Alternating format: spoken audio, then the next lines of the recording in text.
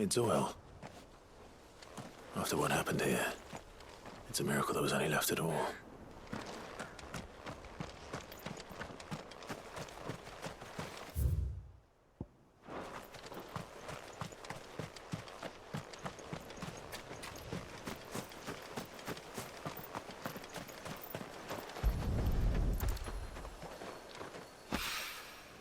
This should be enough.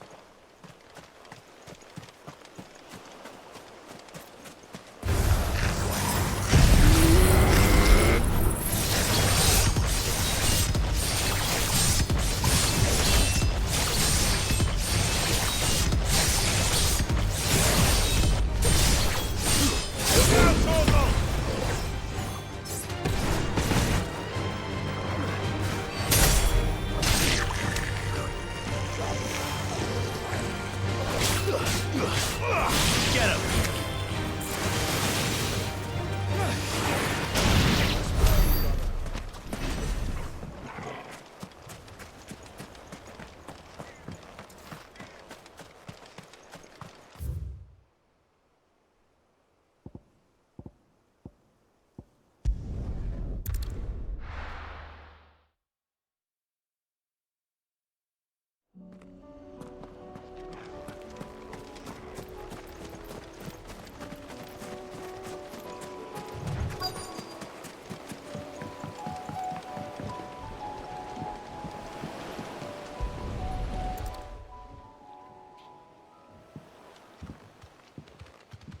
It's still here.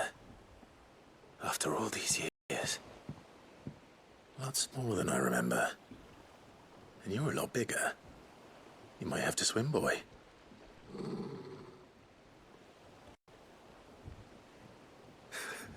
I wasn't being serious. You two go on without me. I doubt that boat will hold a third. If you're sure, we won't be long. Hop in, boy.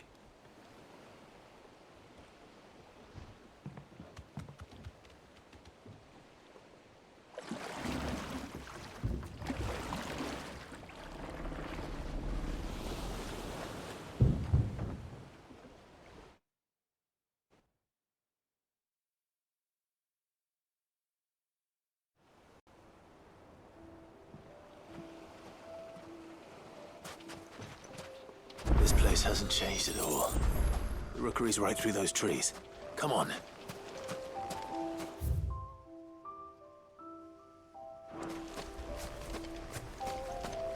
Race you there? I bet I could still beat you.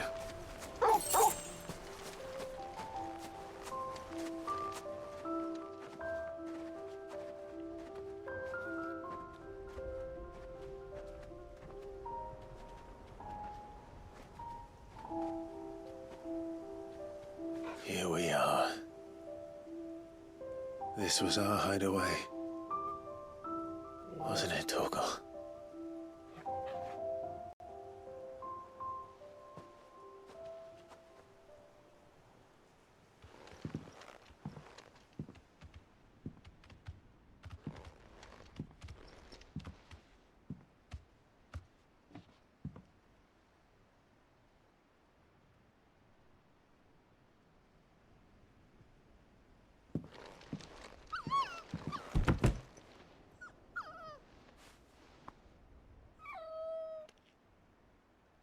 Coming here helped me to forget who I was.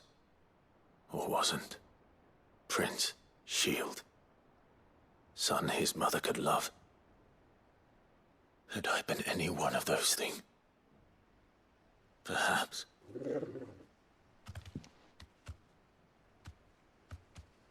What is it, boy?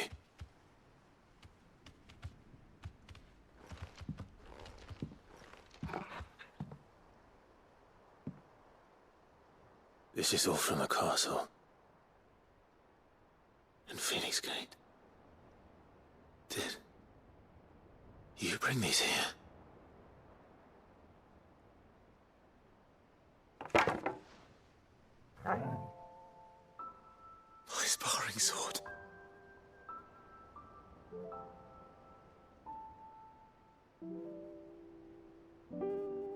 Well, well. You never stopped looking for me, did you, boy?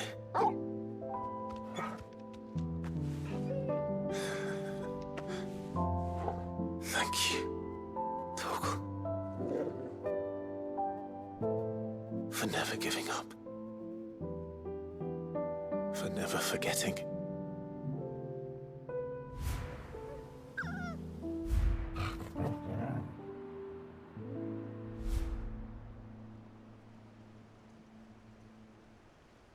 Let's take this with us, shall we? So I don't forget either.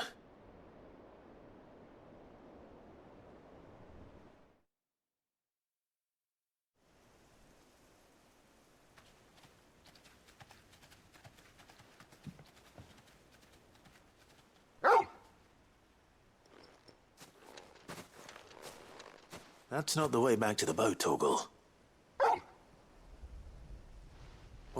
All right. I'm coming.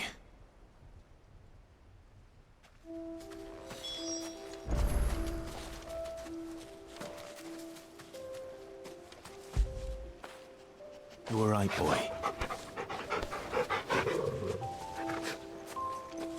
I think I know where we're going.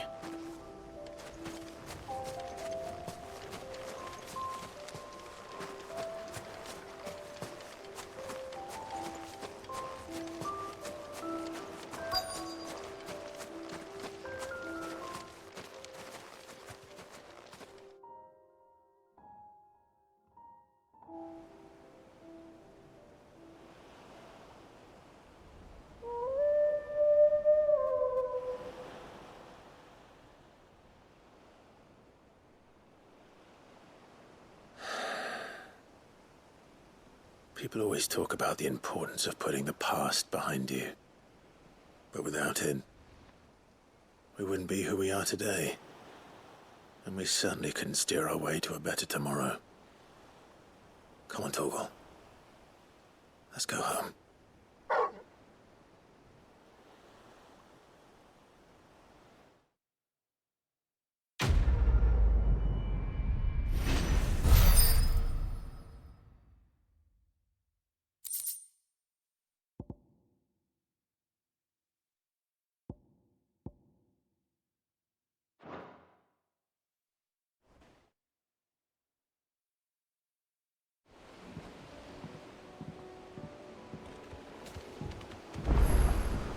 Sorry for the wait.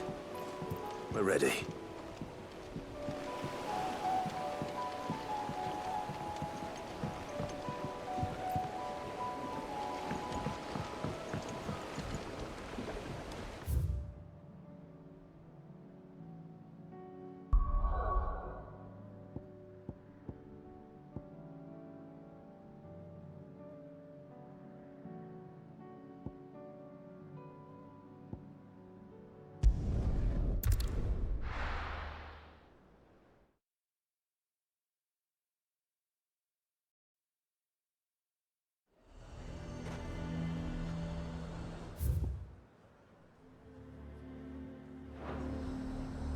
Nazaire might at least have mentioned where in Northreach he'd be testing this recruit.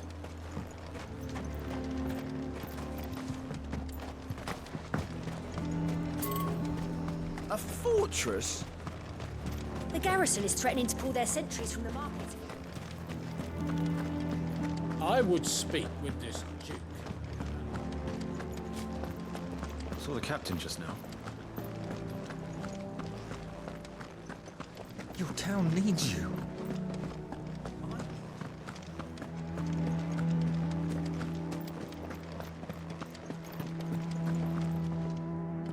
Do you have a moment, Clive?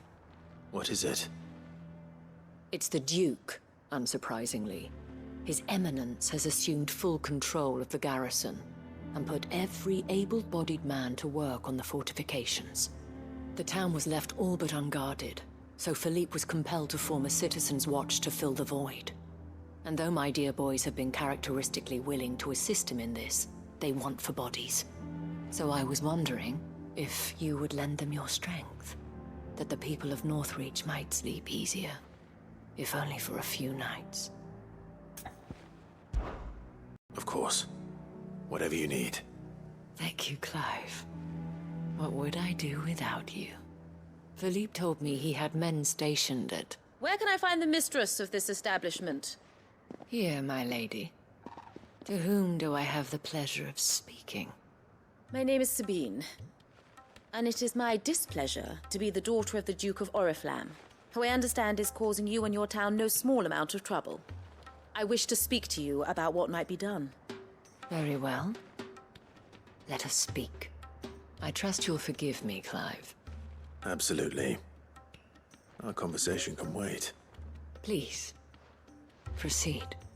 As you know, my father is a most overbearing and supercilious man, and I join you in objecting to his every action. Indeed, I owe you my thanks for continuing to argue against his reckless plans. Yet I fear he is not one to be swayed by reason. No. He must be made to face the consequences of his actions. And who would make him do this? I would. Myself and several other like-minded individuals. Were you to join us, we would surely have the strength to drive him from Northreach for good. Does that not seem a trifle... drastic? Drastic action is precisely what is called for. Unless you are content to see your people downtrodden and dispossessed. My father would have it that citizens exist only to serve the Empire. That they should be forced to make every sacrifice to ensure her revival. But he is wrong. It is not the people who must serve the Empire, but the Empire who must serve her people. He's always been like this. Scornful of the opinions of anyone he judged beneath him. But he cannot be allowed to ride roughshod over the common folk any longer. We must fight him by all possible means. Fight him? No. My purpose is to quell the tension in Northreach, not to stoke it. Respectfully, my lady. Our only chance of saving this town depends upon every one of us uniting against our common enemy. Your father and his followers included. While I understand your frustrations, I cling to the hope that he may yet be won round. False hope, I assure you. But I see that your mind is made up. I shall bother you no longer. If you will extend me the same courtesy, I bid you good day. She certainly has spirit. Indeed. But unfortunately for us, that spirit is only likely to harden the Duke's resolve, which may be enough to seal the fate of this town. Not that she cares. This is all about her and her father. Families. I'm sorry, where were we? Ah, yes. I was about to tell you of Philippe's plans for the town watch, but perhaps it's better that you heard them from him. I believe he's in the market, if you'd be so kind as to seek him out. Right away.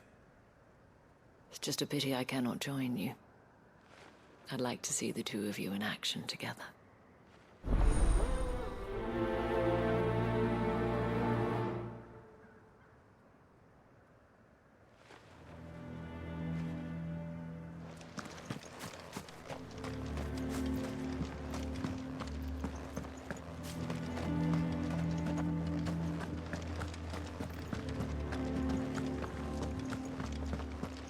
Your town needs you.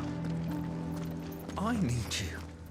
But the Duke would have me clapped in irons.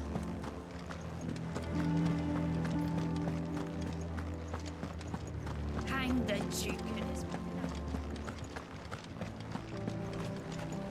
And from the pot came a terrible cry. Give me an elixir! Give me an elixir! And did they give him one?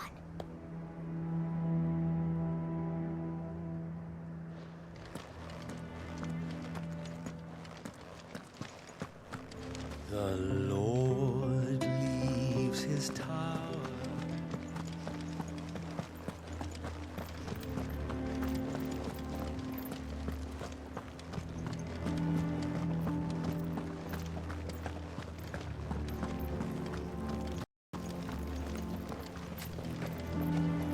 The way things are going at the garrison, it'll be up to us to defend the town soon.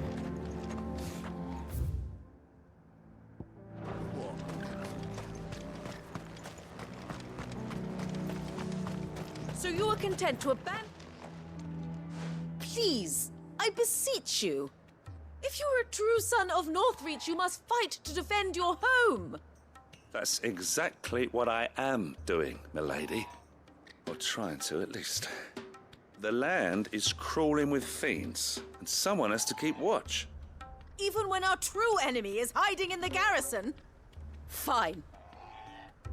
You're not the only able-bodied man in Northreach. Thank you so much for your help.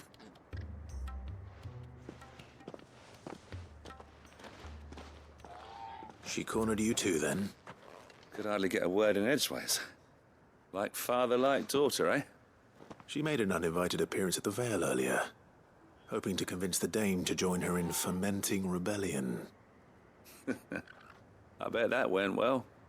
Her ladyship seems to have a way with people. Anyway, what brings you here? Our mutual friend thought you might welcome some help. Oh, she did she? Right as always. In fact, you're just the man. We've had some reports, you see. Sightings of, you know what. They're back. Seems that way. All over, too. We haven't been able to confirm anything yet, but if you're willing, you could go and see what's what. Right. Where should I look? You know Grieger's Weep? One of the sightings places them somewhere on its shores. I'm on my way. Thank you, Clive. I'll look into one of the other sightings. Let's rendezvous back here later.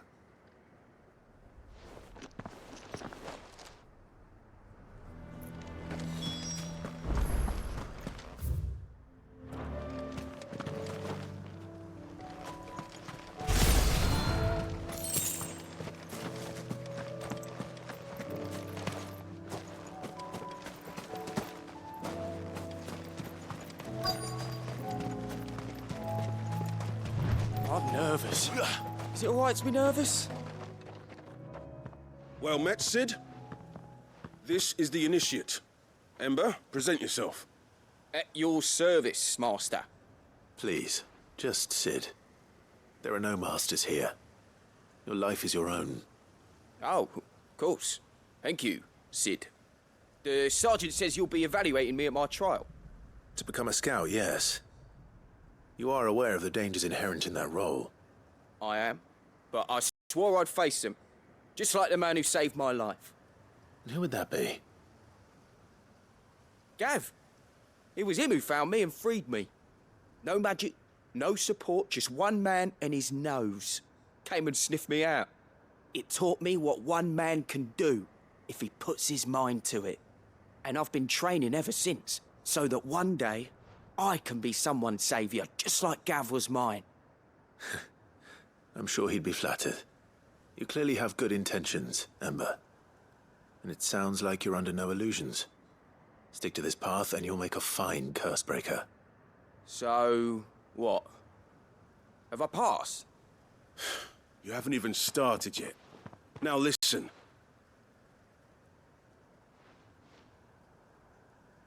Not far from here is an Imperial lookout, Eastwatch. The guards there record all their sightings in a logbook. You are to find it and bring it here. And bring it here, right. Anything else? No. Sneaking into a heavily guarded Imperial outpost and stealing the logbook would be quite sufficient. You'll need to assess the situation, determine a point of entry, create a distraction and effect an escape, all without being discovered and thrown into an Imperial oubliette. Ember, Gav isn't our best scout because he can do everything. It's essential that you know your limits. Know my limits, right. I won't let you down.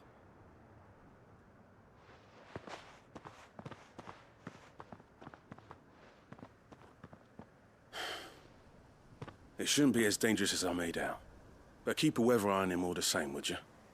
On my way. All right, Ember. Impress me.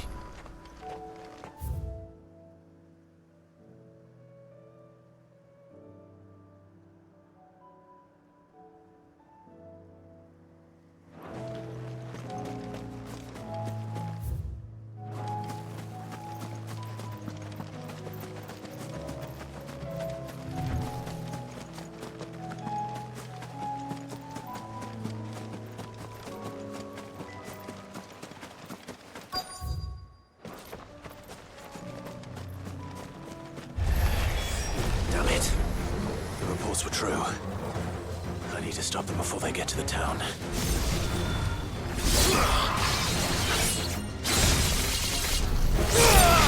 Over here! Get him! Go, Tor! Over here!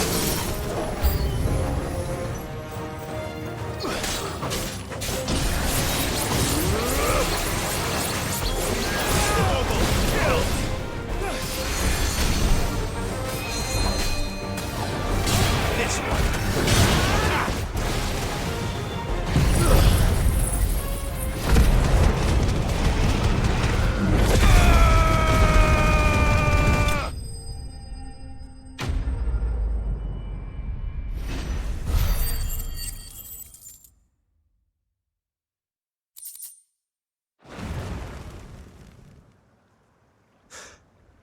Call that a test, Ultima? Clive, it's me. You all right? I am. But it seems the reports were true. The thralls have returned. I dispatched the few that I found, though. Well, there's something, I suppose. But what were they doing south of town? They all came from the north last time. We might be able to fend off an attack from one side or the other, but from both? Do you have eyes in the north? Some. I should probably go and have a look, though, just to be sure. You head back to Northreach. I want you there just in case war breaks out while I'm away. What do you mean? Her ladyship's been busy working her magic on the townspeople. Stirring up ill feeling towards her father. But she'll have her marching on the barracks if we're not careful. What? This is exactly what the Dane was afraid of. I'll do what I can to calm things down. Be careful out there, all right? Don't worry, I'm not like you. One sniff of those things and I'm running back to town screaming blue murder.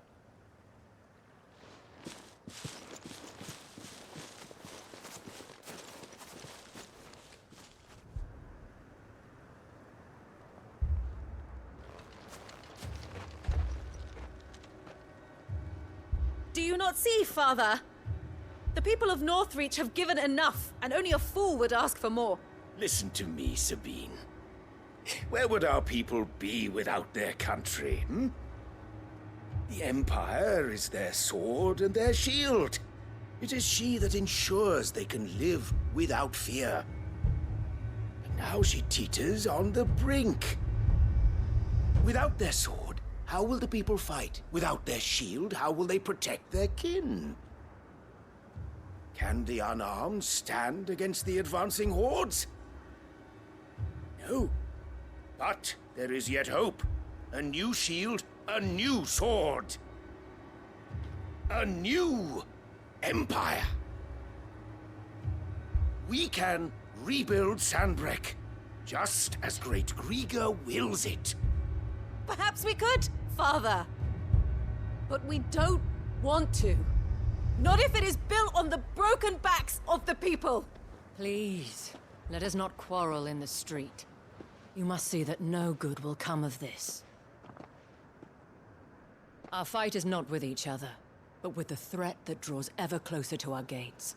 A threat that your sword has yet to rid us of, Your Eminence. You will hold your tongue, whore! You may have filled my daughter's head with your heresy, but I will not be corrupted. Corrupted?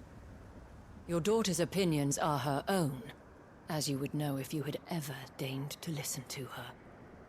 At least I hope they are your opinions, and not posturing born of a family feud. Northreach deserves better than that. Northreach deserves better than you, Carla. Yes, I know who you are. The slut of Twinside who bedded a Brandit. Jealous, are you? That a woman might choose a bearer over a pious man of Grieger. Clive! I met a swarm of thralls coming south from Oriflamme. Hundreds of them. Too many to count. No. Work on the fortifications has scarcely begun. We will retreat to Caer Norvent and there make our stand. Did you hear me? That was an order! While this is but a heartfelt plea, let us make our stand here and protect our homes. Protect those that we love. Together, for Northreach!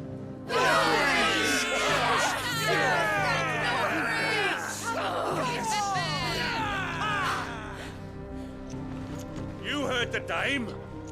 What are we waiting for? Pikemen to the gates. Archers to the roofs. Quickly, come on!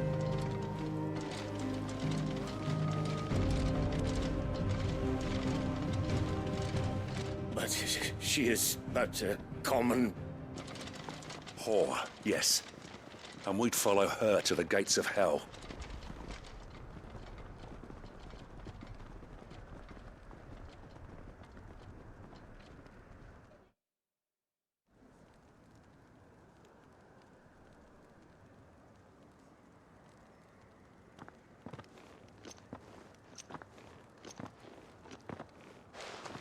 The men have their orders, and they look like following them. I got them spaced out at regular intervals. Whichever direction the thralls strike from, there'll be someone there to meet them. Thank you, Philippe. Rest assured, the people will play their part. The herbalist has donated her stock of medicines to me. Should any of your men be injured, take them to the Vale. We'll see to them there. Thank you, milady. I will. I'll play my part too.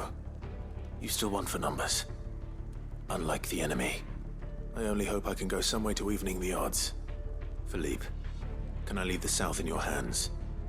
I doubt the thralls by the lake were the last of their number. Of course. I'll lead a party down that way so we don't get taken by surprise. What about you? I'll make my way up the road to Oriflamme. I fought a few of these things. And while I can't promise to hold them all back, I should be able to thin the herd. All right. But take care. Thank you. Both of you. You can thank us when it's over. Till then, madame.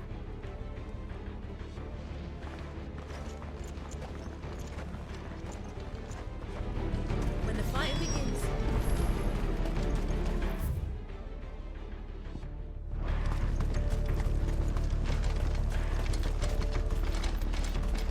I want steel in the hands of every man.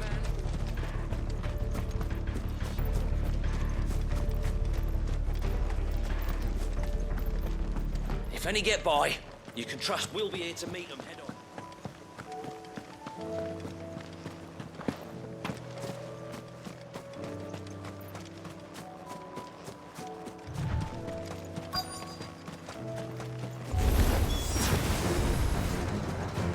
There are so many of them. Not for long.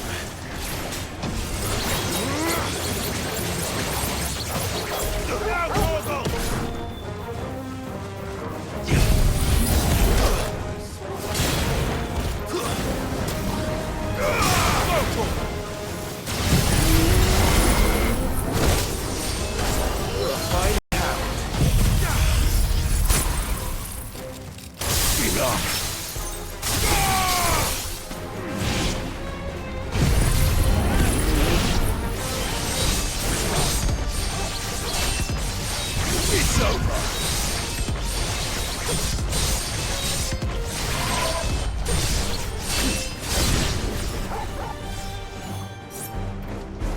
Is it over?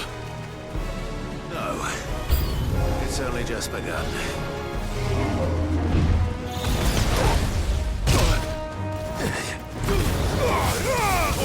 Kill!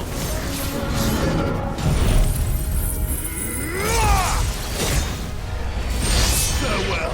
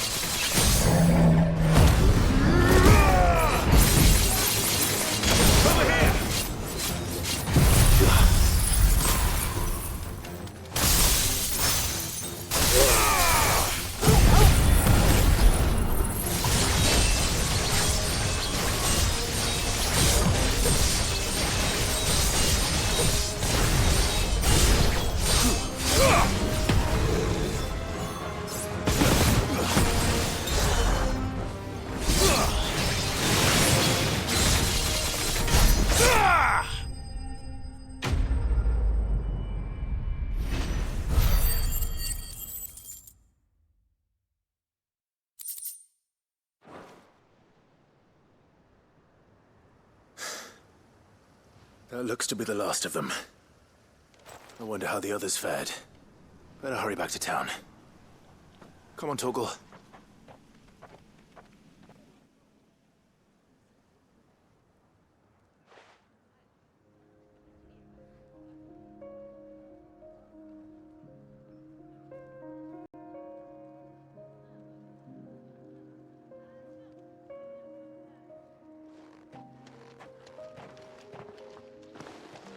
Clive, it's good to see you. And you. The road to Oriflamme is clear. How did you and your men fare? Well, we ended up fighting for our lives down by the lake. Took a few nicks, but nothing the girls of the Vale can't put right. Glad to hear it. Well, it seems we've survived. For the time being, at least. I thank you both for answering the call. You were right. And I was wrong. About everything. I had thought that the only way to unite the people was under the banner of Empire. That without a strong hand to guide them, they would drift apart. To be borne hither and yon by the eddying currents of fate. But you brought them together. Not by force, nor by the exercise of goddess-given authority, but by simply being one of them. By knowing what they feel, because you feel it yourself. Our purpose was ever the same, Your Eminence. You were merely distracted by a loftier vision of empire and glory, while our eyes beheld matters closer to home. You have the right of it again. As did you, Sabine. His radiance said it himself. Sanbreque is naught without her citizens. I forgot that, and I am sorry. I'm sorry too, Father. I should never have taken things so far. I only wanted you to understand how the people felt. How I felt. But my anger got the better of me. Do not blame yourself, my dear. This was my doing. I should have listened to you. To all of you. Your Eminence, your Ladyship, I do not doubt that you came here with the best of intentions. But I believe the same could be said of us all. We all want safety, security, prosperity. Not just for Northreach, but for the entire realm. And we may yet achieve it. If only we work together. Will you join us in this? Yes. We shall. Thank you, Your Eminence. Now that that is settled, I must go and see to the wounded. The Vale's doors are always open to any soldier in need of relief. And today there are more than ever before.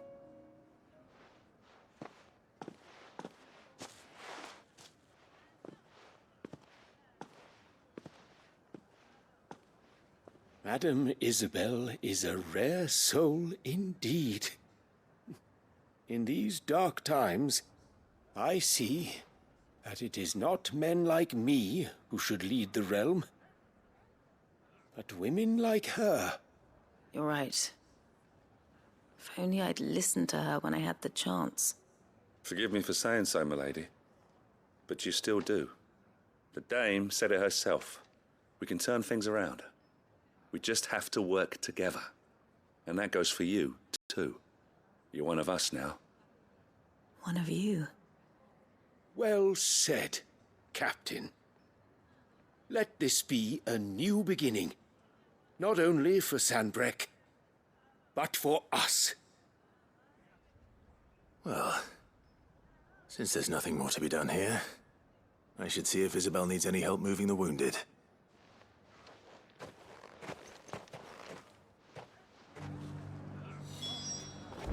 Can we get you anything?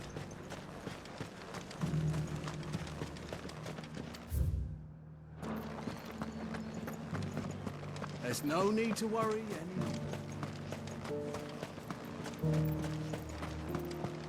saw several soldiers being carried to the Vale.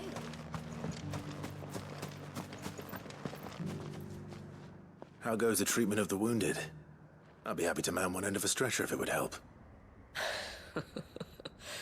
You've helped quite enough for one day, Clive. Thank you. Don't mention it. Oh, but I must. After all you've done for this town, it is the very least you deserve. Tell me, if Northreach had fallen, what would you have done? A woman of your means could find a home anywhere in the realm, but I sense you would rather have died here. It's a long story. For you, madame, I have all the time in the world.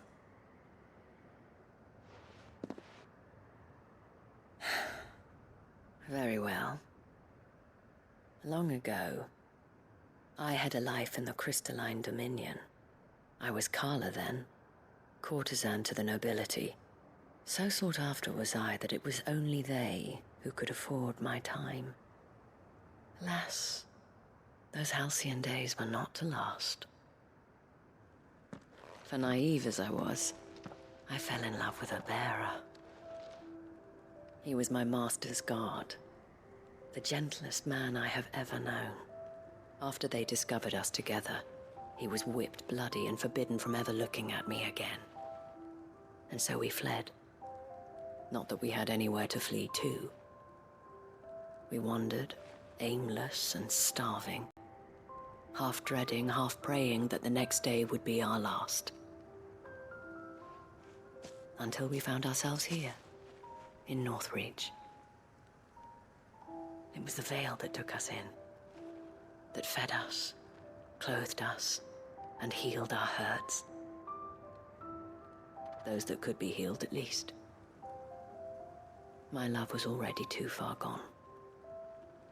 He passed away. He did. Not long after we arrived. But at least we were able to share a few moments of peace before the end. It was the greatest gift I have ever received. But the generosity of this town and her people did not end there. The men and women of the Vale supported me through my grief. Shared in it, though I was still a stranger to them. They treated me like a sister. And so I swore that I would always do the same. That I would return the kindness that Northreach showed me. That I would repay my debt to the Vale.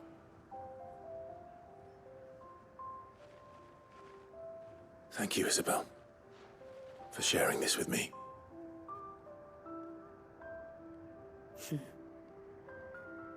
You're a lot like him, you know.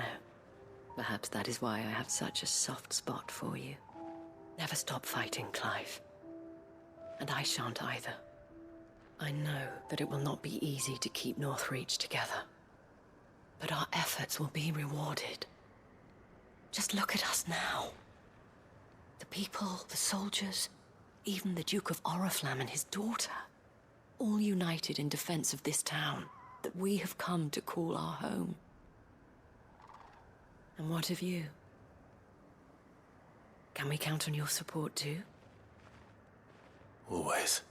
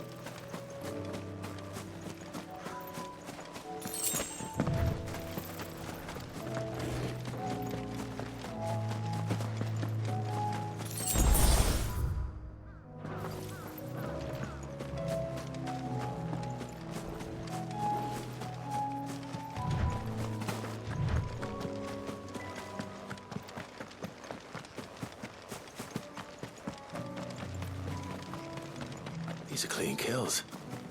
Perhaps young Ember really is ready.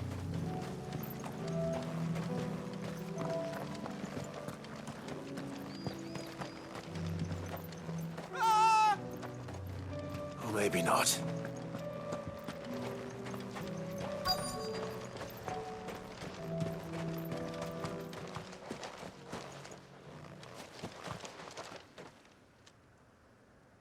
Damn it.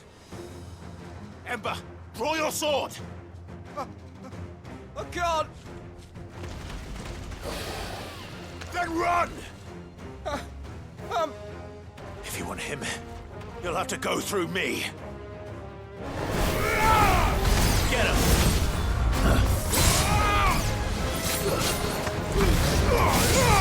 Too slow.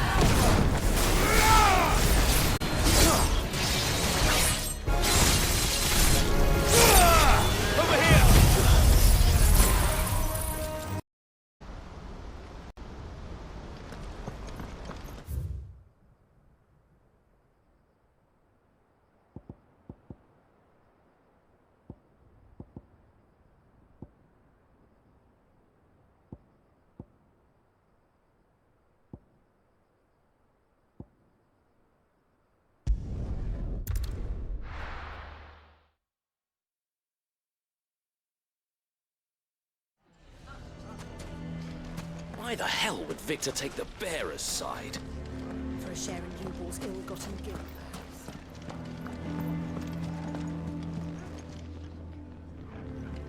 Here to help me pack? Thanks, but I'll be traveling light. I'm almost finished already, in fact. You're really going to go through with this, then? I am. But before I go, there is one small issue I'd like your assistance with. Well, two, in fact. If it's within my power to help you, I will. It's the children. I refuse to let them share in my disgrace. And if I leave them here, they surely will. Our friendship would see them ostracized forever. But I can't take them with me either. I can think of only one place where they are certain to be safe, and provided for, and loved. The Hideaway. Of course. The children would be more than welcome. Thank you, Clive. I will not forget this. Lubor, are you still here? What is it, Ferda? You look pale. There's been a flood in the Velcroy, a damn big one. The League of Outlaws encampment was completely submerged in ether. What? Every last one of the bastards has turned. And they're headed this way.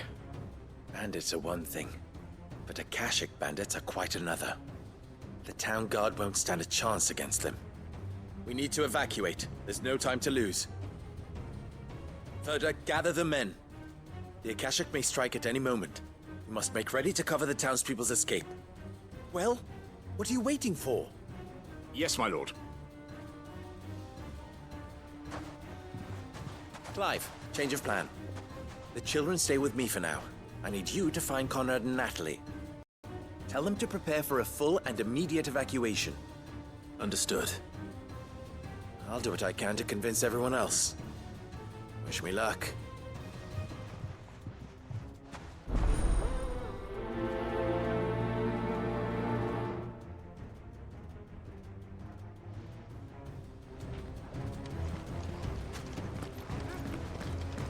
What's an... You have to listen to me. They're coming. You need to evacuate. No, you're crazy. Why do they always have to make such a...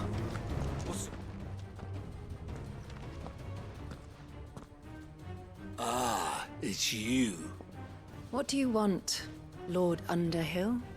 To pass on an important message. There's been an ether flood out in the Velcroy.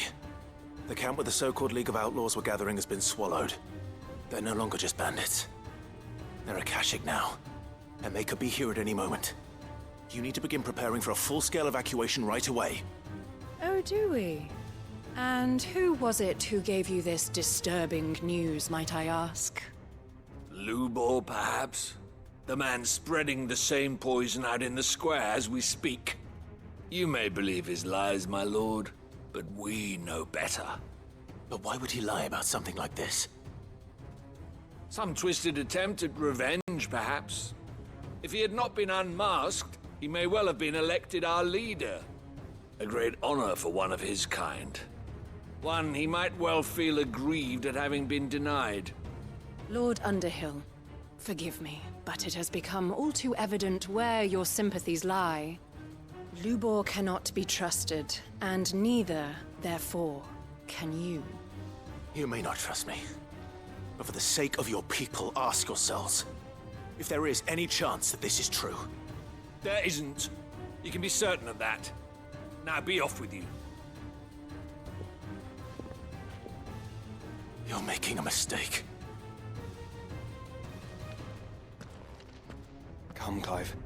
If our words will not move them, then we must find another way to help save the town. You're right. Let's speak to Lord Furder.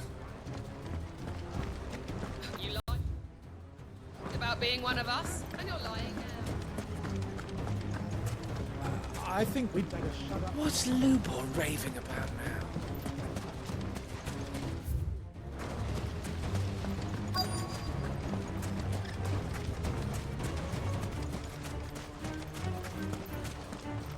Anything I can interest you in?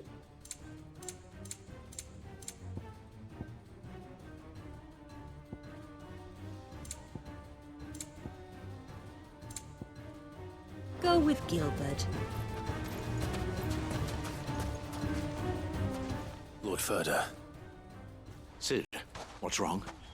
I went to warn Conrad and Natalie about the Akashic, but they wouldn't listen. They've convinced themselves that nothing Lubor says can be trusted. The bloody fools. Which means the town guard can't be counted on for support.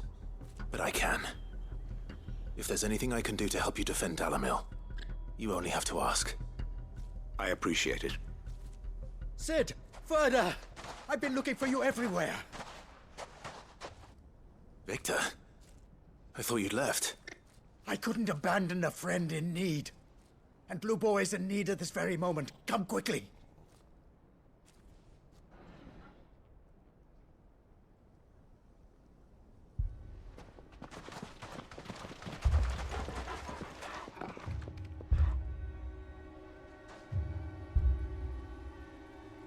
You have to believe me! The Akashic are coming!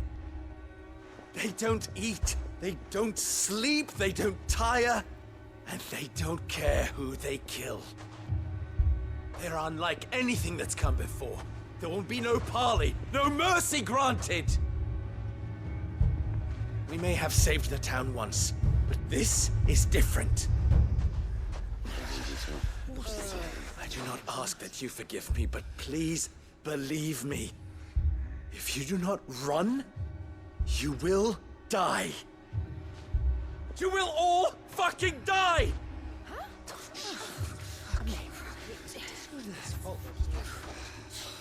You'd like that, wouldn't you, bearer? Yeah, with us out of the way, your kind will be free to claim Dalamil for yourselves. You should run! Run, bearer! Yeah, run! Run! Far, far away! Run! Just go! Yeah. Yeah. Yes! Go! Come on, then. Go on! Go! Just go. Lubor. Wait. Someone's coming. Go. Come on. Stop! You're hurting him!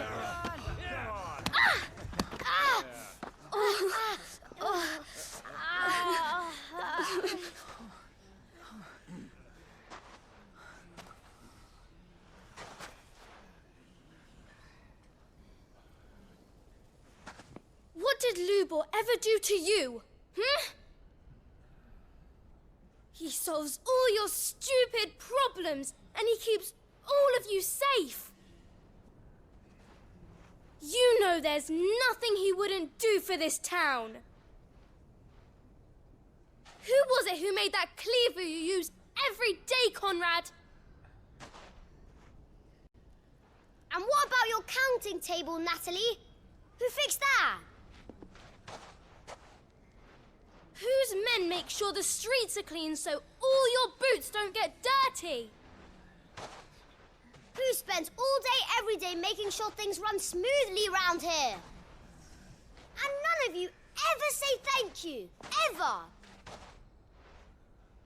But did Lubor ever complain?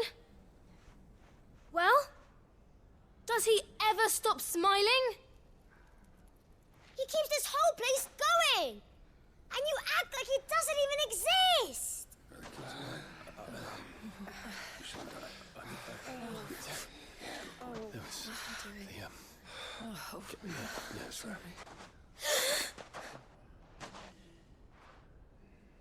Lubor, we have heard enough.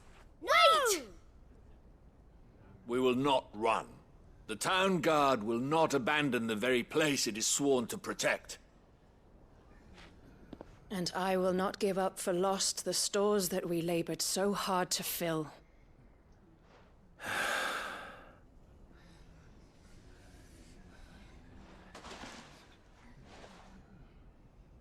So tell us, how do you propose we deal with these Akashic of yours?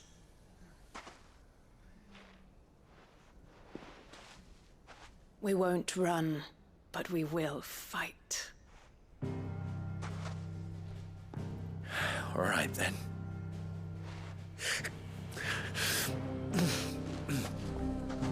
Fine.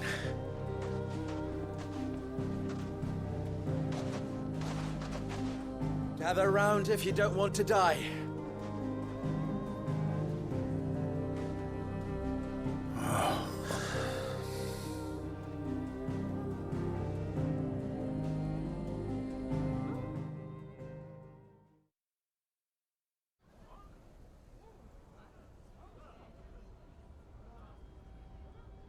Allow me to explain the situation.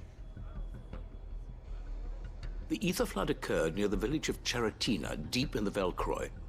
The place had been abandoned for years, until the League of Outlaws decided to make it their base of operations. Now they're all turned, and if the scouts' reports are correct, heading in this direction. They are mindless monsters, driven only by hate and rage. And they are utterly unpredictable. With the bandits, we at least knew how and where they were likely to attack. When these creatures come, Dalamil will have the bitterest fight it has ever faced on its hands. The town guard will muster at the north gate. The rest of us will take the south. Both forces will provide men to serve as scouts and messengers, ready to spread word of the size and nature of the Akashic force as soon as it is spotted. And as soon as it has been, we will converge on its position and see that it is driven back from Dalamil at all costs. Conrad, can I count on the support of the town guard? Always. I leave the selection and coordination of the messengers in your hands, Victor. And the command of our men in yours, Ferda. If you would both be so kind. Consider it done. As you wish. Natalie, I would ask that you and your people have the townsfolk barricade themselves inside the bathhouse. And tell the merchants not to waste time securing anything beside the essentials. Preserving life is our one and only concern. As long as we survive, it doesn't matter what trinkets we might lose. Our riches can be regained. And if anyone doubts that, let it be known that the Briar's Kiss stands ready to cover any losses. Very well. I shall tell them. Where do I fit into this plan? Where else but the most perilous place of all? I would like you to travel to the home of our erstwhile League of Outlaws, Cheratina itself. The main host is most likely still there, and Dalamil will not be safe until it is eradicated, root and branch. A little gardening. How pleasant. I doubt it. I have a feeling these weeds will be particularly stubborn. Luckily, so am I. So you are. All right then, we all know what we have to do. Now it's simply a matter of doing it. For Dalimil.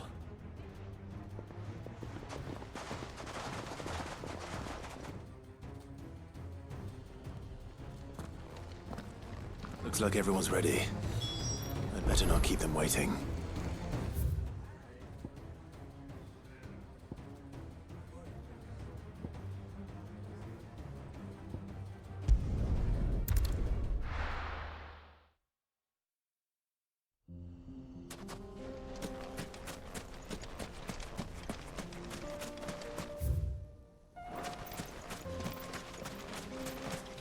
There it is.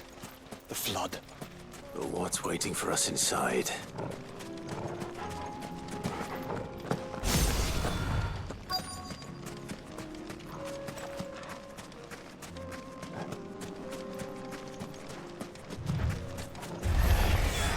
We can't leave a single one alive.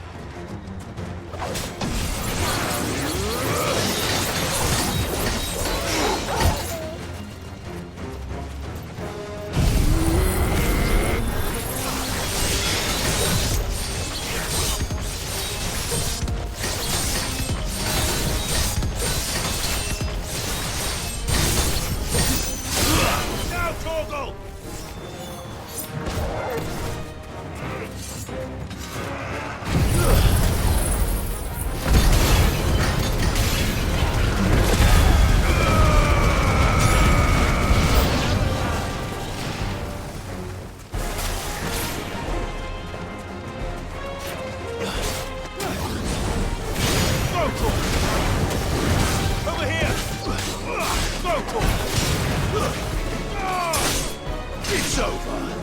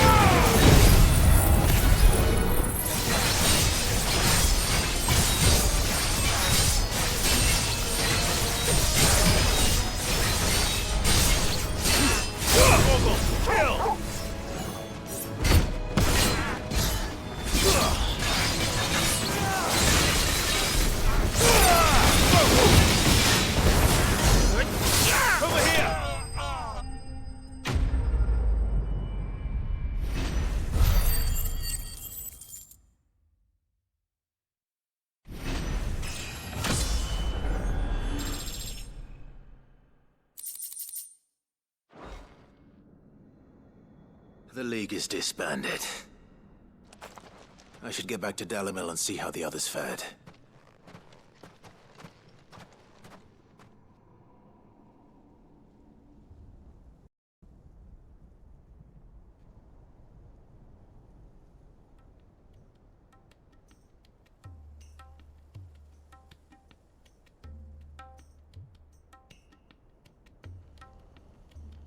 All the Akashic we were able to find have been dealt with.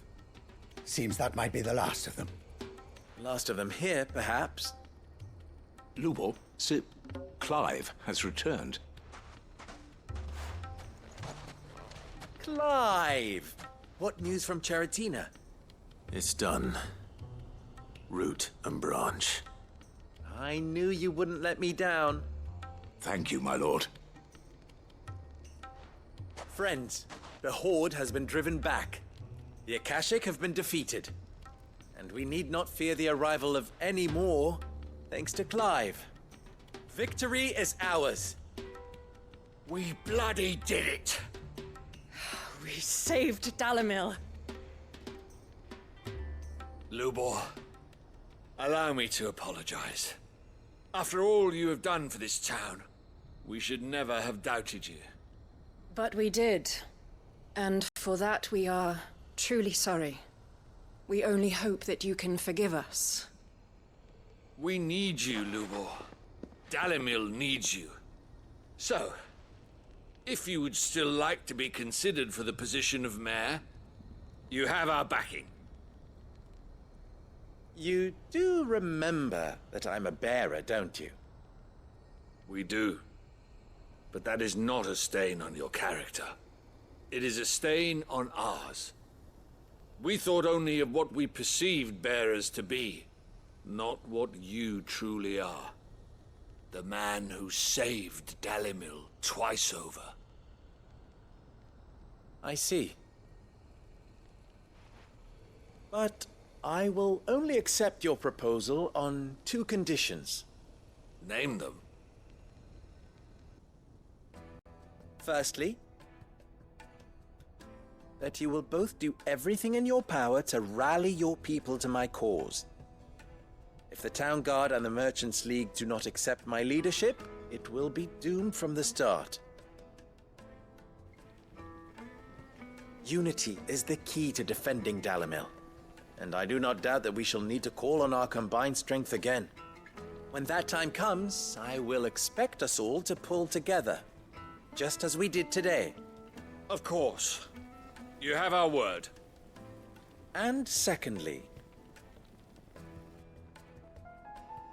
you will accept that if I am to lead you, the mistreatment of bearers must end here in Dalimil. Any bearer within our walls shall be afforded the same rights as any other citizen. They will not be judged by what they are, but who they are.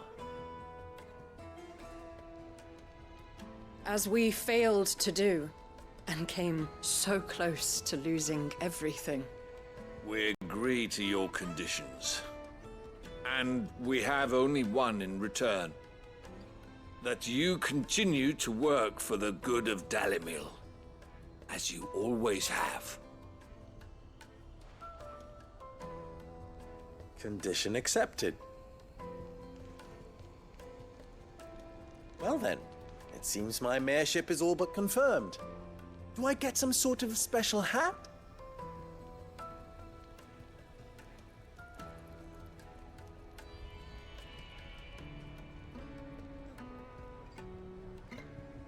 How fickle fate can be.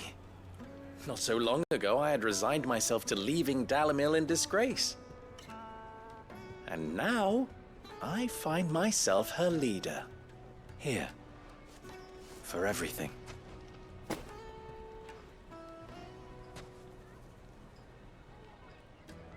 Lubor. About the children. Fear not. You are, of course, relieved of your responsibility. I would sooner face another horde of Akashic than see them brought up as outlaws. I'll make sure they're safe here. I don't doubt that you will. And not just the children, but everyone in Dalimil. I'll do my best. Can't have all your hard work going to waste.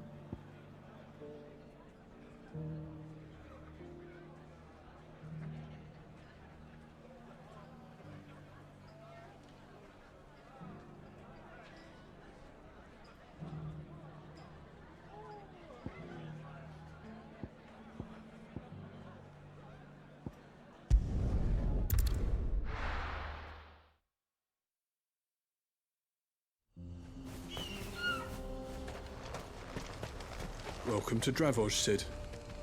Our gate's always open for you and yours.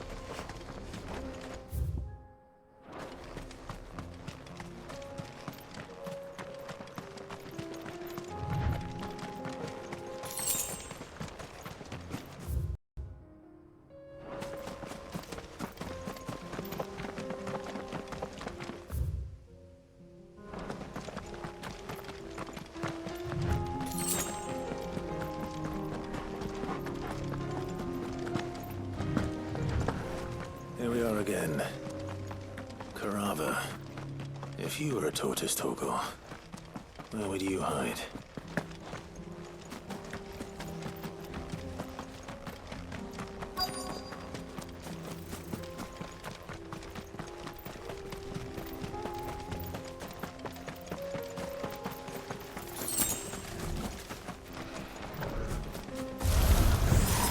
Looks like we found it.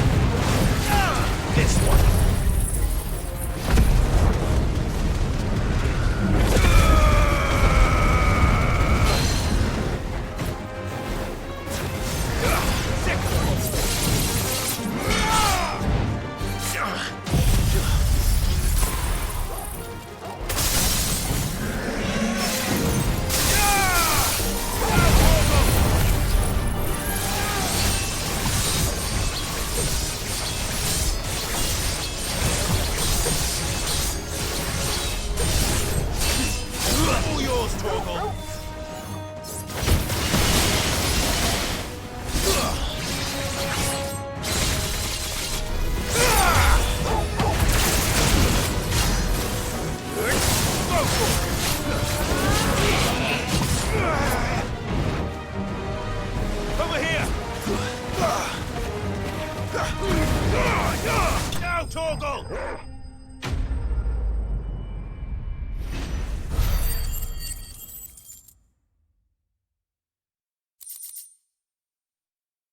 I better get these materials to Mid so she can finish her prototype.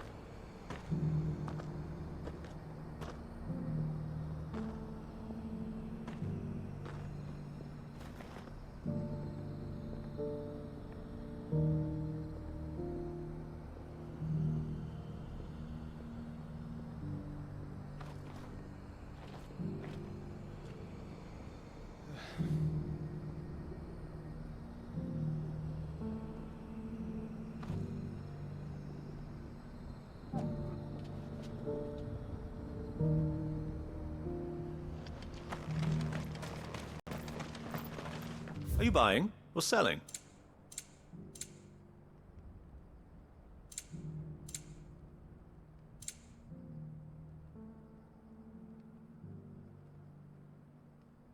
Take care.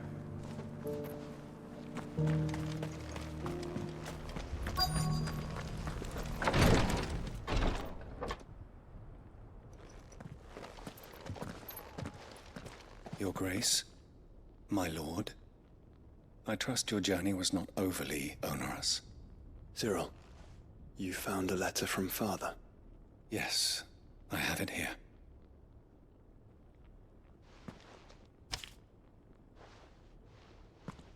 If you would do us the honor, my lord.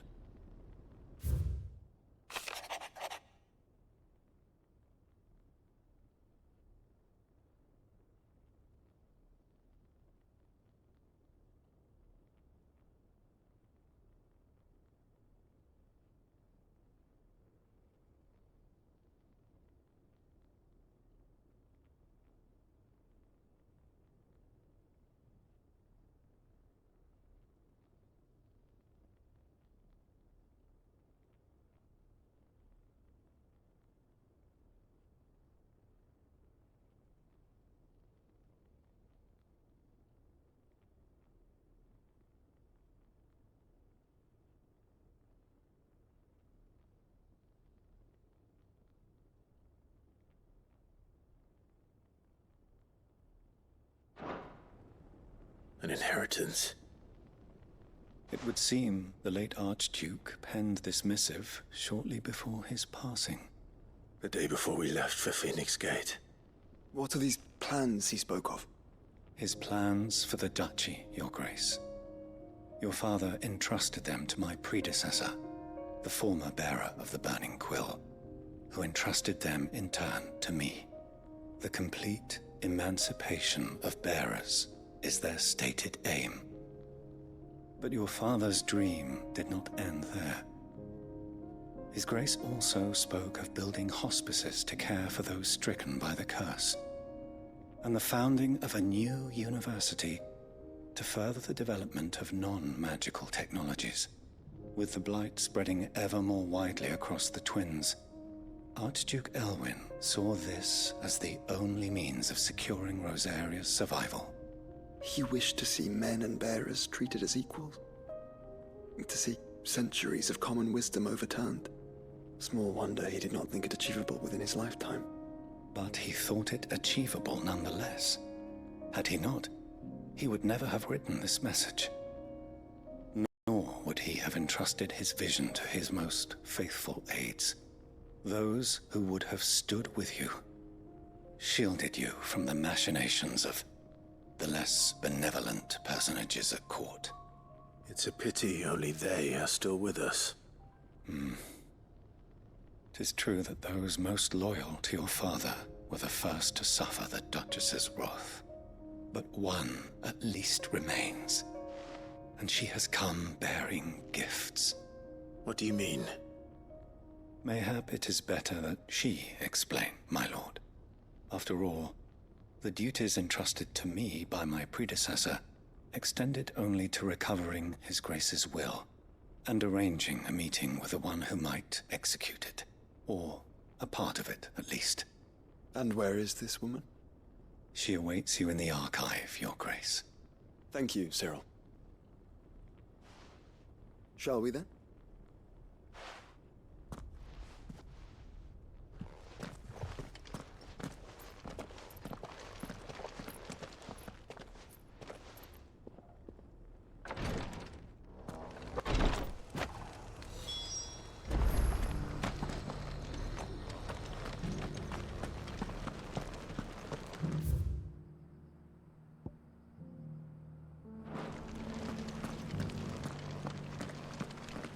This is the Requietry, an archive where we of the Undying collect and collate our findings.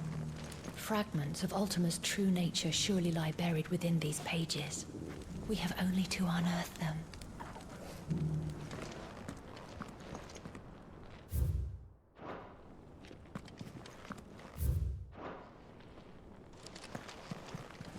The Undying are not the only secret fellowship in this realm, you know. There are others, each working for their own ends. Why, not so very long ago, a society committed to discovering how one might cast magics without a catalyst was found to be operating throughout Valisthea. They were denounced as heretics, rooted out, and driven from our shores, never to be seen again.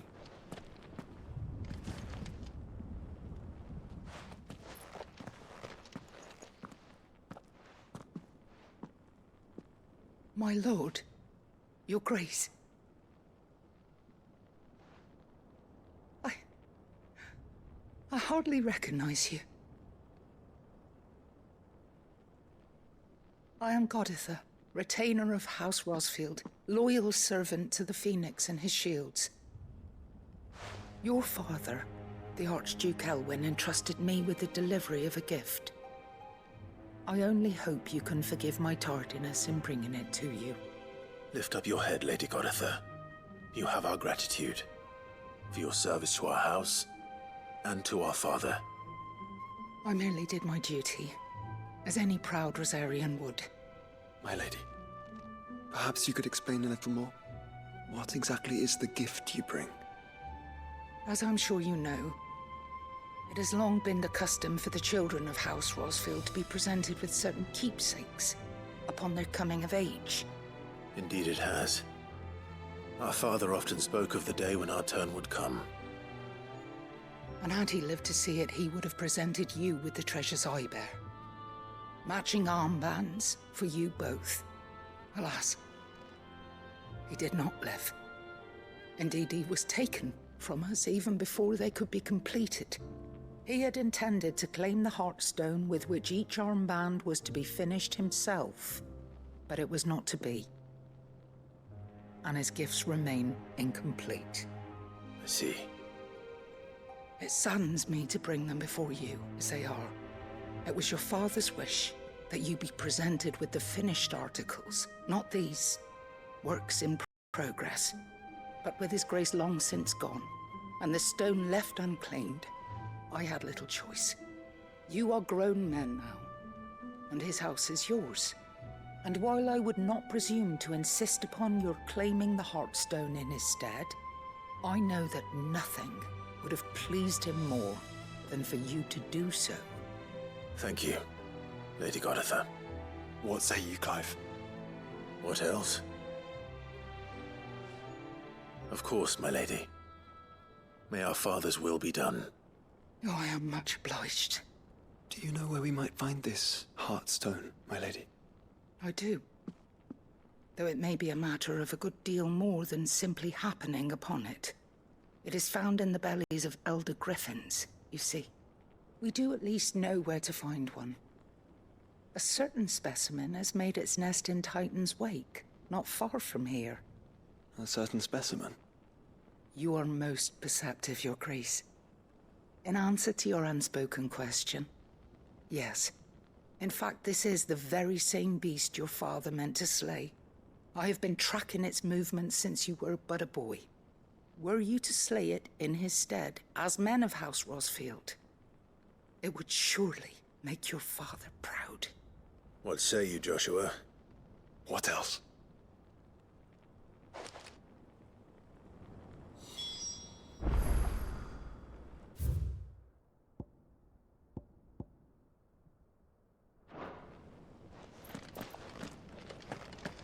Titan's Wake is south of here. But we must not be hasty.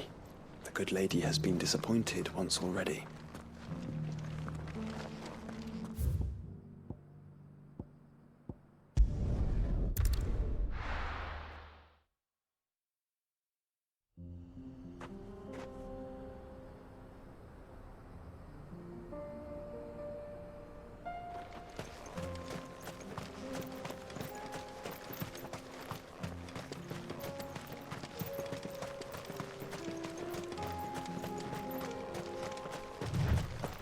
Eyes peeled, Joshua.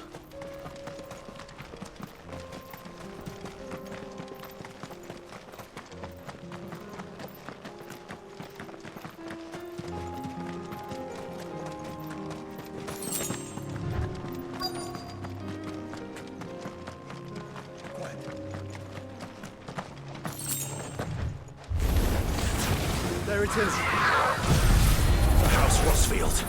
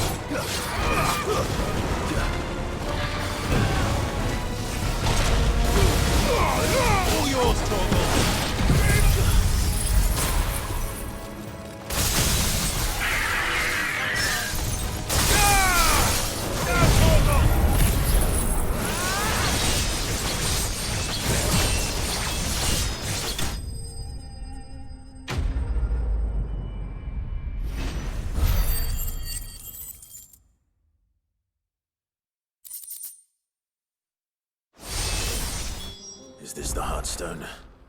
I expect Lady Goditha will know.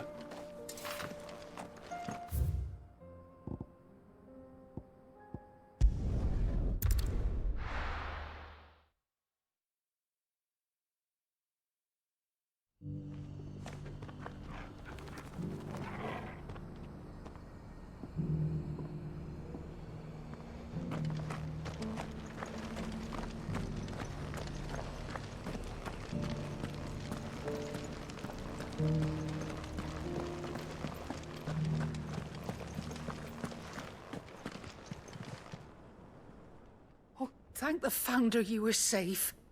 The Griffin is slain then? And the Heartstone claimed.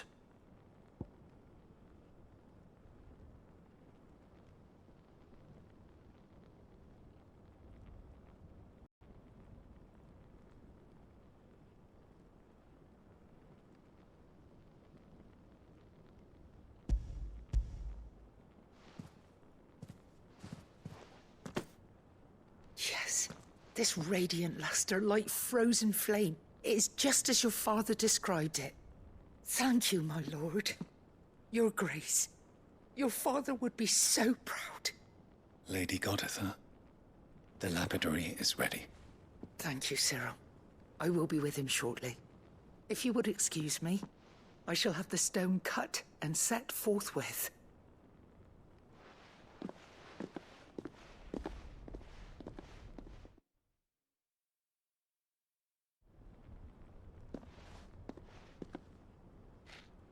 The armbands are complete.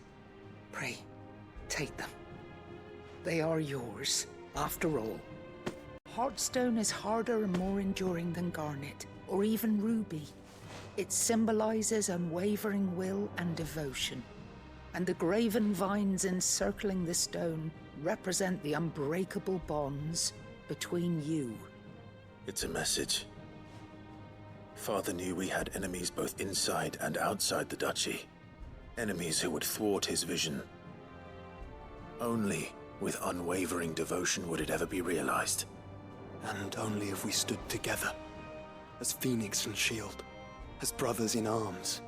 Only then might those enemies be overcome. Indeed. His Grace knew the enormity of the task he would entrust to you, his heirs. But this was more than just a message. It was a promise. That he would always be with you. Thank you, Lady Goditha, for remaining the steadfast custodian of our father's will. Forgive me, my lady, but there is something I don't quite understand. The Undying told me that after Father died, Mother claimed all of the ducal treasures for her own. Even if the armbands were incomplete, she would surely not have overlooked them. So, how were you able to keep them from her? Because I was the keeper of the vault.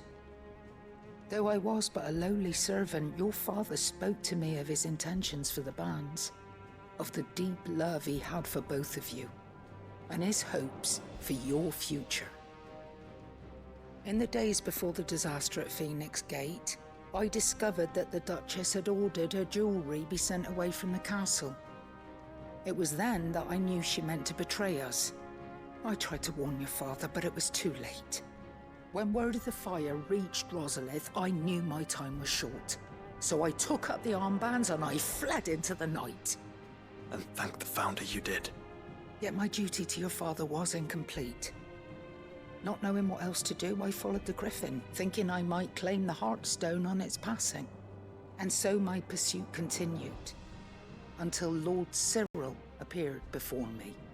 He informed me that his Grace's will had been recovered, and that his sons were alive and well. Lady Goditha, on behalf of my father and all the people of Rosaria, I thank you for your loyal service. As do I. Thank you, my lord. Your Grace, for coming back to us, for giving my service meaning.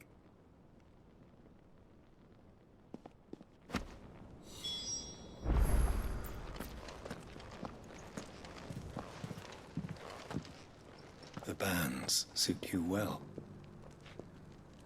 It must be gratifying to finally receive the inheritance that was denied you for so long. It is. And we thank you for the part you played, Cyril. If you would permit me to play my part a little longer, might I suggest that you make your way to your father's memorial atop Hawk's Cry Cliff? Let him see that you have received his blessing, and that his vision lives on in you. I suppose it would be churlish not to. What do you say, Clive? Shall we pay Father a visit? I think we should. I was hoping to be able to offer him my thanks before we left for Origin. Your father's helm is enshrined there. It has been since the day we recovered it from Phoenix Gate. I prithee claim it, for it too is a part of your inheritance, and I do not doubt that your father would prefer it in your hands than perched upon some lonely rock. Thank you, Cyril.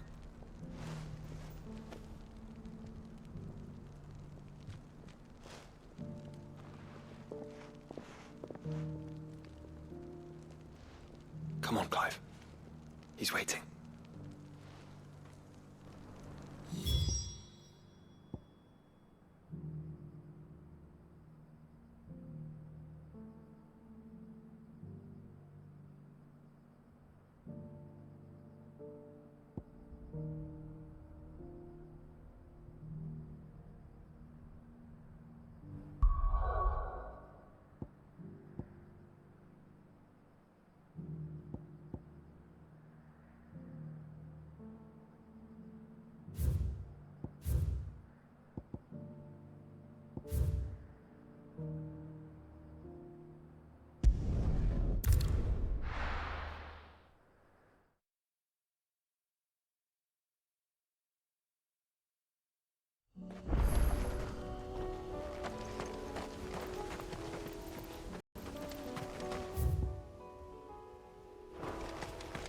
Unwavering will and an unbreakable bond.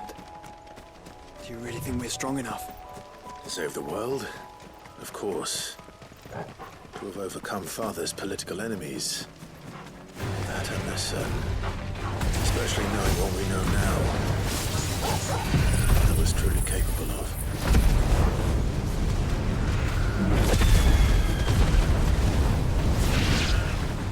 Perhaps these bands would have helped.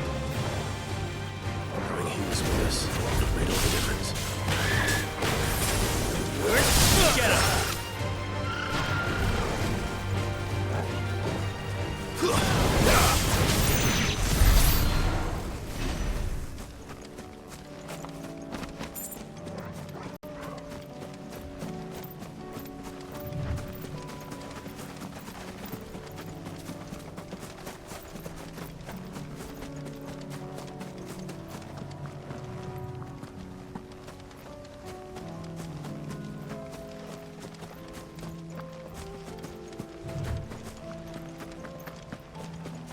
It's just back there.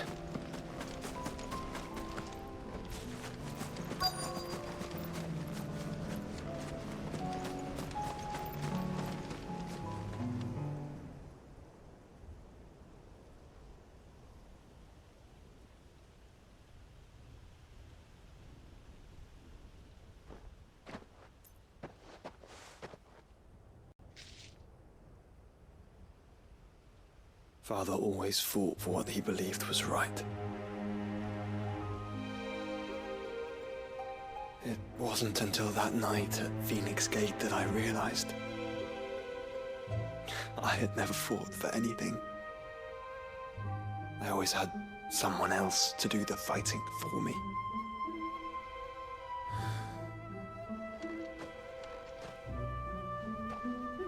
No matter how fate conspired against him, he never lost heart, never looked back, never stopped fighting.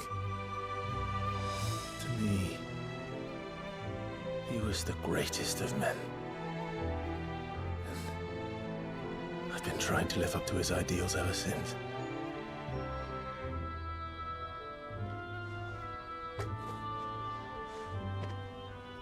We all have, Clive. We all have. And we'll keep trying. Because that's what he would have wanted. What he would have done himself. Even if it meant standing against the very gods in the heavens. I shall be borrowing this, Father, if I may. That you might watch over us as we follow in your footsteps.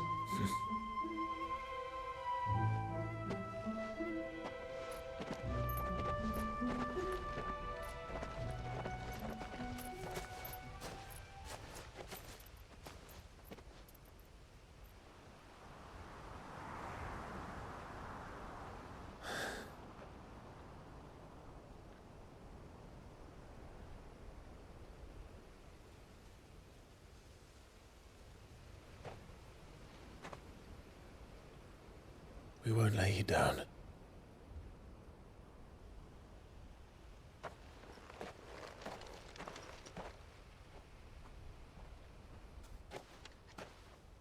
Onward then. Onward. To the end. And to a new beginning.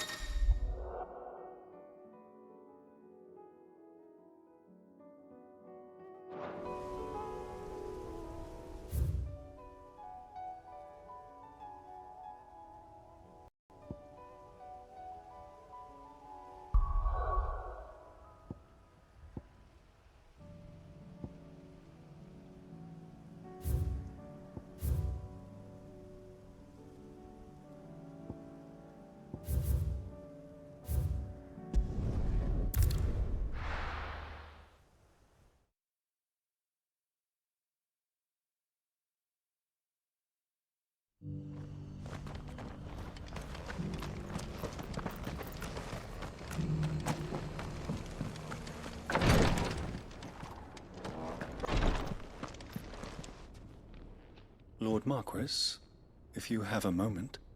What is it, Cyril? One of our brethren lately journeyed across the strait in order to pursue a new avenue of inquiry in our ongoing investigation.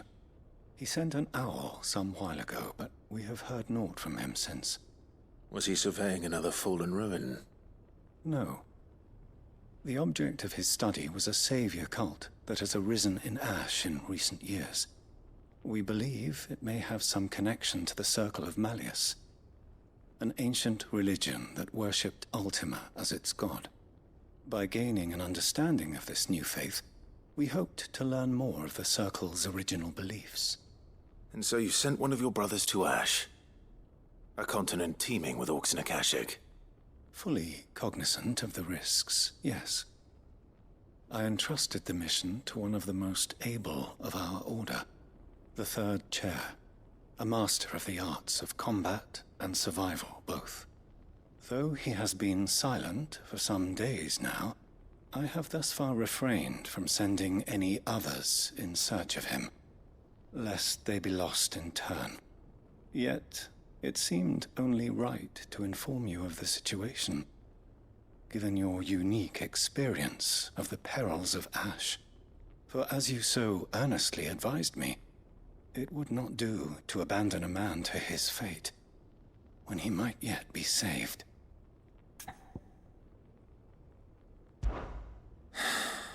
It would not. But Ash is a big place. Can you be any more specific? Perhaps.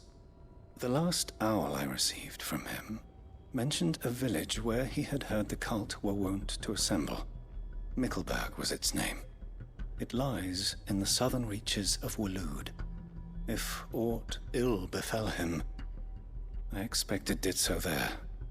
All right. I'll see what I can do. You are much too kind, my lord. Go then, with my hopes, and may the Firebird's flame ever burn in your heart.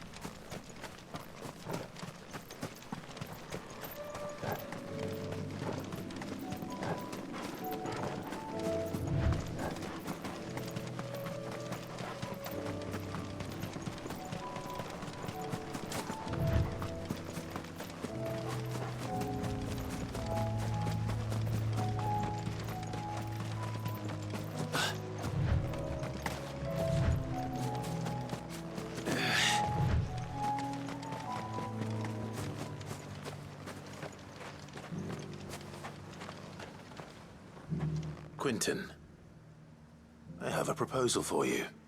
Do you now? Something tells me you'll be asking more of me than a cask of Gotand gold. Go on then. Propose.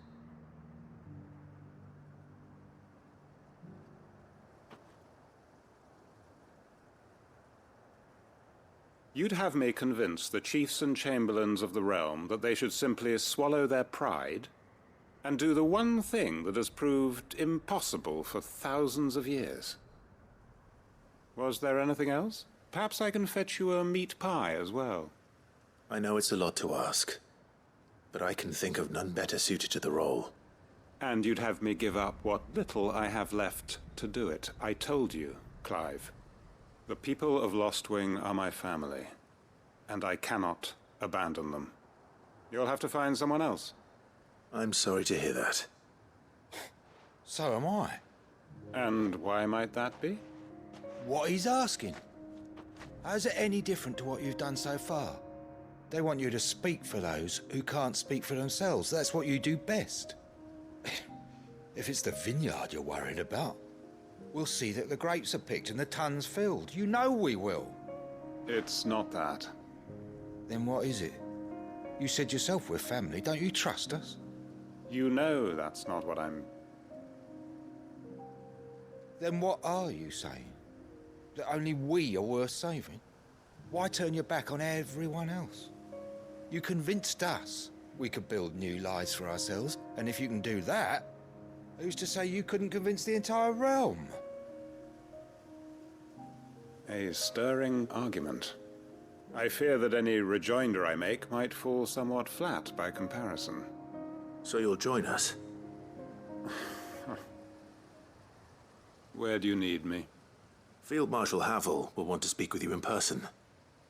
He's currently in Port Isolde. I can arrange for a party of Cursebreakers to accompany you there. That would be very much appreciated. I hear the roads are far from safe these days. Hopefully not for long. My uncle will want to know that his plan is taking shape.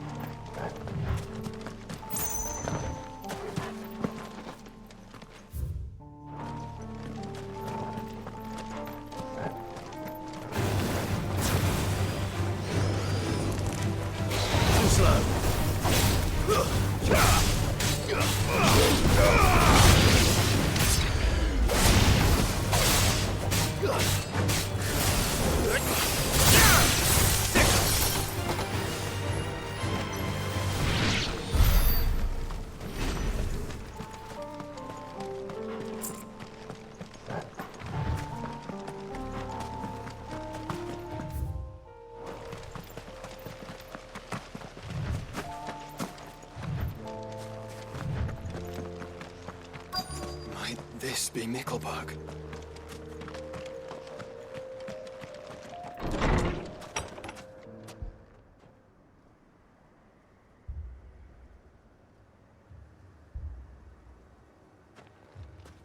These people aren't turned. And the village seems safe enough at least.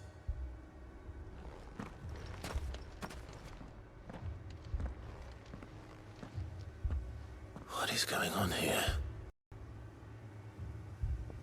Ah. Did you too heed the call?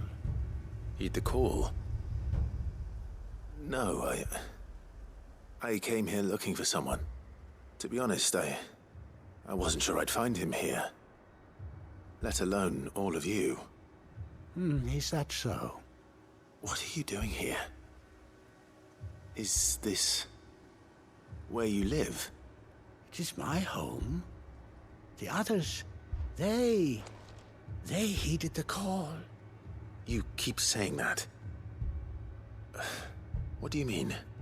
They came here to perform the rite, just as King Barnabas instructed. This village is their altar, where they shall cast their souls upon the gentle waters and give themselves to the Lord. Give themselves? Oh, Lord, cleanse us of our sins. Let us be reborn in your loving arms. Free us from the torment of this mortal realm. They want to be saved. Forgive me, but did another foreigner like me come here? He was probably wearing a cowl. You mean the traveler from Stone? Yes. He's staying at my house, toward the rear of the village. Thank you. If you don't mind, I'll go and greet him. They seek the same salvation Barnabas did. Bring us salvation. At least the third chair still lives. Let's go and find him. Let us be made pure. Let us be made divine.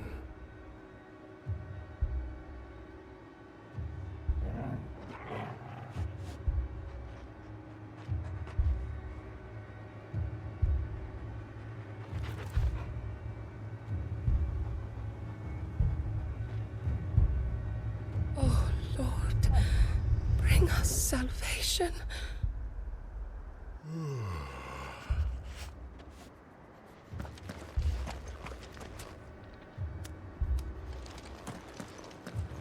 Let us be made pure.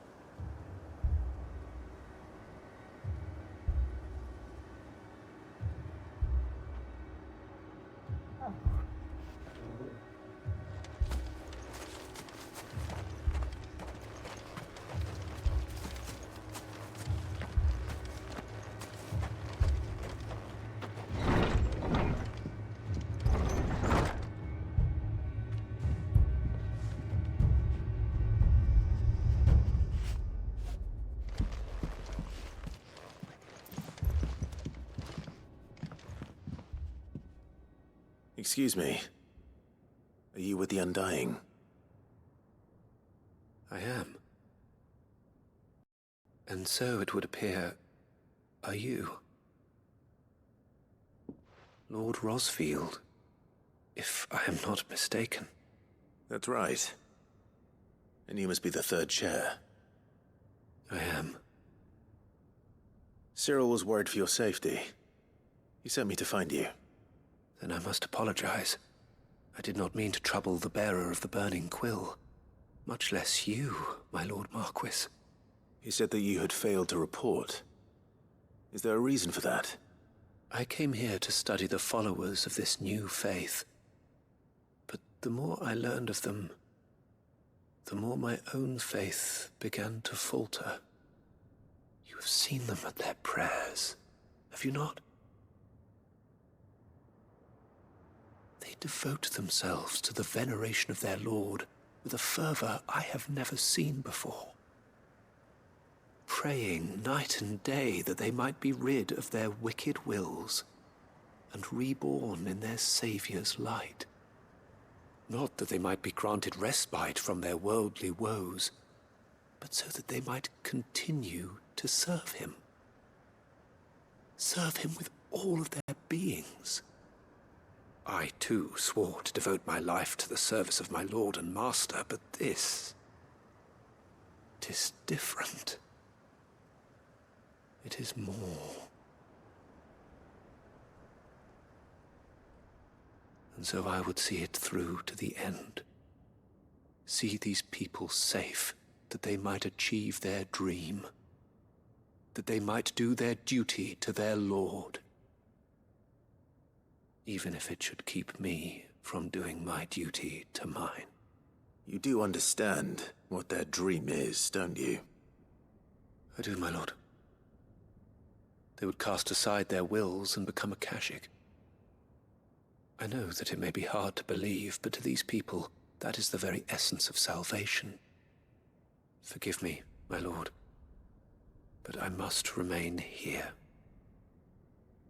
If you are to return to Master Cyril, I would consider it a great... Did you hear that, my lord? Something is happening. I'll go and find out what. Stay here.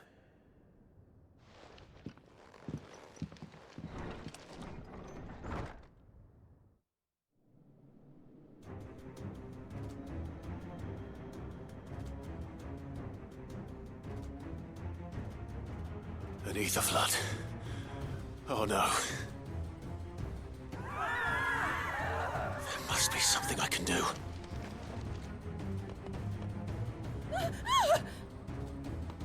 Echoes as well.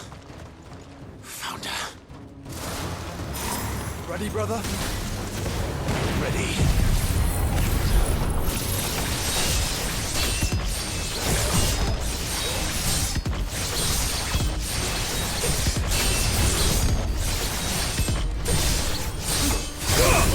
Kill!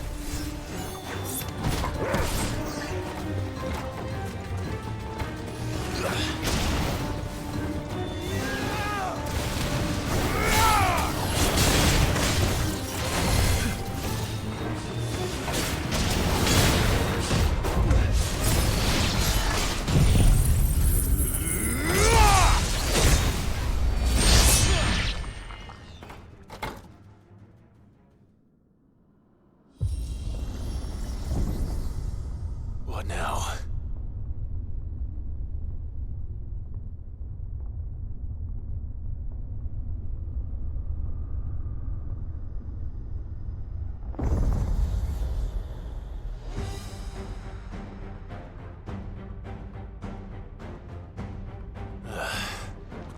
We meet again. I've killed your kind before.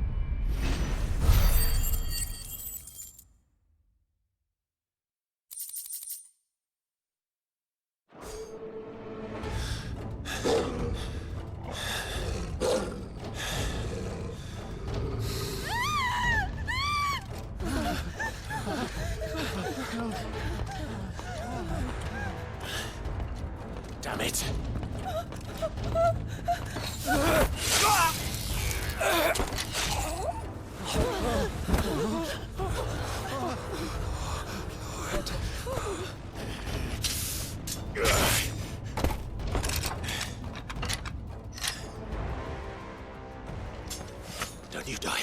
Come on, speak to me. I had to save them, that they might have a chance to find true salvation. By devoting themselves to the service of their Lord. Just as I did when the Undying plucked me from the gutter and gave me a cause to believe in. A duty to serve was everything to me, and I would not deny them that fulfillment, even if they must become Akashic in order to achieve it. Forgive me, my Lord Marquis. I did not mean to trouble you with this. My findings. Could you deliver them to Master Cyril for me? Of course. Your duty will be done.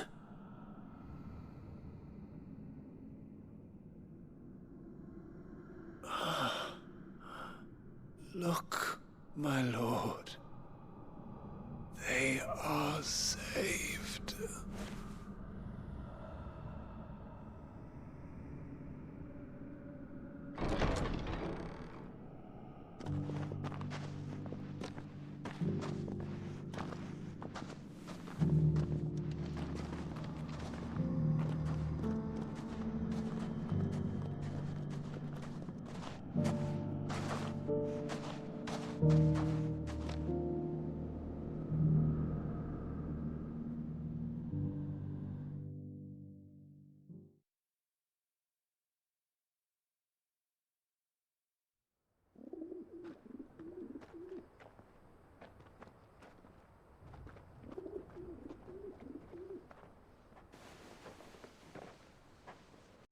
They are saved. Founder. I should get this report to Cyril.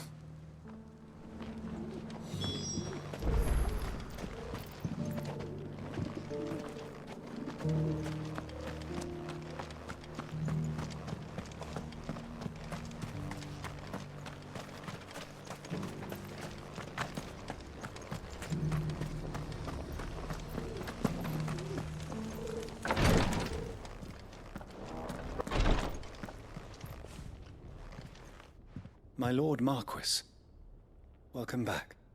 I am glad to see you hale and whole. I met with your third chair, Cyril. He bade me deliver his findings to you.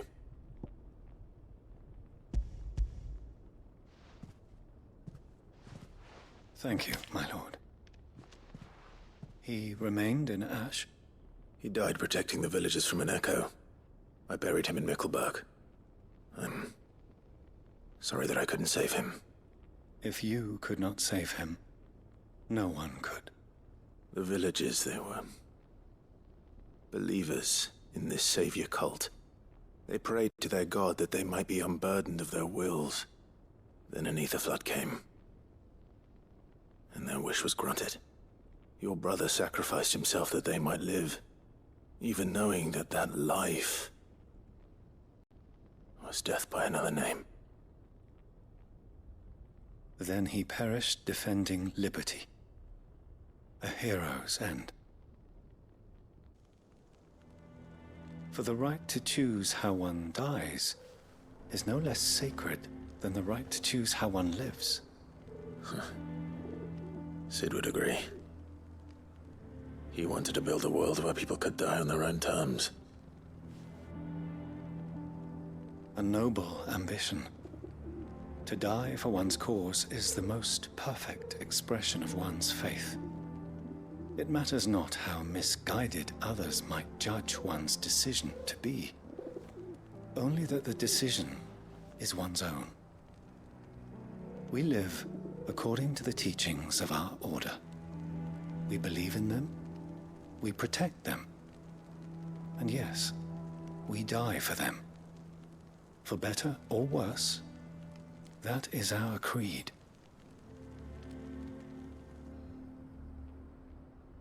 But he didn't die for your creed. He died to save them. And you still believe that what he did was right? I believe that he believed it was. We of the Undying are not slaves, but willing servants. And this was his will, the ultimate expression of it.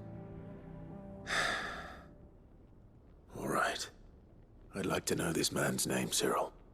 To know the names of all the Undying who've fallen in the line of duty. They died serving my house. It's only right that I remember them. That is my duty. Of course. I shall fetch the Book of Martyrs at once. My lord, it has been, and shall ever be, the greatest honor of my life to serve House Rosfield. Though our duties may differ, yours is no less important. I pray with all my heart for your success. And were they here, I have no doubt but that every one of my fallen brothers and sisters would feel the same.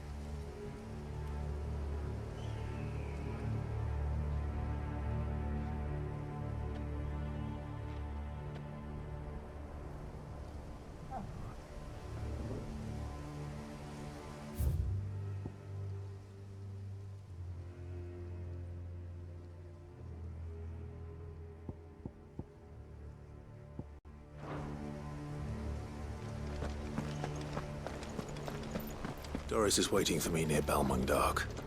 The longer she's out in the open, the more likely she is to be found by Akashic. I need to hurry.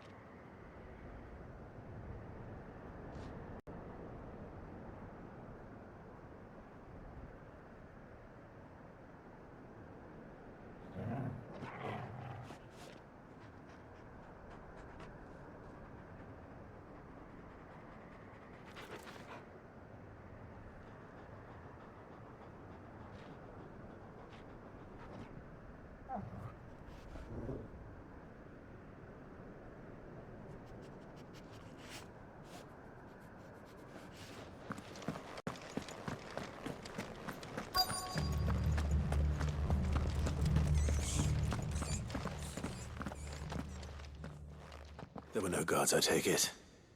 None manning the gates, no. It's a different story inside, though. The corridors are crawling with Akashic. Most likely guards left behind when the Wardens ran. If Chadwick was being held here, I worry that he may already be. Don't give up hope just yet, but let's move quickly. Let me check the ground floor.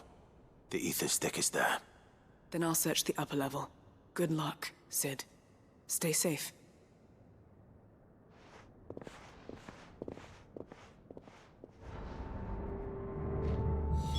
Just how bad are the floods inside the walls? Bad enough to turn a bearer? I hope not. We're risking a lot just being here.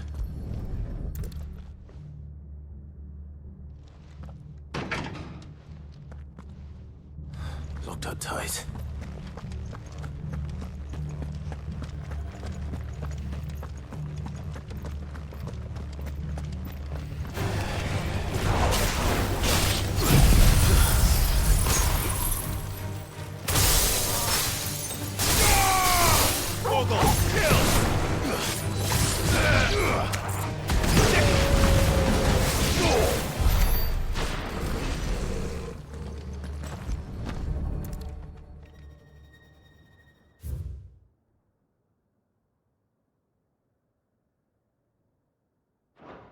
So this place was no ordinary prison. And I doubt they'll have taken the creature with them when they fled.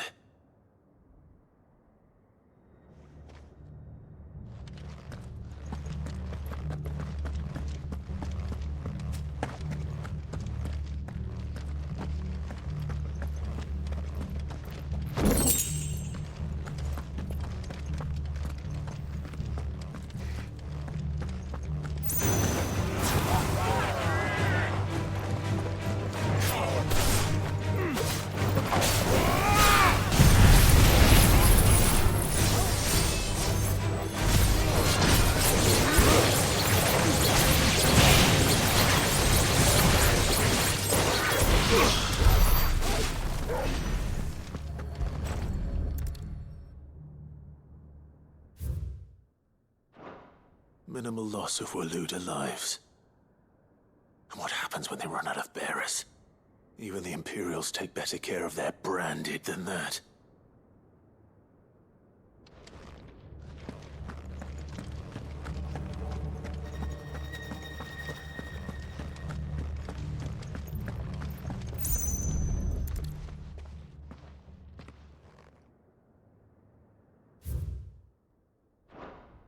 They were feeding bearers to it. This is even worse than I'd feared. Nothing but Akashic down here. Hopefully things are looking better upstairs. I should go and see how Doris is getting on.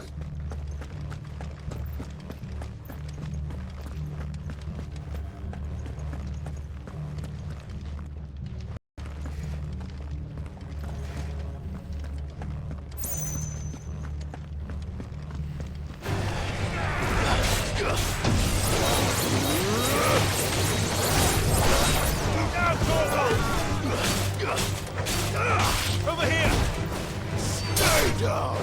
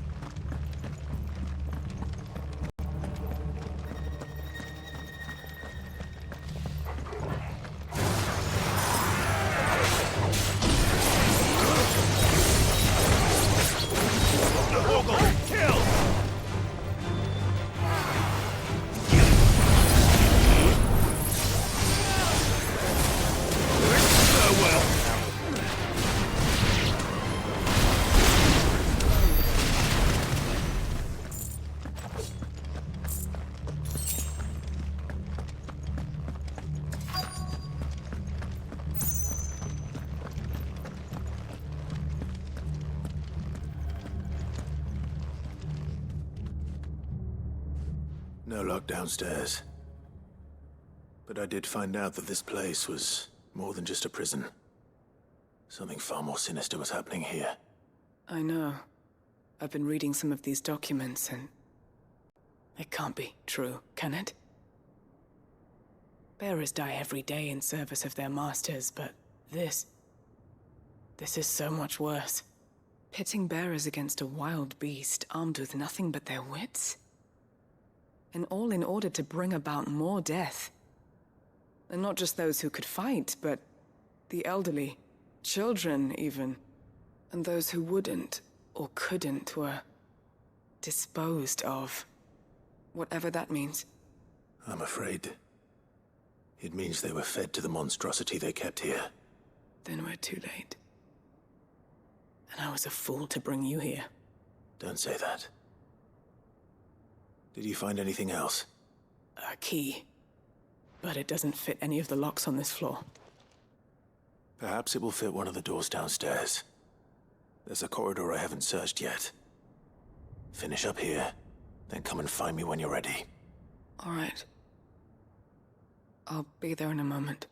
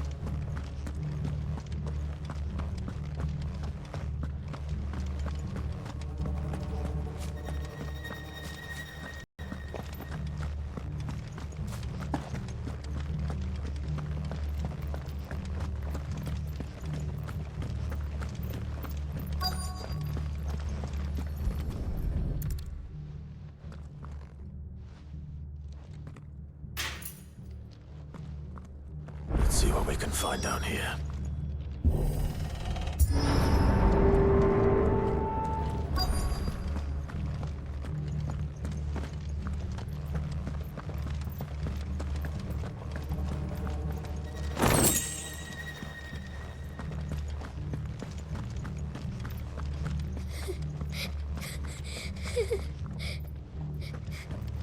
A survivor. And she sounds close.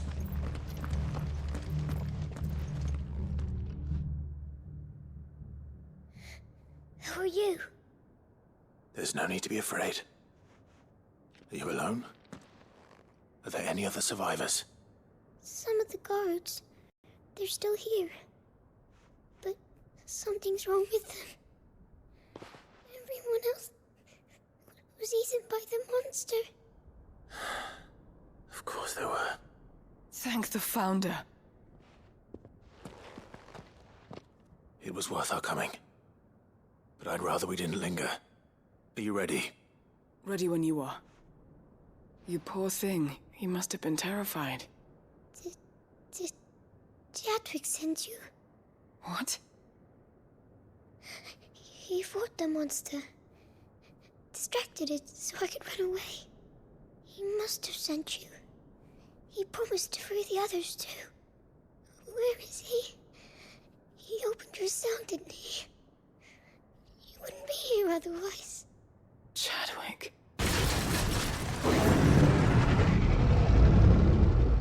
Was that? Monster's back! Chadwick, help! We have to get out of here. Doris, keep the girl safe. All right. You put that bearer-eating bastard in the ground.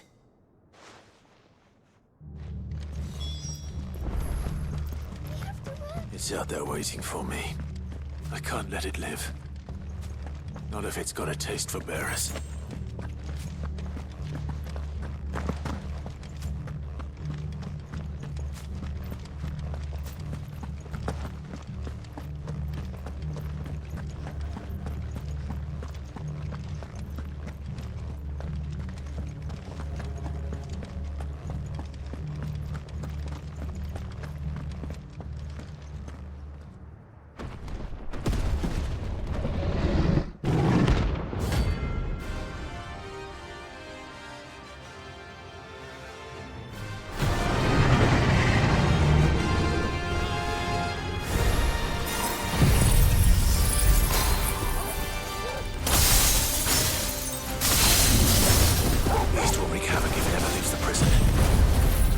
let that happen.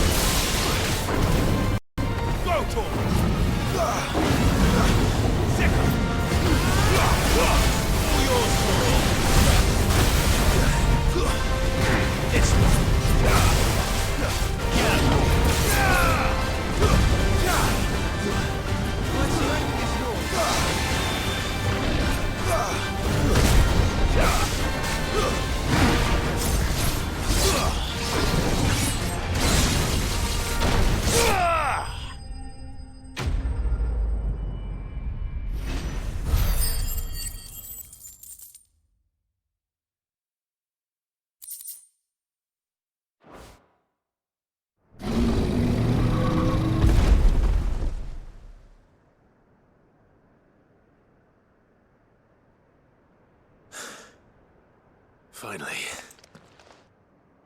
Sid, are you hurt? I'm fine. I think.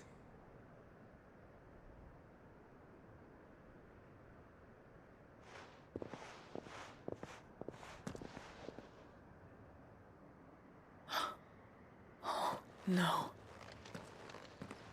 What is it? A diary. I gave it to Chadwick before we went our separate ways. He was here. Do you think that creature? I'm sure he fought bravely to the last. The girl is safe thanks to him. Chadwick. You fool. Come on. We have to get her back to the hideaway. We don't want his sacrifice to have been in vain. No. Of course not. I'll see that she's looked after from now on. It's the least I can do.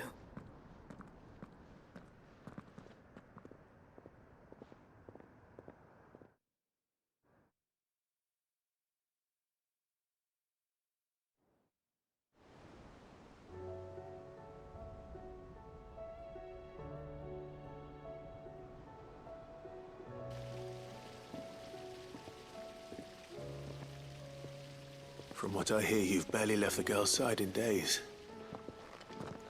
I hope she's recovering from her ordeal.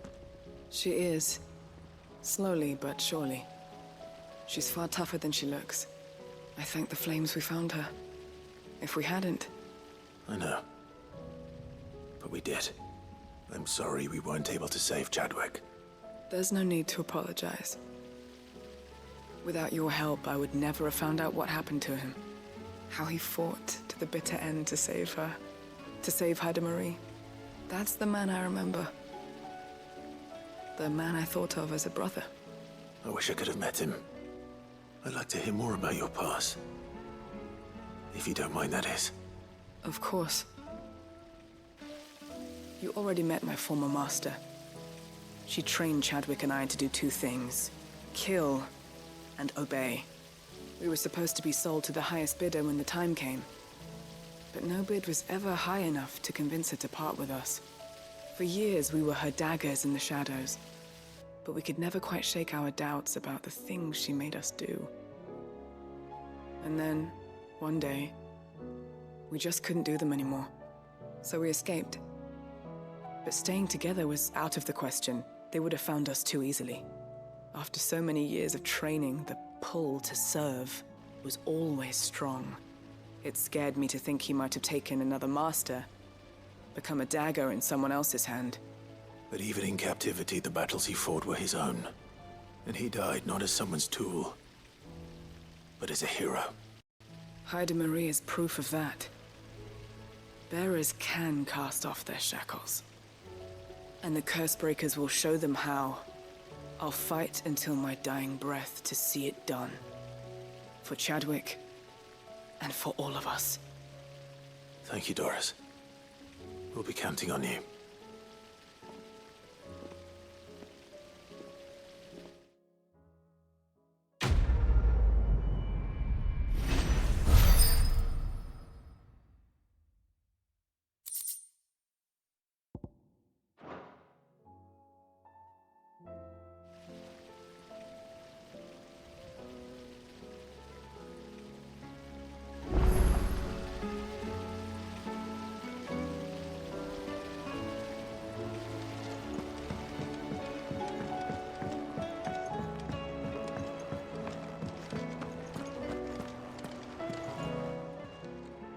How may I help you today, Clive?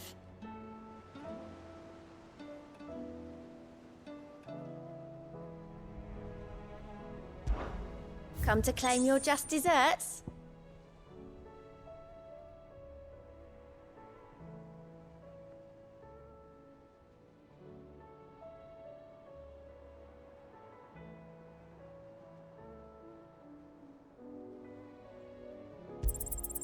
Here you are.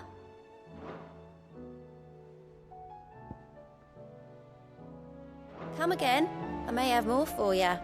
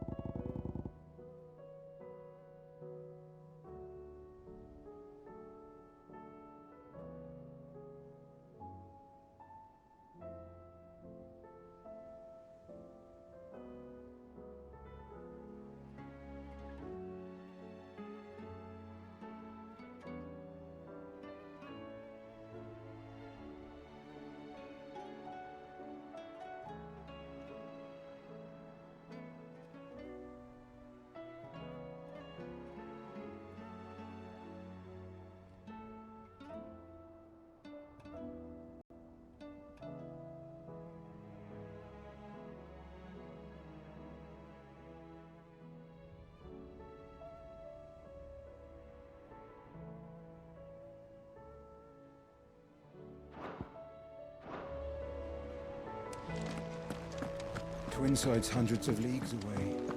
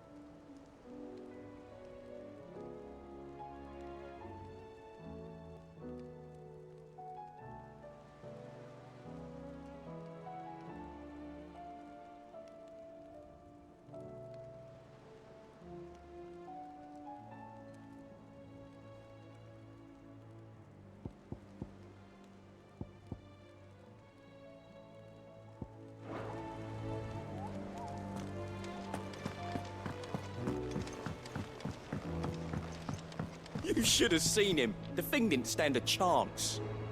Yeah, neither did you, I hear.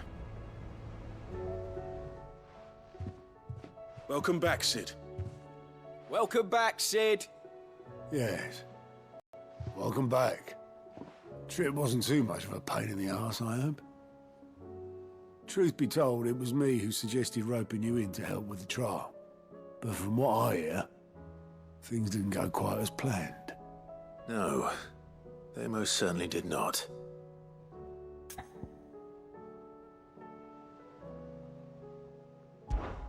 Ember lost his nerve in the face of a beast of prey, but he didn't lose heart. He pressed on, and he achieved his aim. And is that not what we ask of our scouts? Indeed it is. Thank you for your honest appraisal, Sid. The fact remains, however, that Ember will not always have a battle-hardened warrior on hand to pluck him from the jaws of peril. All I have gleaned from this trial is that without someone watching his back, Ember is little more than a liability. Wait, Sergeant. Ember still has much to learn, it's true. And this time he was found wanting. But I'd say he's due a second chance, nonetheless. After all, he did do as you asked. With a bit of hard work, any hand can be made to hold a blade, and any mind can conquer its fears. But a scout's nose is different. You've either got one, or you ain't. And by sniffing out that log, young Ember here has shown he has a conch and a half. Wouldn't do to waste it now, would it? Fine. One more chance. I'll do whatever you ask. I'll spend my days and nights in the pit if I have to. I'll show you. Just you wait. Daft as a brush, that one. But his heart's in the right place. Just like someone else we know. And if you ask me, we've been leaning on him for far too long. That time the curse breakers took some of the weight off his shoulders, I reckon. It couldn't hurt. Just don't tell Gav I said so, will you? I won't have him thinking he's been hard done by. Next thing you know, he'll be asking for a day off. Chance would be a fine thing. Back to work. Forgive me, Sid.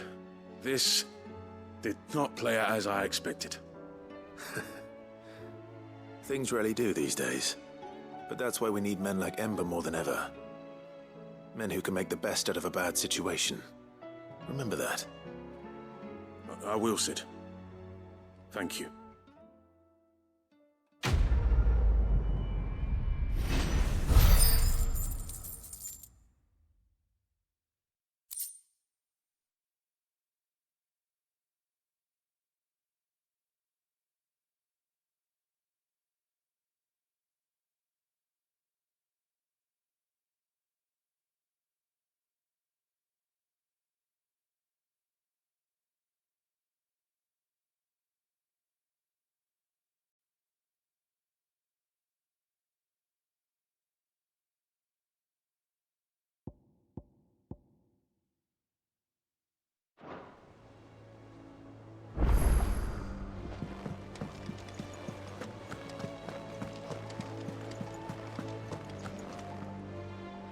Uncle, I bring good news.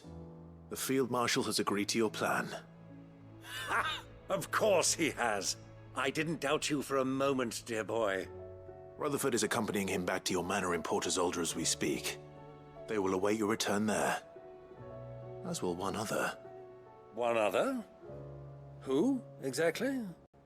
Lord Havel was concerned that even if he could get the realm's armies to agree to an accord, he might not be as successful in convincing those with political power.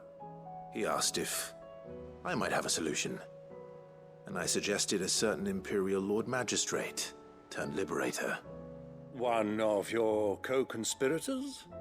Master Quinton would probably call me one of his, but yes. Another outlaw, then. Just the thing we need to put these rotten politicos in their places. Good thinking, Clive. I'm glad you approve. The more the merrier, eh? Uncle, Assuming Havel and Quentin can solve our problem with the armies, you still haven't mentioned how we might manage the grain shortages. Oh, don't you worry, my boy. The 7 high houses will be seeing to that. They have all agreed to make the most generous of donations. Oh, of course, it did take a little persuasion, but luckily I had some unexpected help. From who? Why, you, my boy. Rumor has it that you rescued the Lady Ariane's head steward Rockford from a horde of bloodthirsty bandits. It was more of a handful. Well, the old battle axe was so pleased. She had a shipload of talents delivered to my private docks by the next new moon. And when the other houses saw the parsimonious old crone's purse strings finally loosen, they as good as tripped over themselves in the rush to follow suit. I'm happy to hear it. Now, I must be getting back to the manor. Join us there at your earliest convenience, would you? Of course, Uncle.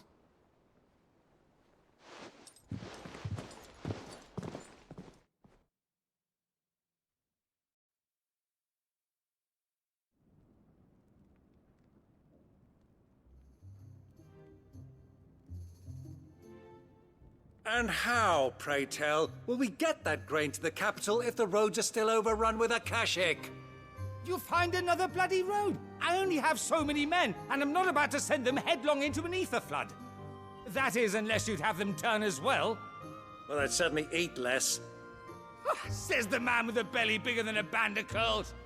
My soldiers actually need their rations. Without any food to keep them going, they'll be dead even before you've sent them on your fool's errand. If I may, gentlemen, perhaps I might suggest an alternative approach. Though supply routes are indeed disrupted, there is no shortage of ships. Indeed, they bob away in every bay from here to Randalar, awaiting a safe haven. Allow them to make port and fill their bellies full of grain. And once those who crowd the cities are fed, ferry the displaced back to the countryside to work the fallow fields. But I'm sure that you wish to continue your discussion. Forgive the interruption. 2 such firm friends as yourselves need no help from the likes of me. Rutherford spoke fondly of the great bond between you. Us? Friends? I can't stand the man! Clive, I'm beginning to question the quality of the company you keep. And what kind of company were you expecting him to keep? The man's a criminal! Criminal? How dare you?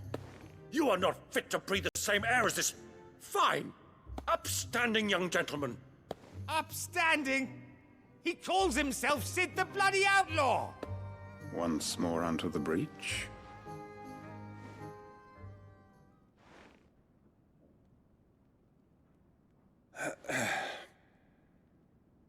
Shall we begin again?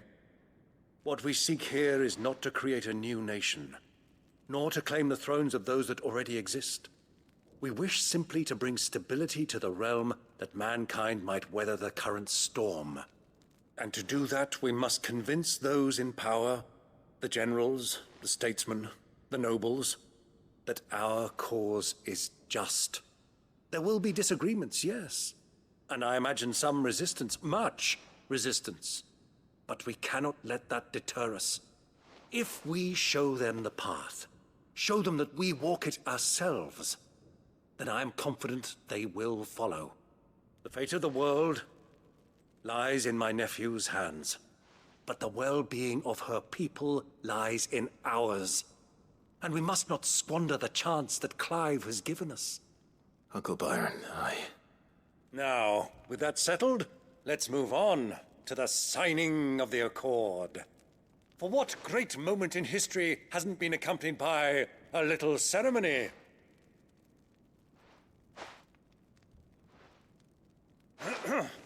Citizens of Valisthea, I present to you the Triunity. Rutherford, Mike Will.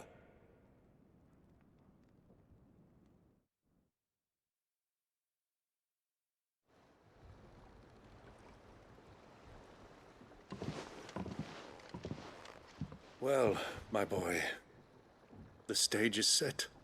That it is. This is the role you were born for. Now I ask only that you trust in the talents of your supporting cast. We shall play our parts to the best of our abilities, that you might have the opportunity to shine. The realm needs its Sir Crandall. And there is no better Crandall than you, Clive. I want you to keep this signed accord as proof of our faith in you. I will. Thank you, Uncle.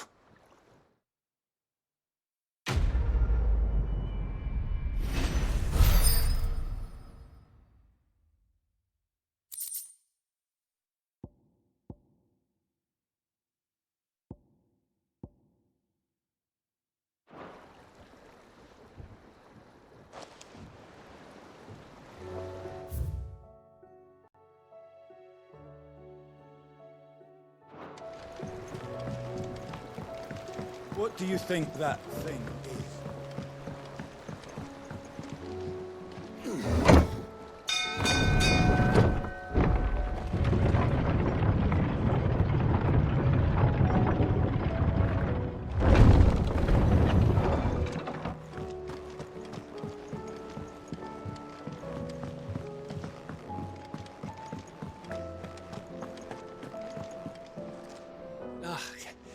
You all right? Something troubling you? No more than usual. It's just... Eda's baby will be coming soon, and I wanted to make something for it. I'm sure she'd like that. Back in the north, families would always make gifts when a bairn was on the way. Yeah, let the little tykes know they were welcome in their new homes, like. So, what's the problem? Well, the problem is that Eda's due any day now, and I don't know if I'll be ready in time. Is there anything I can do to help? You know, there just might be. All right then. What exactly are we making? A good luck charm. But not just any good luck charm. Not just any. No. One made from the feather of a silver chocobo. There's naught luckier in all the realm, or so we used to say back home anyway. Thing is, they're hard to come by. Had Otto and Karen check with their suppliers, but nothing. I'd try and track one down myself, only... Only the big day is fast approaching. And that's all you need, a feather. That or the bird whose horse it's attached to, aye. I was gonna start by asking around with traveling traders plying the northern borders. Well, there's no shortage of those passing through Martha's. I think I might make that my first port of call. I'll let you know if I find anything. You're a good friend, Clive. I won't forget this.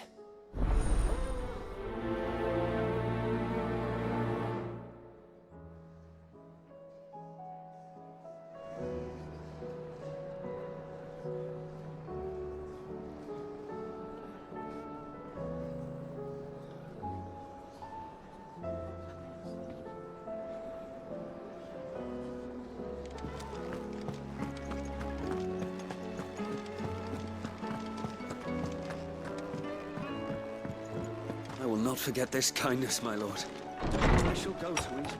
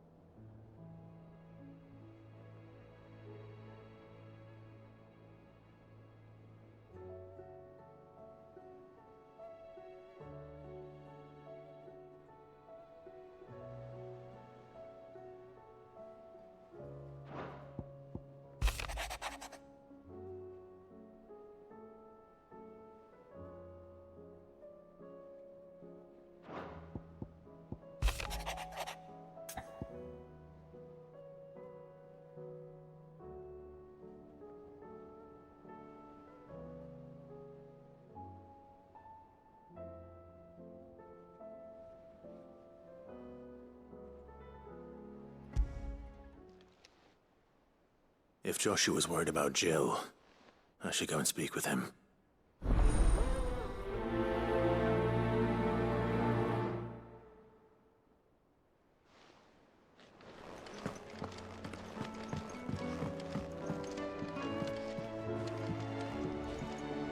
Clive, do you have a moment? Of course.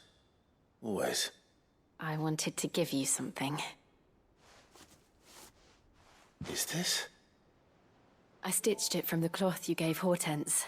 The piece she said you liked best. I told her I used to enjoy needlework, but I didn't think she'd remember. It's beautiful, Jill. You didn't have to. When I was very little, I recall my mother telling me that young ladies of the court would give knights ribbons from their hair before they went off to war. I still wear mine, so I made you this instead. Red is the color of passion, the fire in your heart. Fierce and bright, it binds you and your brother, you and your friends, you and me. Our bond. May it never be broken. And may it ever bring you back to me. I will always, always be here. Thank you, Jill.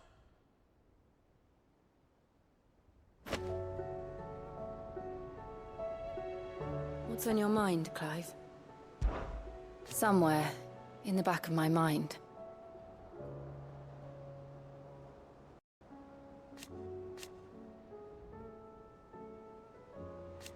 I know.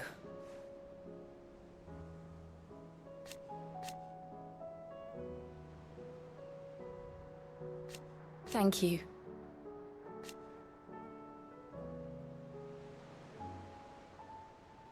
And so for now,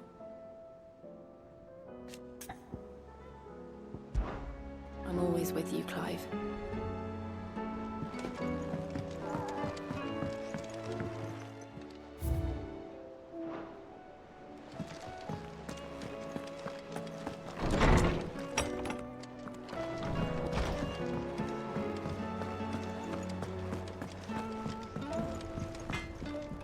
So what do I owe the honor? Crack the crystal?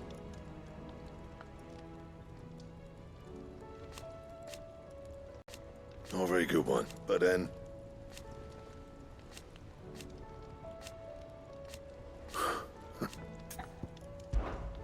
What do you want?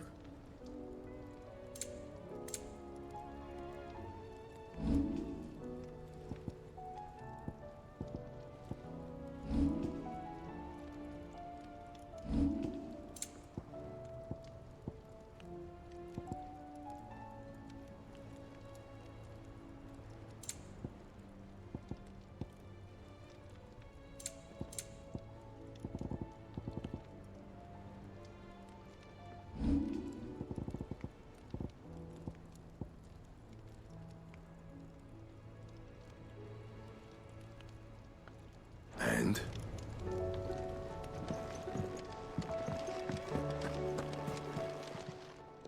Still alive, are you?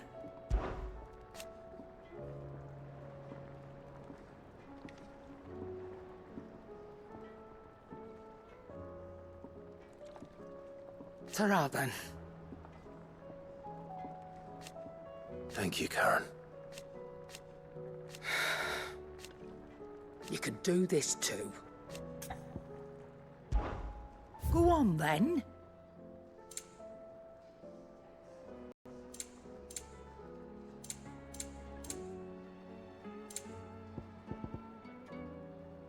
Is that all?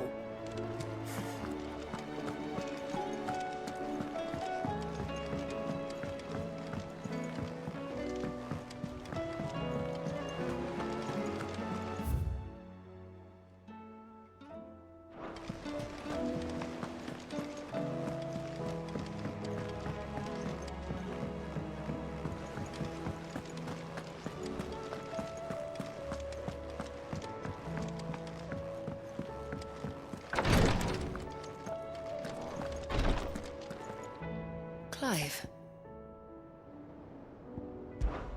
what I truly like.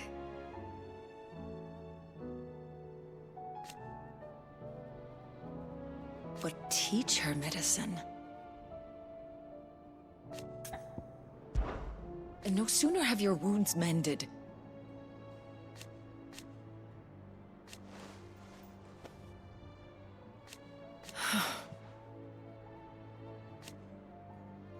While I may not have Gav's nose. That's what I'm worried about. I do.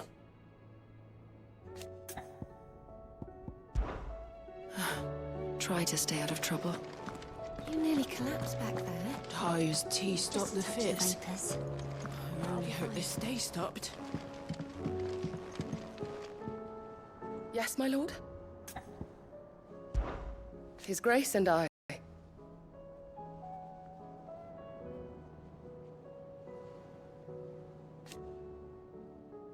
At first,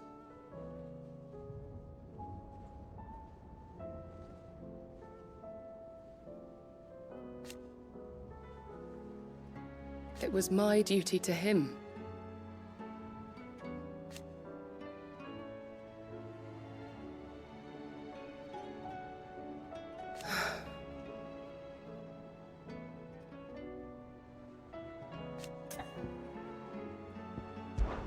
My lord. I am.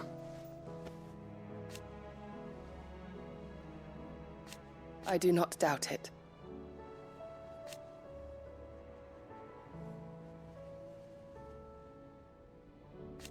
Thank you, Yute.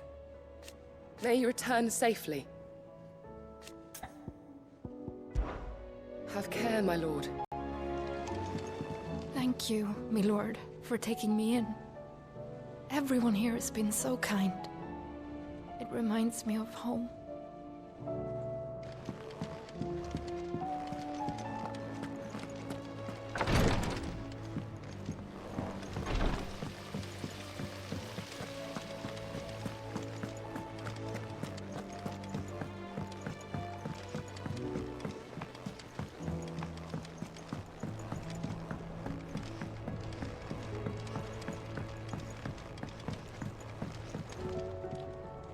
Mid, tell me this is all you need.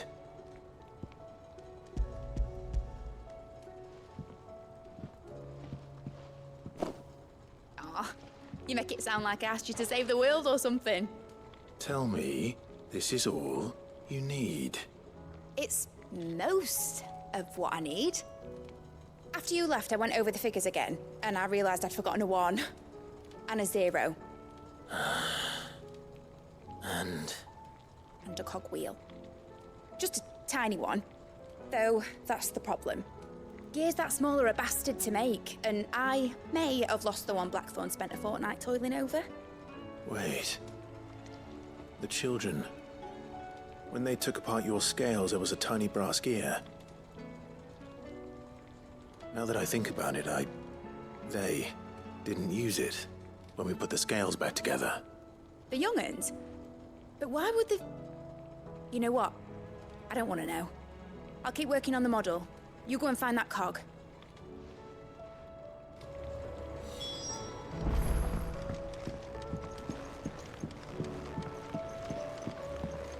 Has Midadol mentioned a new project yet? Not exactly.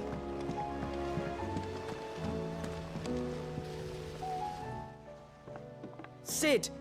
Is Mid still hiding from us? She wasn't hiding. She's fine. She's just busy working on her next project. A new invention? What is it? What is it? Is it an airship? I bet it's an airship! Do you think she'll let us help? That just so happens to be why I'm here. She needs something special, something only you three can provide. A brass gear. A tiny one. One that might fit on, say, a set of scales? Oh, the one you forgot! We remember! We saved it, just in case. It's in the bag of bits. Since your lesson, we've been disassembling, then reassembling, everything we can find. All the pieces that are left over, we keep under our beds, just in case. That's good to know. Look! I found it!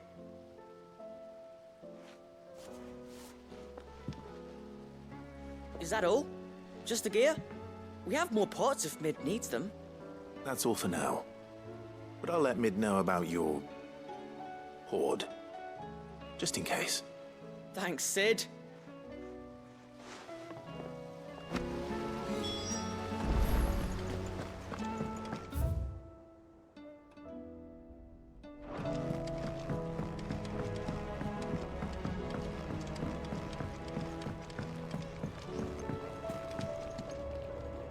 Well, did they have it?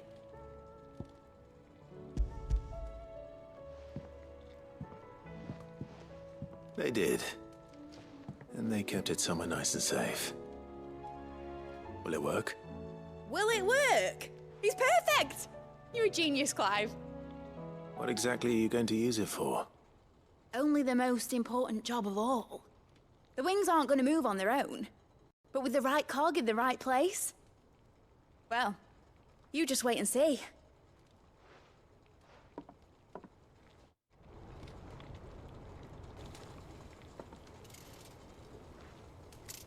That should do it.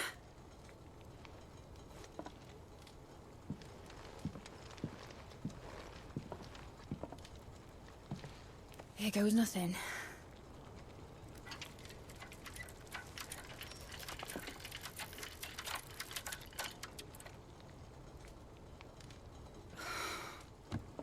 Titan's tits.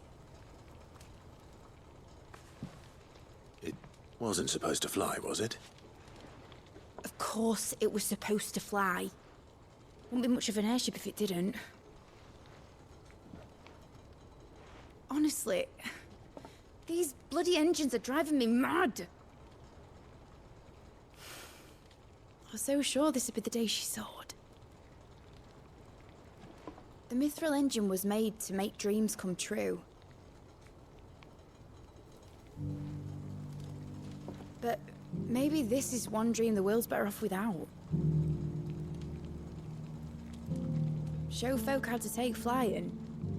It won't be long till they're raining death down on each other.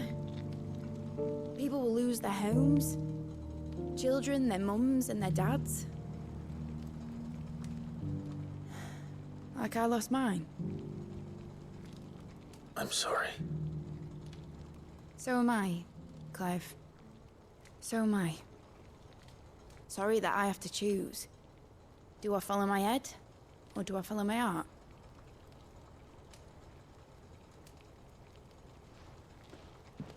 Good question. The first time I stood on the deck of your ship, felt the wind in my hair.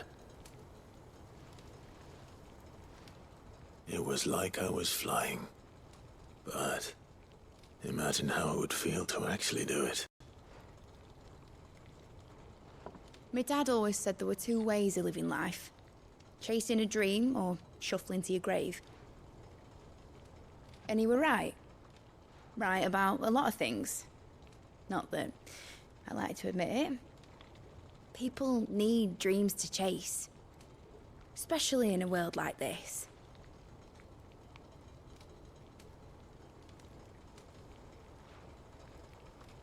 Right.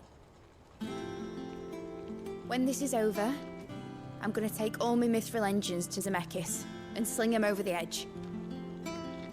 I won't have my dream end up turning into someone else's nightmare. But all that hard work... All that hard work will not be used for war, Jamie. But it ain't like it'll be gone. Tell me, Clive, have you ever been on a treasure hunt? Not since Joshua and I were boys. Why do you ask? Because I'm gonna bury the engine schematics and leave behind a little riddle telling people where to find them. A really hard one, so that only the most dedicated dreamers will ever be able to work it out.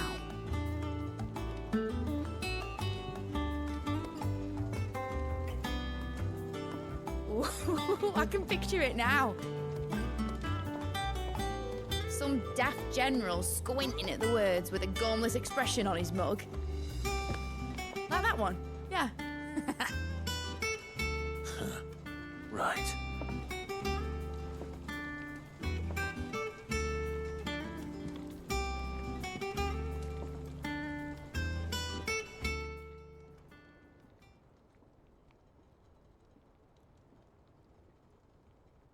Of course, if I'm putting this engine at the end of a treasure hunt, I'll still need to make it a treasure worth hunting for.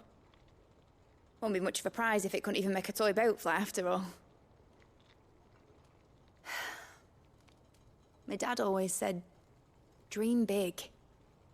But it ain't the size of a dream that's important, is it, Clive? Only that it's a good one.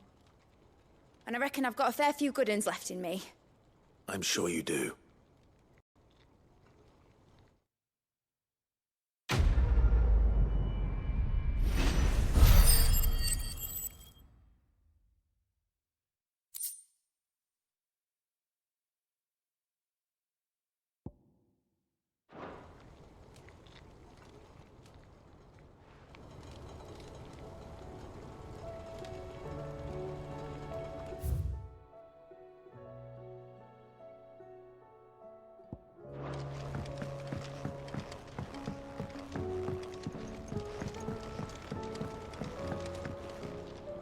What shall I do with your model? You spent a lot of time on it. We both did. What, that old thing? Not healthy to cling to your failures, Clive. They'll weigh you down, you know. Sound advice. Still, I suppose my prototypes will probably be worth a fair bit when I'm as famous as Bart's the Builder. Seeing as you're always strapped for coin, suppose I can give it to you. Just make sure you get a good price when you do come to part with it. I'd say that was up to you as much as me.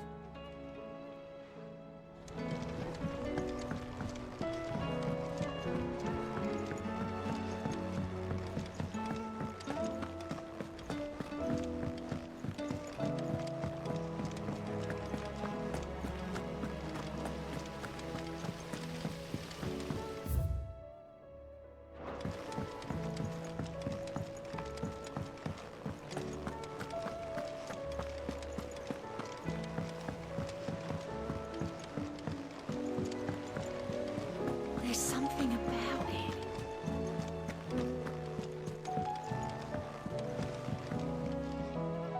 Joshua, I read your message. You're right. Jill is different. I don't think I'd realized how different, but since we returned from Drake's spine, I felt it more and more. I suppose it's not hard to imagine why. She doesn't think she belongs anymore. And that's why we need to remind her she is still one of us. To let her know that we still need her, now more than ever. That you still need her. But how to do that? When last we were truly close, we were but children. Of course. Do you remember the time we accompanied Father on his annual tour of the Duchy? And Jill and I broke from the procession to ride up Man's Hill. To see the snow daisies, I remember. It was the first time Father had allowed us to join him. And when he realized you were missing, he had the entire retinue down to the pot boys combing the countryside. In the rain. A thunderstorm forced us to take refuge in a grove of oaks before we'd even made it halfway there. It was the Lord Commander who finally found us, and needless to say, he was none too pleased. Then it seems you and Jill have unfinished business. What do you say? Man's Hill. It's not that far. Oh, true. Though I suspect it is also much changed. Little in southern Rosaria remains as it was when we were children. You're saying I should go and scout the area for bandits? I'm saying we should first go and see if there are actually still any snow daisies left. What would you do without me, Clive?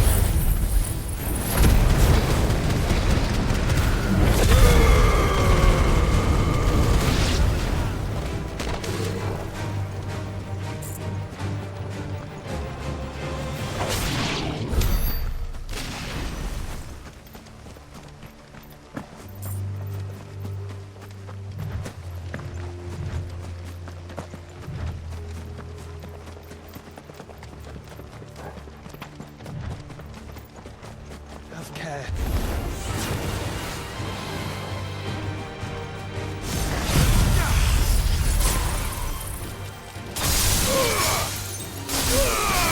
All yours, Torgal! Now, Torgal!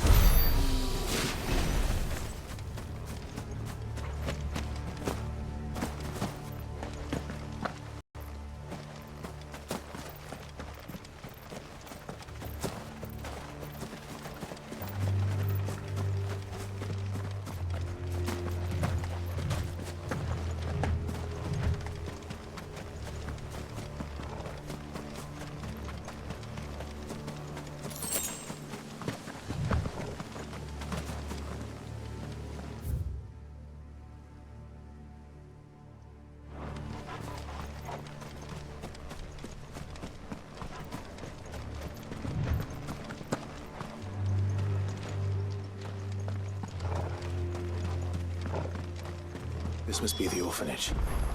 Hopefully the registry is still here.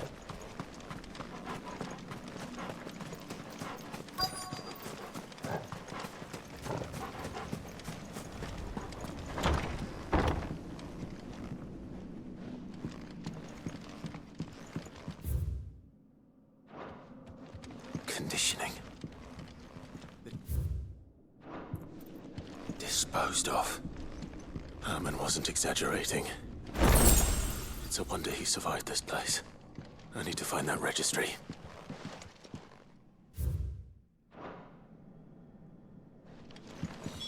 This reads like a suicide note.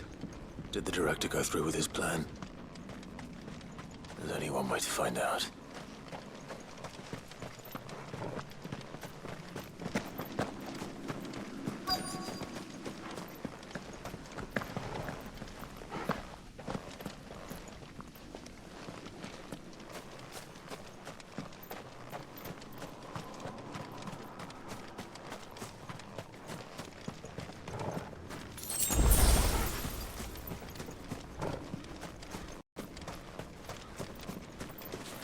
Forked white tree.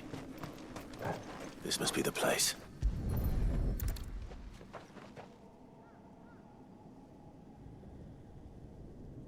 Could he really be buried here? There's something hidden among the roots. Let's see.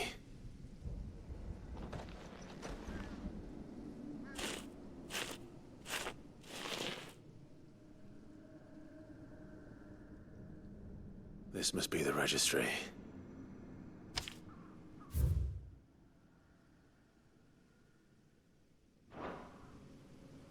So many names.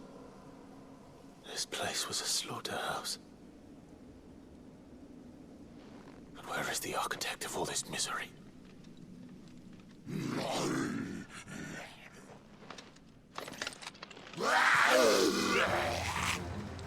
It was only a matter of time, I suppose. This place is cursed.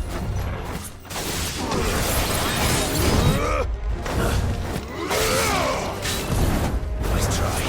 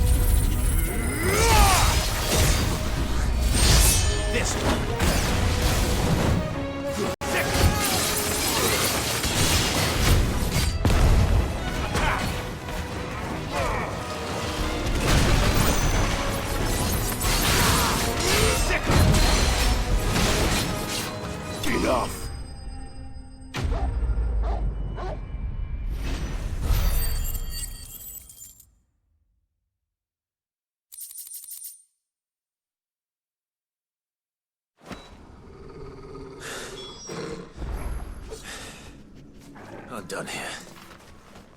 Let's get the registry back to Herman.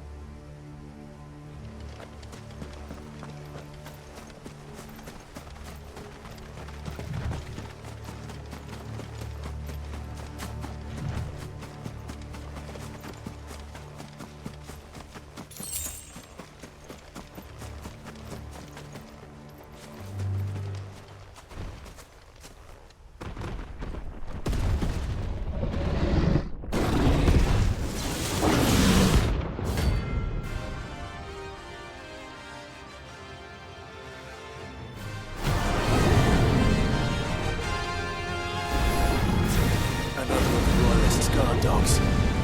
Quite a specimen of these two.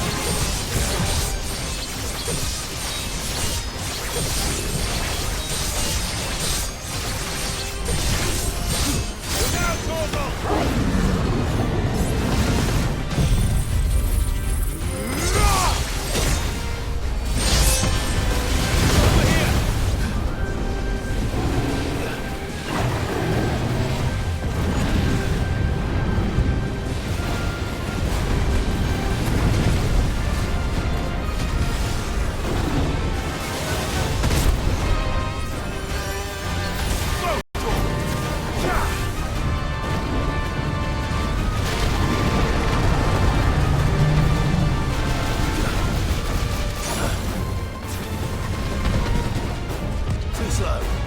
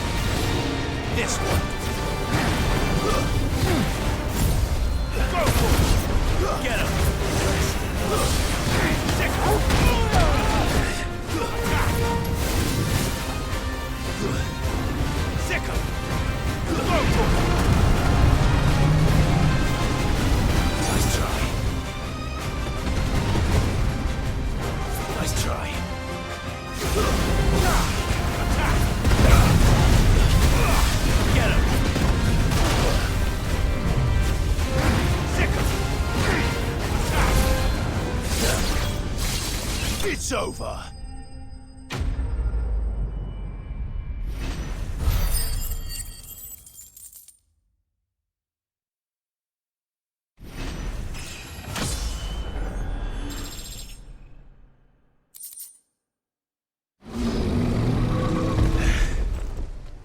No match for you, eh, Torgal?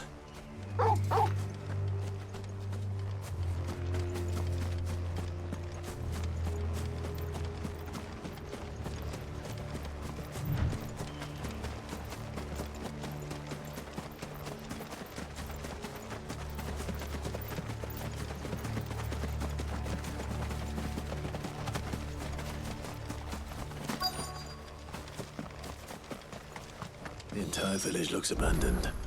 Now, which house would a bookworm live in? Ugh.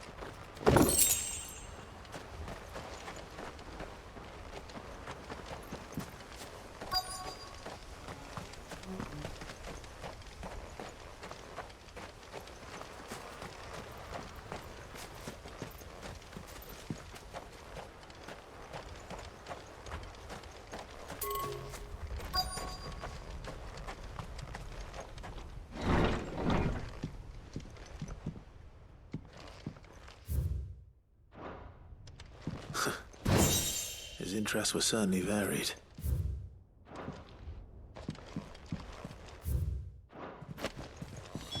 This is it. But if what it says is true, I need to get this back to the hideaway.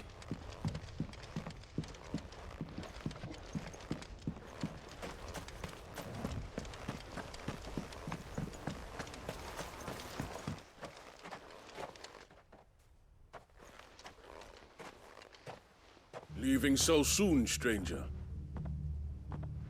We've been watching you. From a distance, so to speak. Subtle. I know who you are. Then we need not waste time on introductions. Hand me the book. Leave it in our care and return to your life. Your care? Do you mean to burn it or bury it? That is not my decision to make. But by one means or another, its contents shall be removed from the common record. Then I'll have to politely refuse. I won't let you erase our history. Then we find ourselves at an impasse. Very well. The book can just as easily be pried from your dead hand.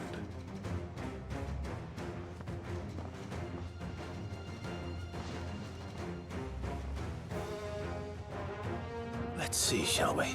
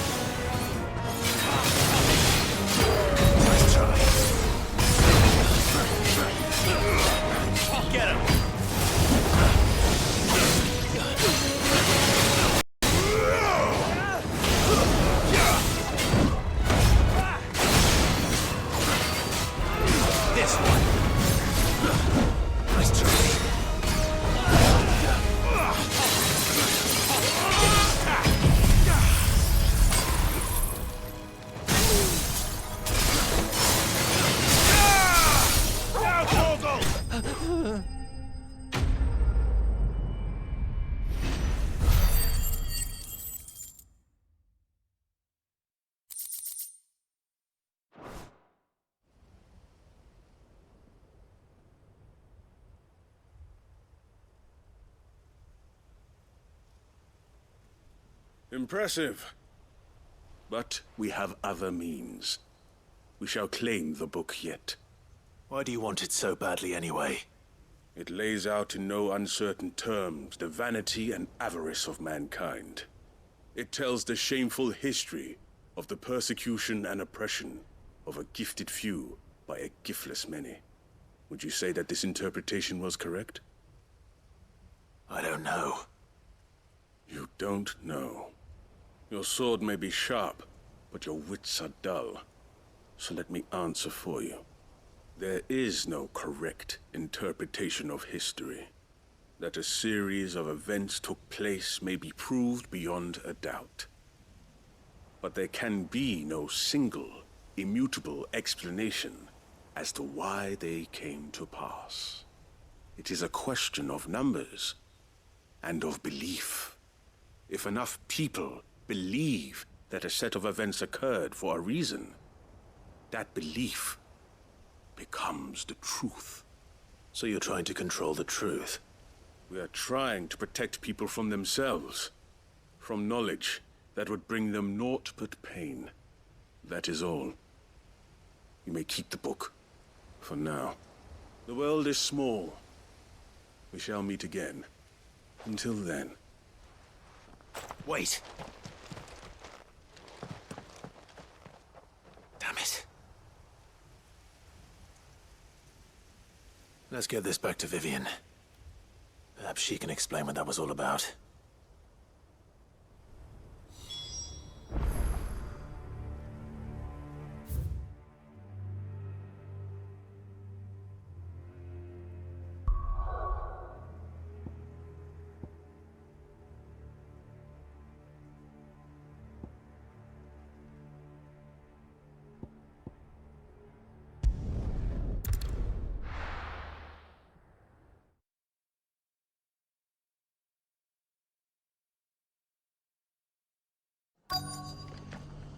Let's hope one of the merchants here has what Gav needs. Excuse me. I'm looking for something. Oh, well, then I'm your man. A silver chocobo feather. Oh, or maybe not. Though you're not the first to mention the bird around here. There was a man stopped by the rest not long ago, claiming he was attacked by a silver chocobo. Near some gutted hovel, not far from Eastpool. Most took him for a braggart and a liar, but who knows? Perhaps there was some truth to his tale. We'll see. Thank you.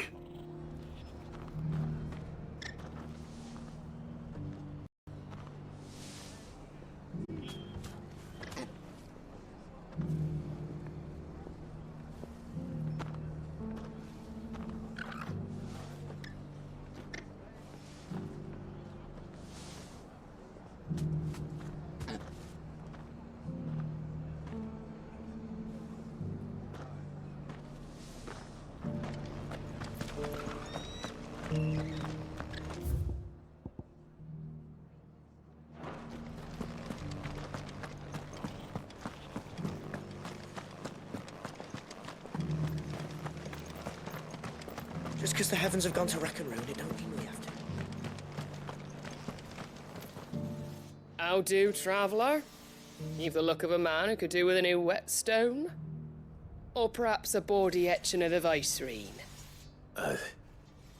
Maybe another time. I'm looking for a silver chocobo feather. If that's the case, rumours are all you're likely to find. No one has seen a silver chocobo for years. Word is they were all hunted for their feathers. Some northern nonsense about bringing good luck. Didn't bring them much, nor their bows. If any are still out there, I reckon they'll be doing their damnedest not to be discovered. You're probably right. Thank you anyway.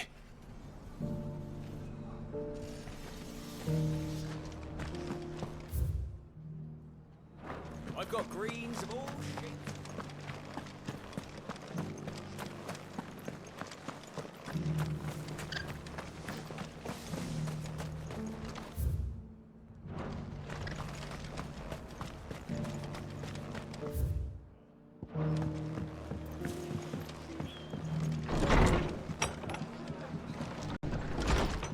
Can't say it wasn't a relief to see the better part of the Guardians finally taking their leave.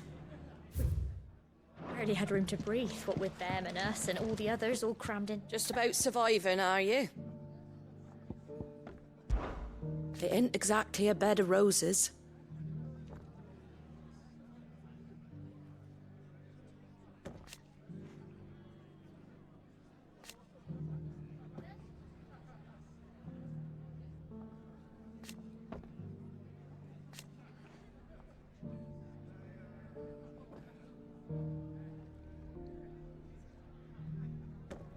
And that's just a start.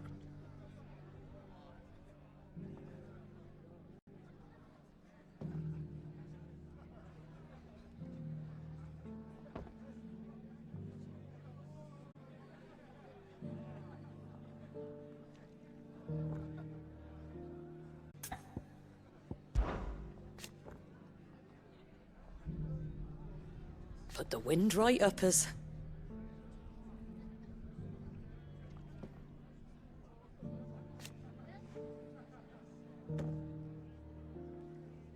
And thank goodness they did.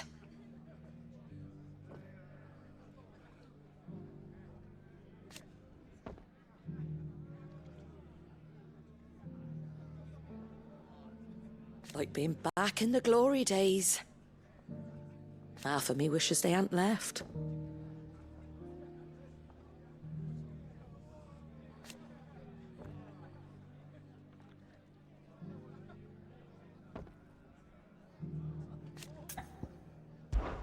When I was a little girl,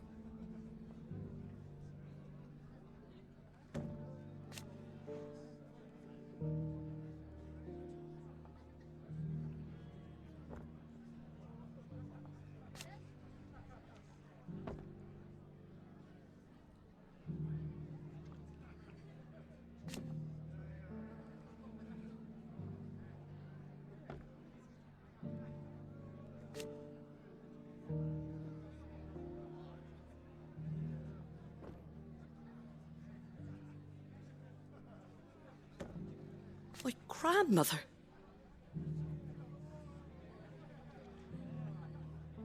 I swore then and there.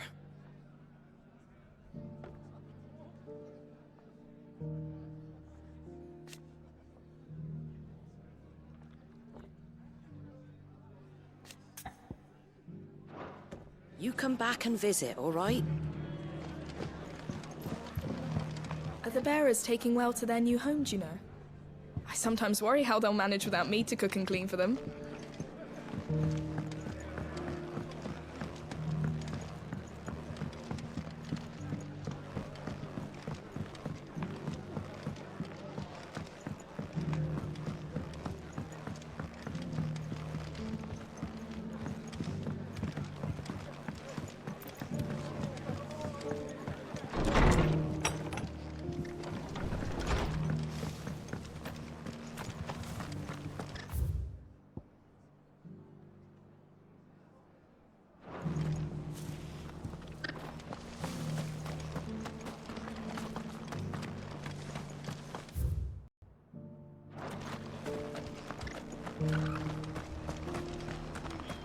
We've got a few rooms going spare now.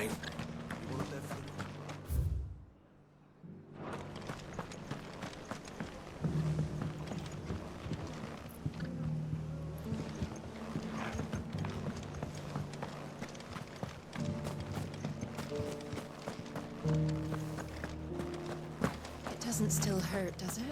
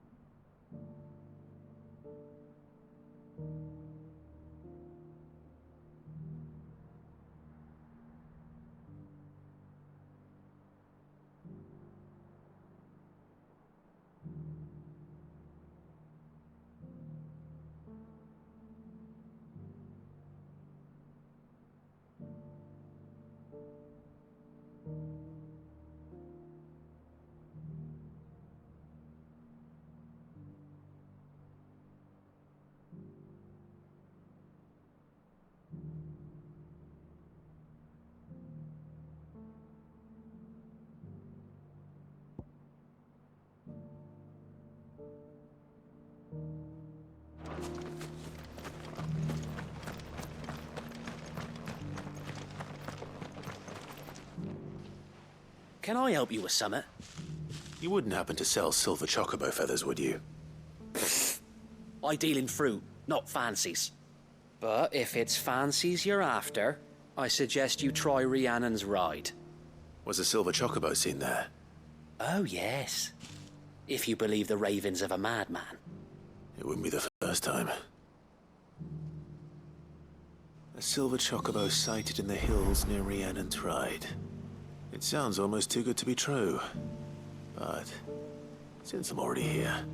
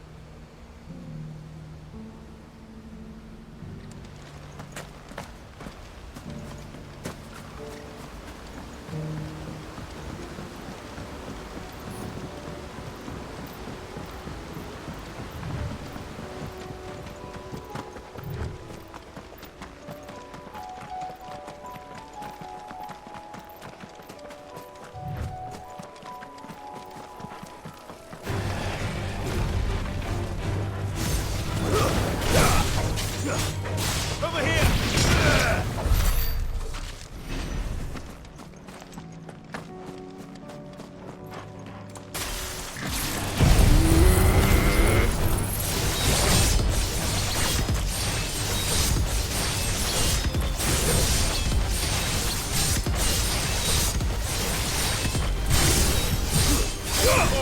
Kill!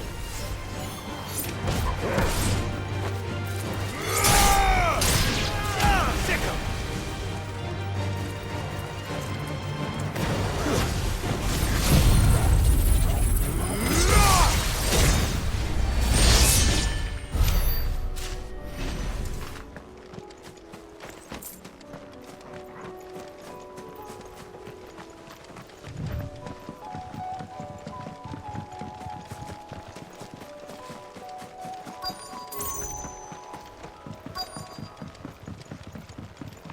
Tracks. They're not left by bandits for a change.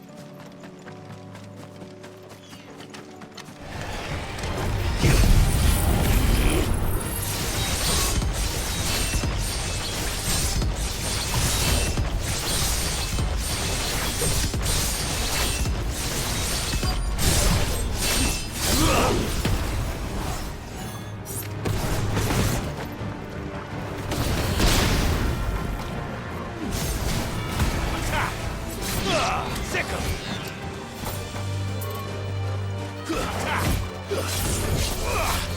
Go to 'em!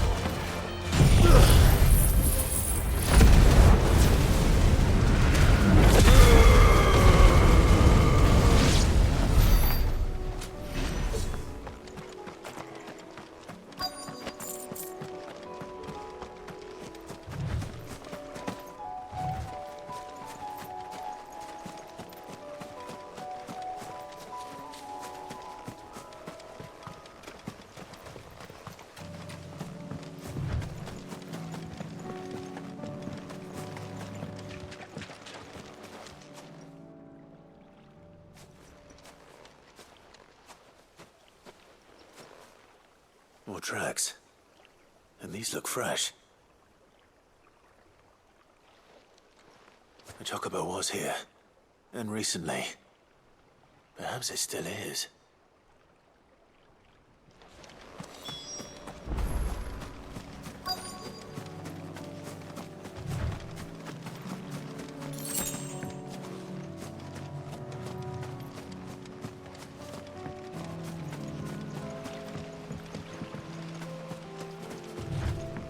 I don't hear anything.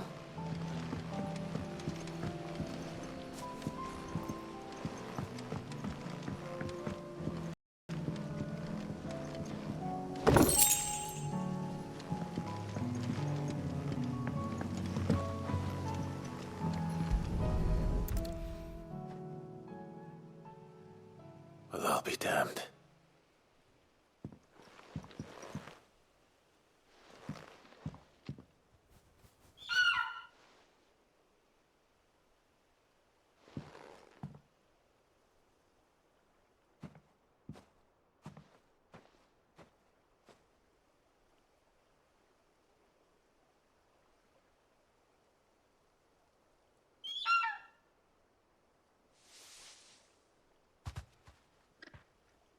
It's all right.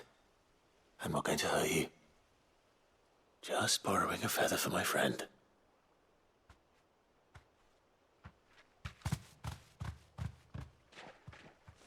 Thank you. Let's get this back to Gav before they change their minds.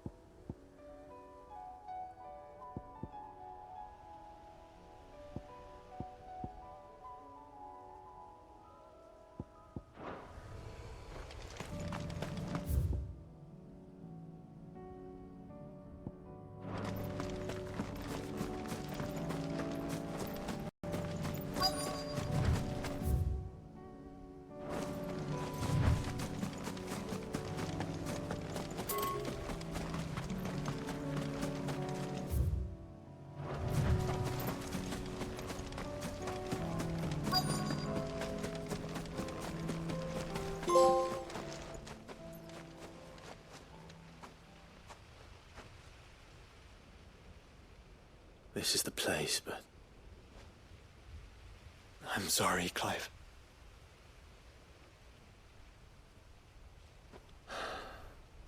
Has nowhere been spared. What do we do now? We keep looking. Man's Hill cannot be the only place where snow daisies grow. Perhaps, but... it's the only place I know of. Knew of.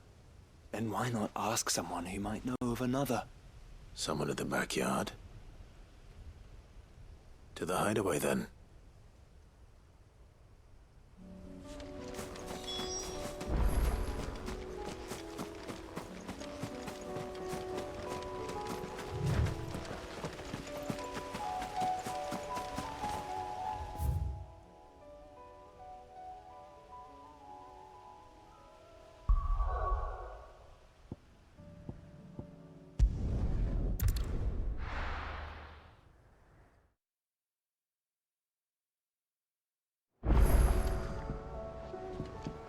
Let's hope one of the gardeners knows where to find snow daisies.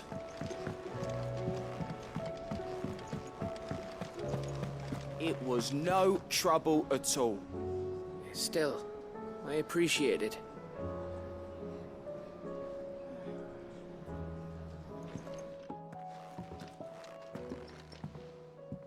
Clive, you're back. How'd you get on? Any luck? Any luck, you say?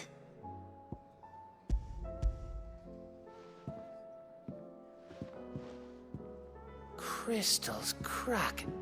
Is this what I think it is? Where in the hell did you find it?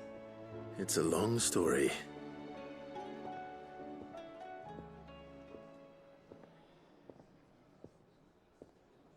Right there on the road to Eastpool. Who'd have thought it? Everything up there's been abandoned for years. The empty cabin made for the perfect shelter.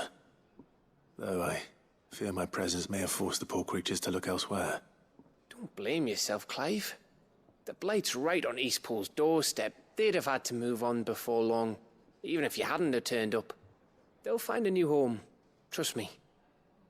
After all, that's what us endangered animals do. Anyway, what matters is, you managed to nick us one of their quills before they could run off. And now all that's left is to fix it to the carving.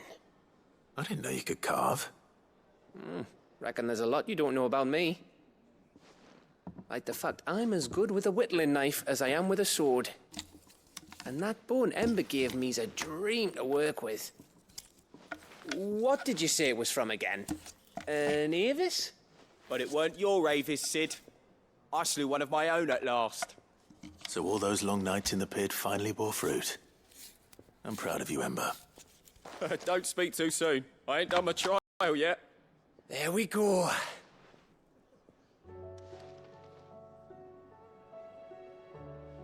What do you think? I think if you ever hang up your scouting cap, you'll be able to make an honest living. Oh, will I? I should go and see if Ed is awake.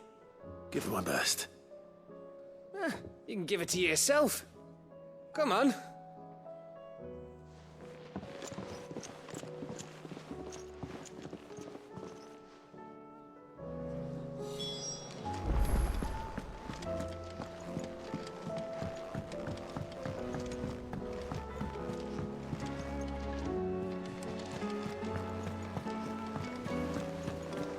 There's something about it.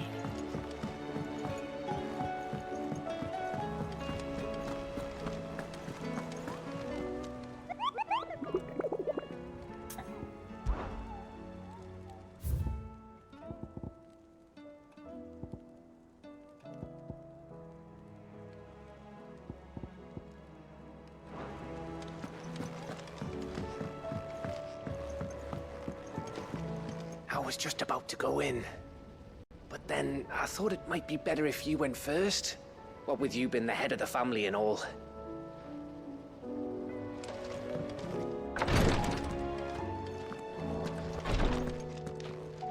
Clive. Don't push yourself too hard, Clive. Is Is there aught I might assist you with? May the Firebird's flame burn ever in your heart. Ah, me lords. How are you feeling? Well, thank you. Is something wrong? Wrong? No, nothing like that. What it is, Go on, please.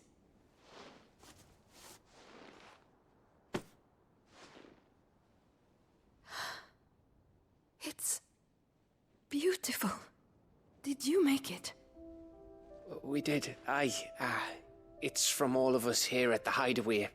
Your new family, like. It's a good luck charm. We may come up north when a band's on the way. I mean a baby. To let him know that they're part of the family too. Oh, I hope you like it. I don't know what to say. I thank you, me lords, for everything. If there's anything you need, just let us know. I will. Clive, fancy a swift off? I'm thirsty. I could be convinced.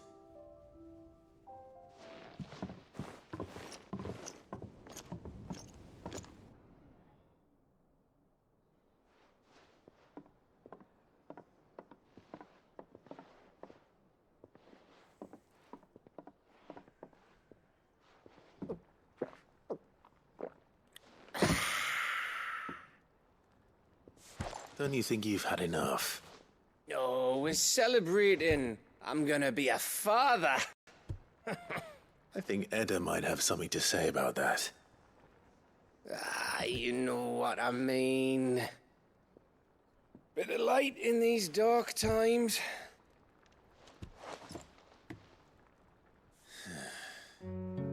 Wasn't long after me 10th name day. My mum told us she was with child again. I was over the fucking moon. I was looking forward to having a little one to lord it over, what with me being the runt of the litter. Thought I'd finally have a chance to prove to the world that I could be a big brother.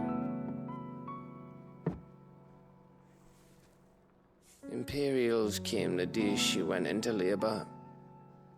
Had myself a baby sister. And then I didn't. Me whole family gone in a blink, while I hid in the cellar like the spineless little arsehole I was. Great brother I turned out to be.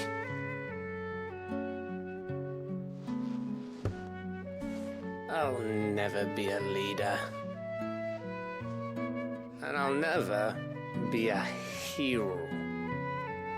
I'm just a daft little dog who comes running when his master calls.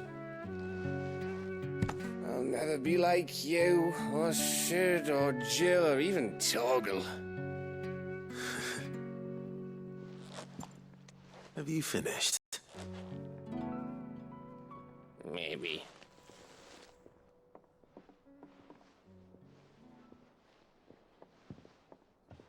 Do you know why you're our best scout?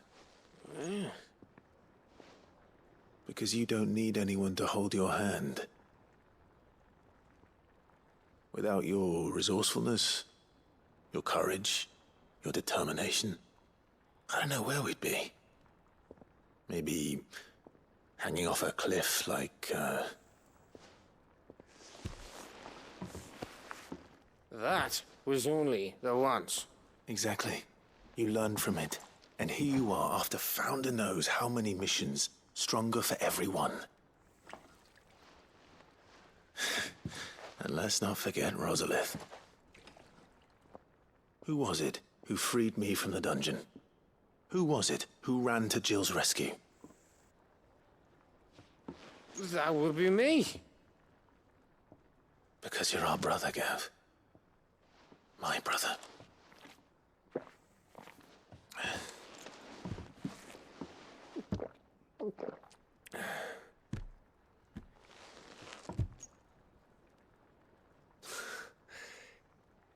Your brother.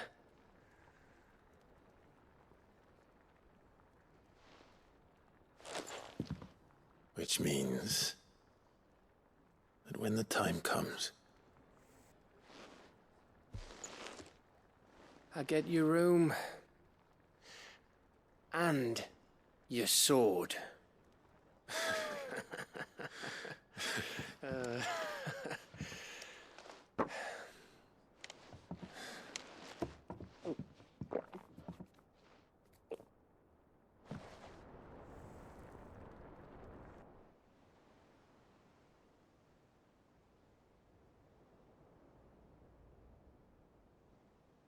I may have had one too many. you may have had 10 too many. I said I was thirsty. Better get back to work anyway, after I walk this off. Clive? What is it? Thanks for, you know. I know.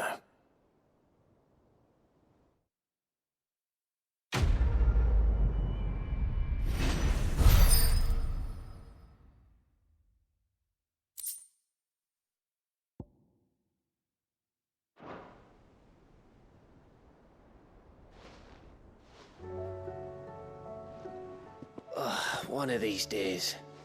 One of these days, I swear it's gonna be me who drinks you under the table. If by under the table you mean retching on my boots half the night, I reckon one of those days was yesterday. Ha ha, you think you're so funny. But just wait till we crack open the bottle I left in your chambers. That stuff's strong enough to burn the horns off a behemoth. Sounds like I'll be needing some new boots.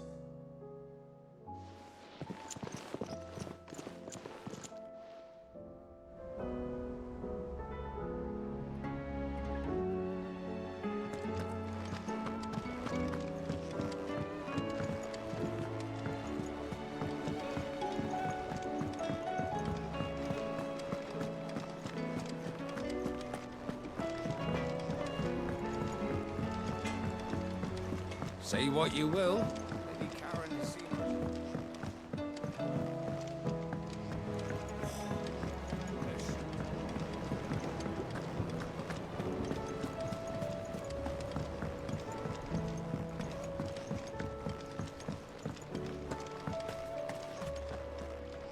Oh. What brings you down from the heavens, Sid? I need your advice. Joshua and I are looking for a place where snow daisies grow. Preferably in abundance. Snow daisies. Then you'll want somewhere not too hot and not too cold. And where the winds are strong enough to carry the seeds.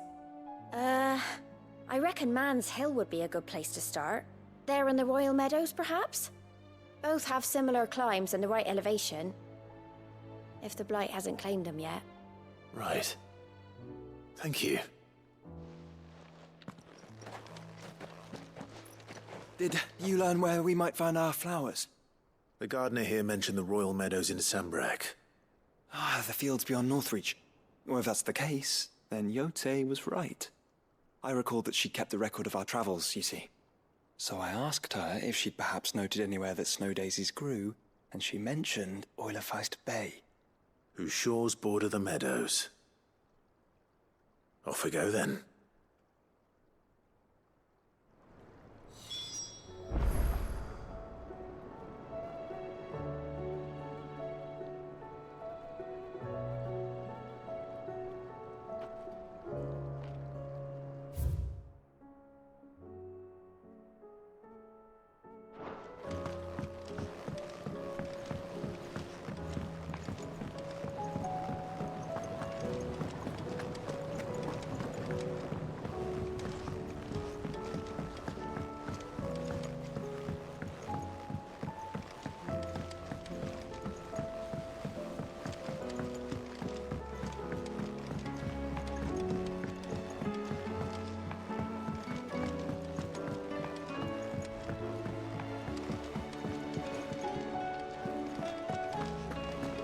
Sid will tell us about his adventures in Ash?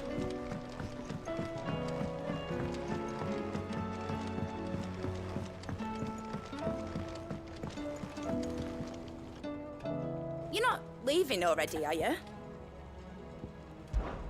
Enjoy it while you can, Clive.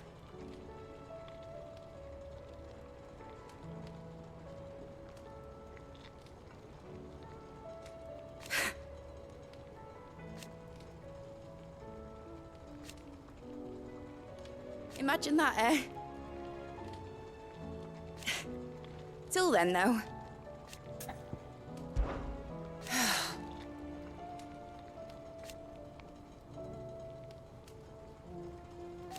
Make a name for yourself.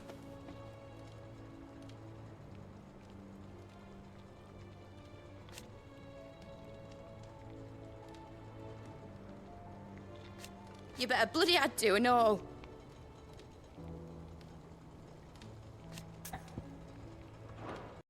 Give a melon half, Clive.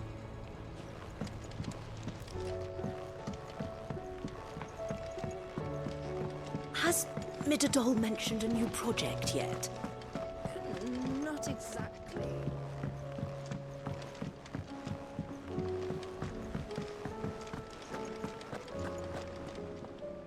I hear that you traveled to Ash, Sid.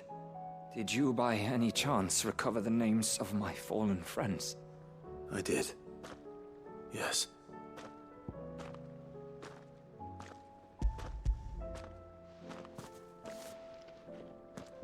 If I may? The bearer registry.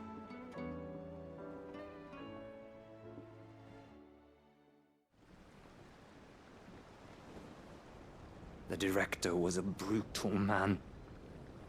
He got no worse than he deserved. The registry was all I found beneath the tree. There was no sign of a body.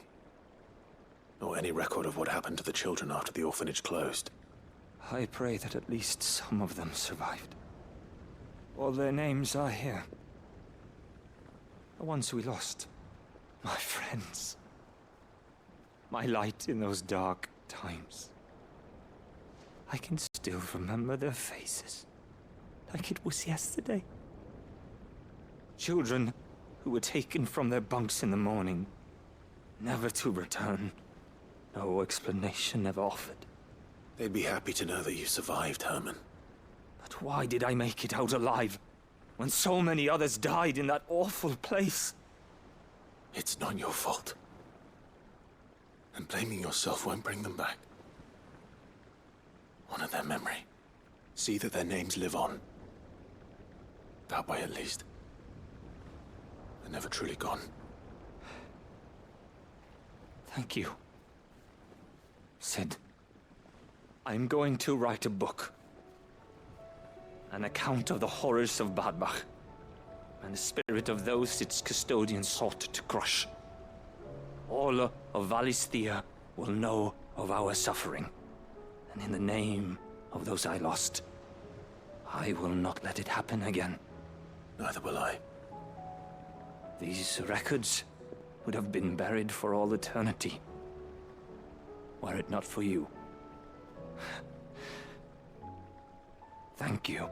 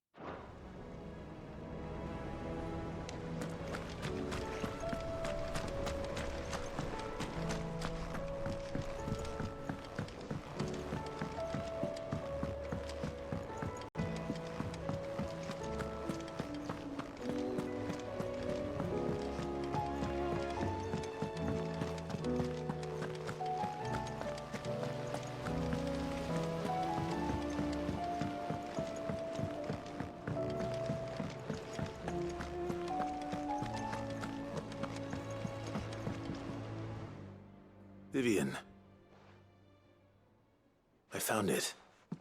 The book you lost.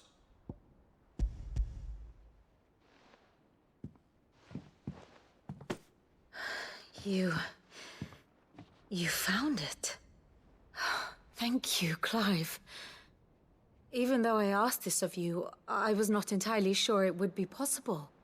I feared the executors had seized every copy. I met with one of these executors, and I convinced him to let me keep it. He told me something. That the truth is just a matter of collective belief. And that if enough people believe a lie, that lie becomes the truth. It does. But it also means that the truth is not immutable. That it can be changed. Provided that those who wish to change it can convince enough people that their perspective is the correct one.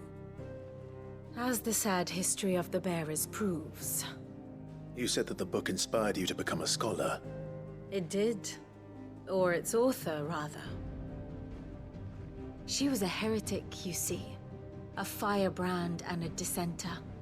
A gallows stood ready for her in every corner of the realm. And by shunning society, or perhaps being shunned by it, she stumbled upon a truth so potent that an entire realm trembled at the prospect of its utterance.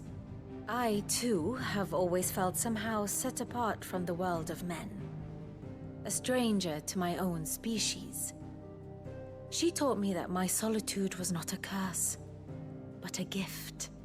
And that, though my journey to the truth might be a lonely one, what I found at my destination would be more than worth the cost. Do you still feel that way? That you're not one of us? Honestly, I'm not entirely sure anymore. Since coming to the hideaway, I find my thinking somewhat clouded. Perhaps the result of studying mankind from a rather closer perspective than I had intended. But the more I study, the more I find value in this perspective. In looking not from the outside, but from within. So if you'll permit me, I'd like to continue my work here. Remember, Clive, when enough people believe, belief begets truth. Give the men and women of this benighted world the gift of truth. Make them believe in you, as I do. I'll try, Vivian. I'll try.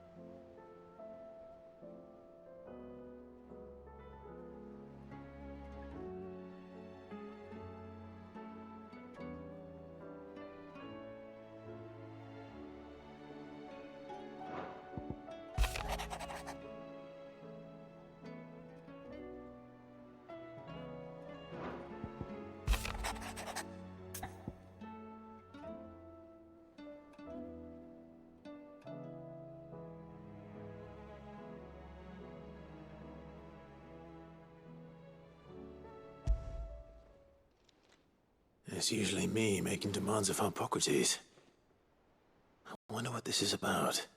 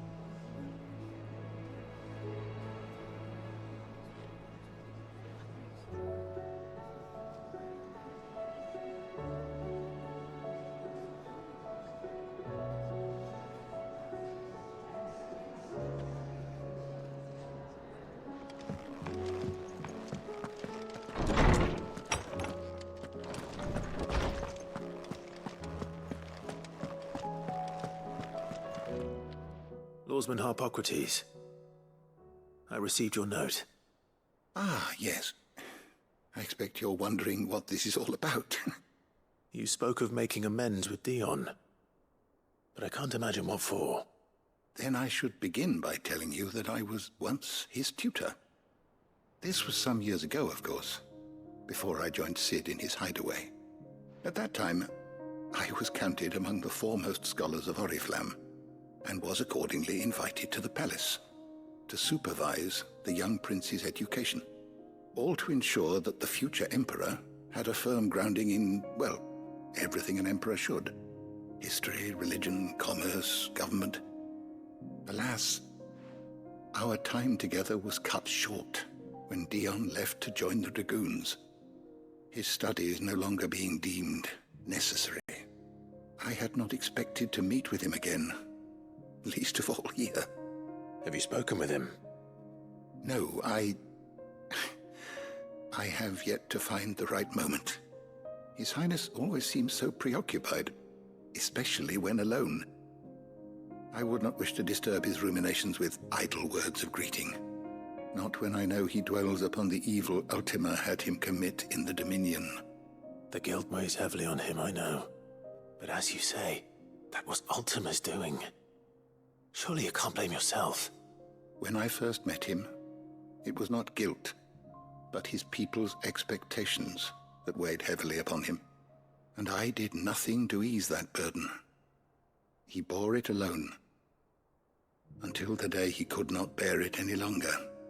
It is one of my greatest regrets that I only ever offered him my wisdom, when what he truly needed was friendship. The blame for Dion's transgressions lies not only on his shoulders, but on mine. I see. I'm ready to help you in any way that I can. Then I beg that you bring me a wild wyvern tail. Apothecaries across the ages agree that even to glimpse such a flower is to be granted inner solace. Fabulists and fraudsters all, of course. But there is oft a seed of truth to be found where even the most outlandish opinions align. Well, it can't hurt to try. Where can I find this flower? And how will I know it? You have seen cultivated wyvern tails before, I trust. The lily-white blossoms from whose roots the poisonous ink for the brand is distilled. Well, those which grow in the wild differ only in their purple hue. The harsher the environment in which they are raised, the deeper the color. There is a waterfall in Rickmal's roost across the strait, where the flowers once grew in abundance. Whether they still survive there, I know not. But try as I might, I can find no likelier location. It's all right. I'll find you a wyvern tail one way or another. Thank you, Clive. And please, be safe.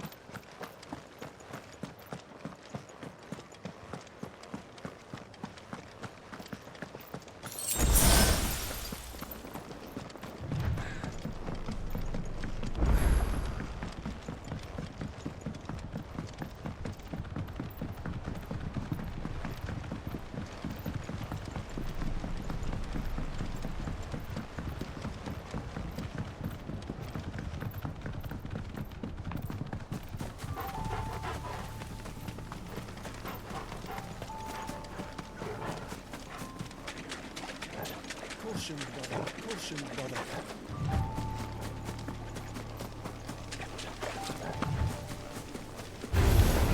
No mistakes.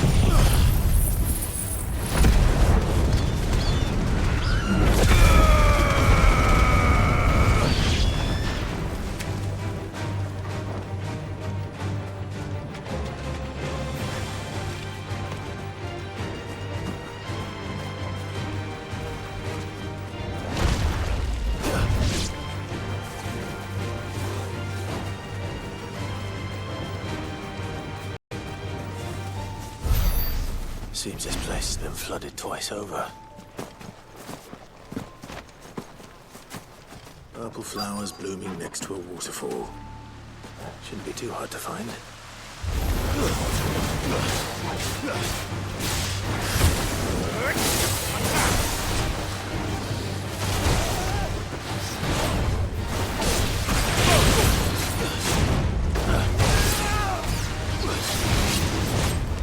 Nice try.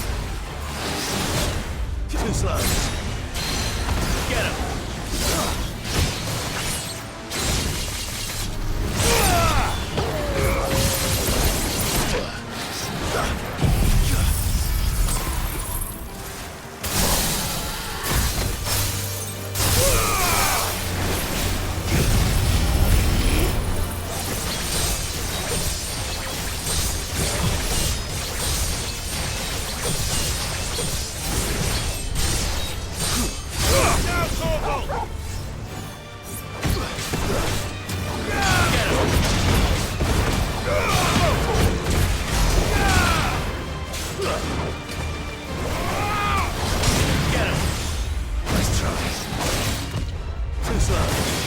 Here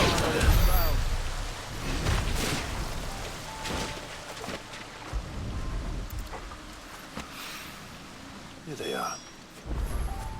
Might as well pick enough for a bunch, I suppose.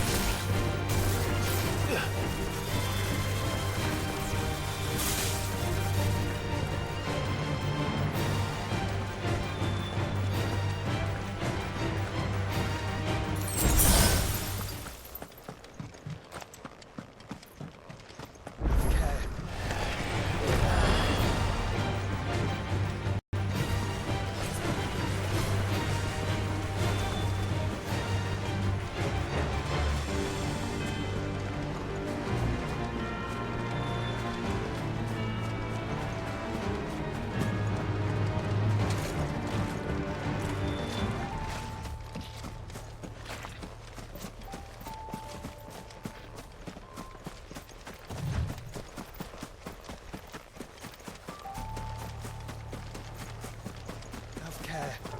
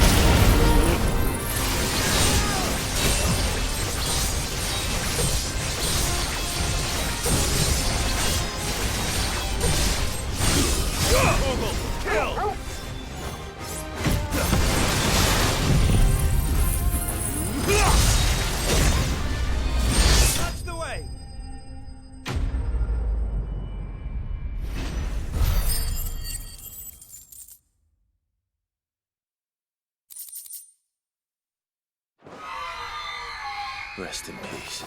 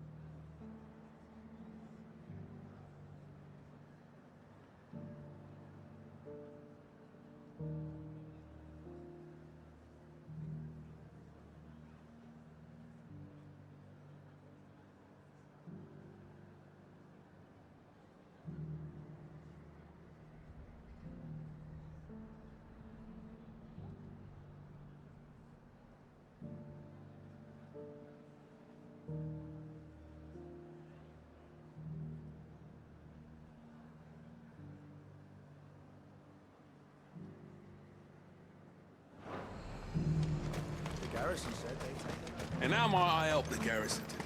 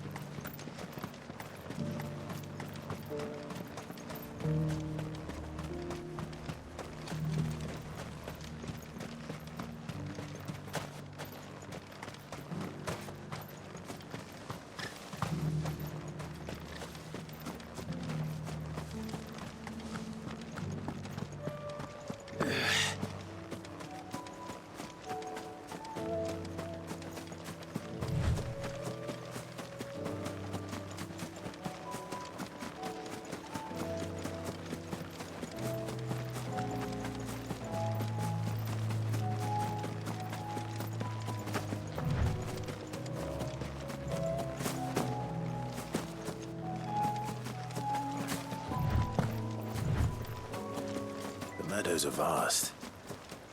Where do we even start? Yote mentioned the coastline. We can start there.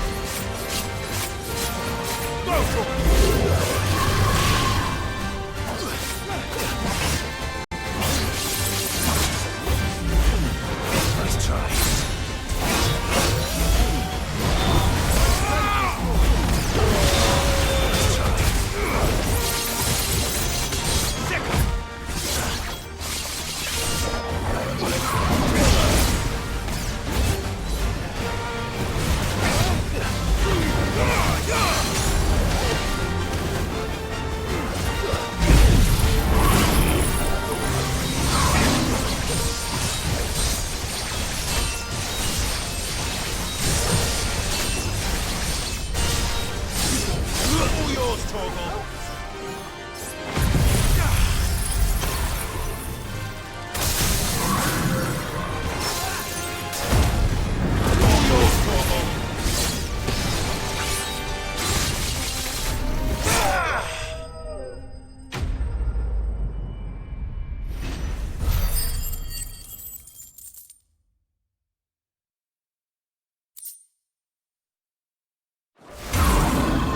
I'm getting tired of these things.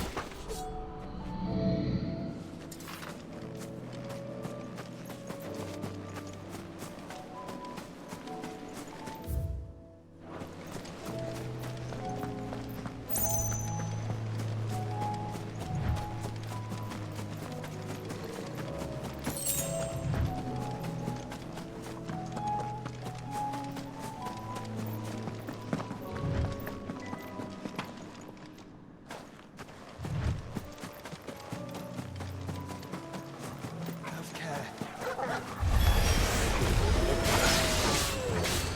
See them? Flowers and our friends.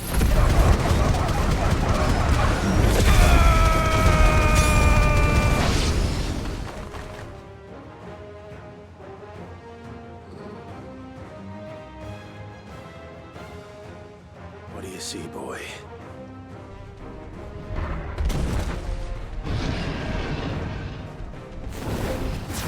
Let's hope this is the last one. Only one way to find out.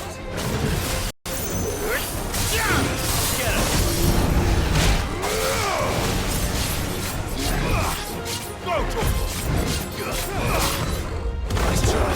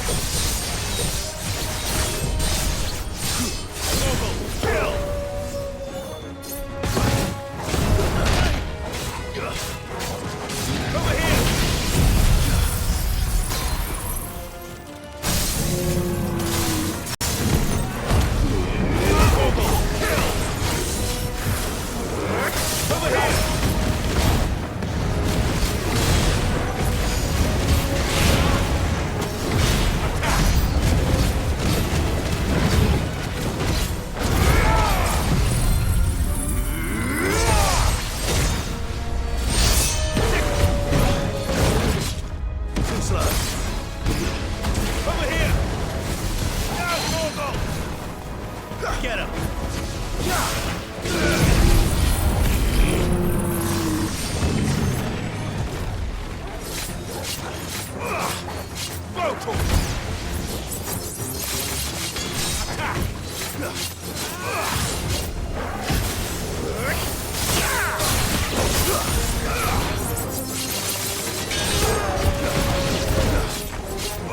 Over here!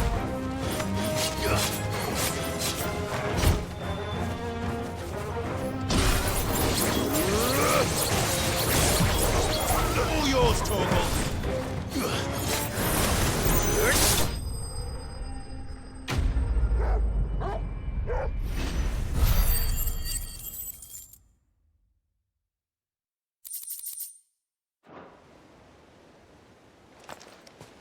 That was harder than I expected.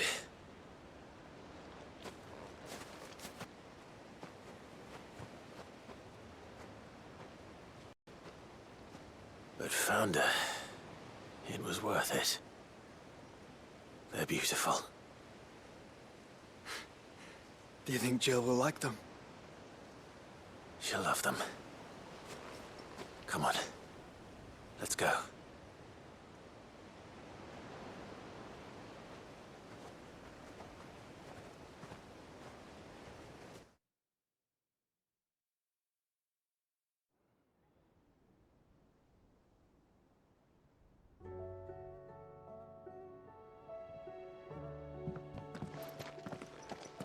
It appears my work is done. The rest, as they say, is up to you. Well, you and the skies. We wouldn't want another thunderstorm now, would we?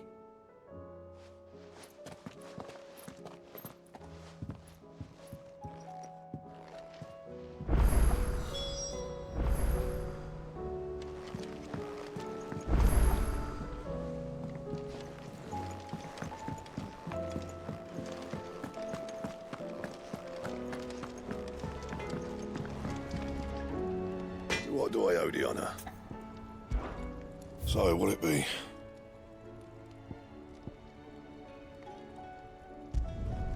Not bad, if I do say so myself.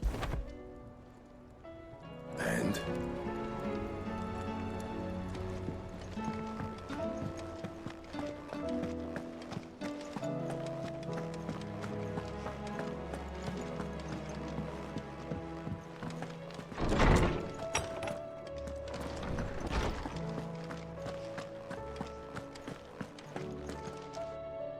Oarsman, I found the flowers you were looking for. You did? I think I did.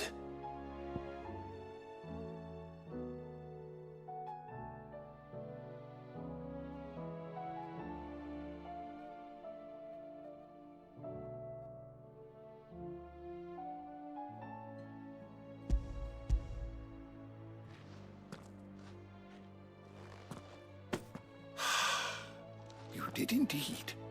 My dear boy, thank you. You wanted to make Dion a gift of one, did you not?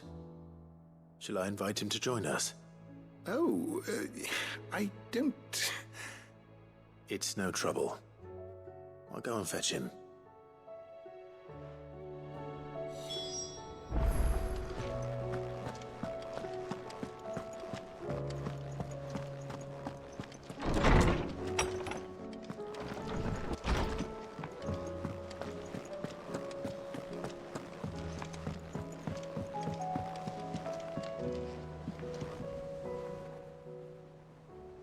Your Highness, would you do me the honor of accompanying me?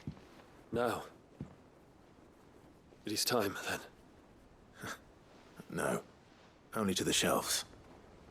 Our lawsman has something he'd like to give you. Master Harpocrates. No. I dare not show my face before him. Not after everything I have done. I have taken countless innocent lives. And ruined countless more. All because I was weak. I have sworn to atone for my crimes or die in the attempt. But were I to meet with him again,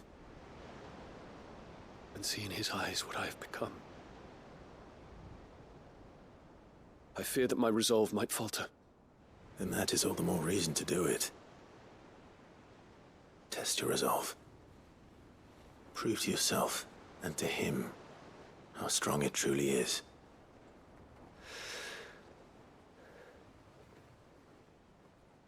You are right. I must, at the very least, offer him my gratitude. Very well, then. Take me to him. Follow me.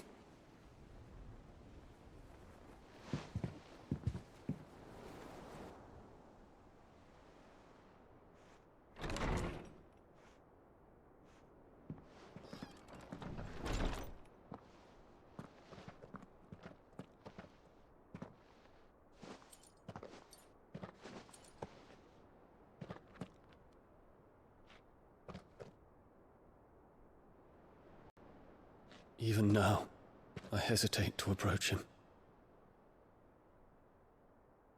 What must he think of me? You'd be surprised.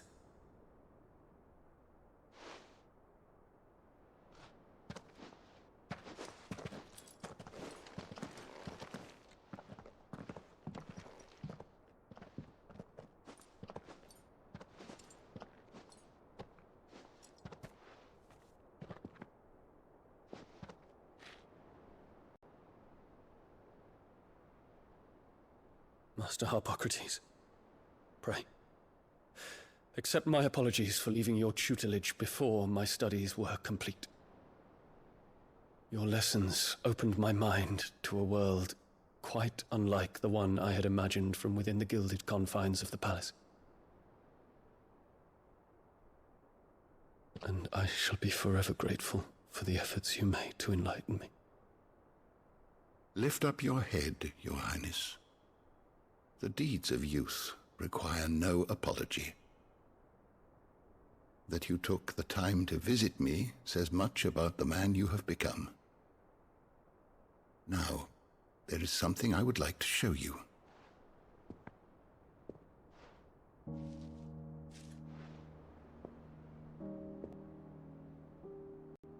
Is that a wyvern tail? The color is unfamiliar to me. Because it is unique to those found in the wild.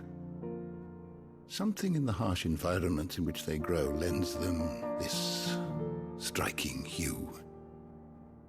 Their roots are indistinguishable from those of their hothouse cousins, but once they bloom, the difference is immediately apparent. In this flower, I see you, Your Highness.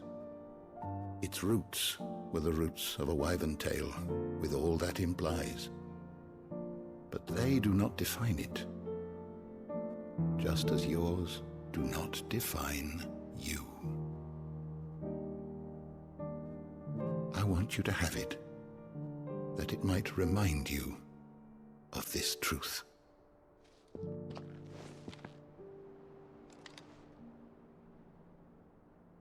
Master Harpocrates, I would ask of you a service. Keep your gift until I have fulfilled my duty to the realm, for only then shall I be deserving of it.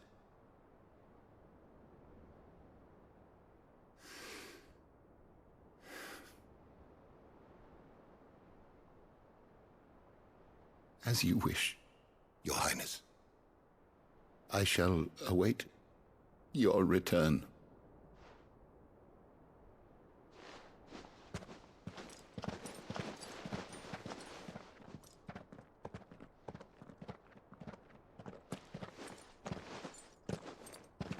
Our roots do not define us. No wonder my stepmother didn't like him. For reuniting me with memories I had thought long lost.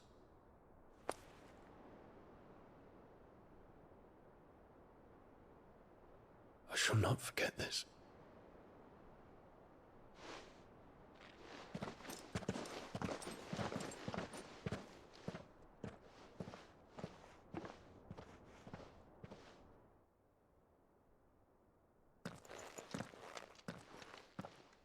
Thank you, Clive.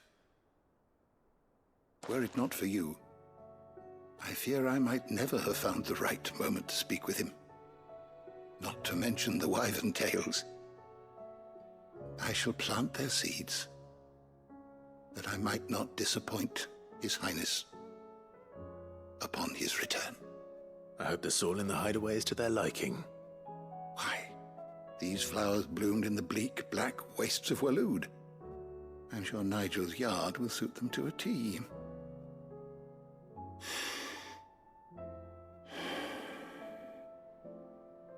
When it comes to expressing one's gratitude, I find that words are seldom sufficient.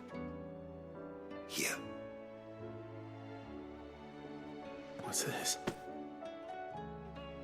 A stolas quill. Or more precisely, my stolas quill. 'Tis said that an owl's feathers are steeped in the wishes it hears over its long lifetime. All those words just waiting to pour out onto the page. So consider this my wish for you.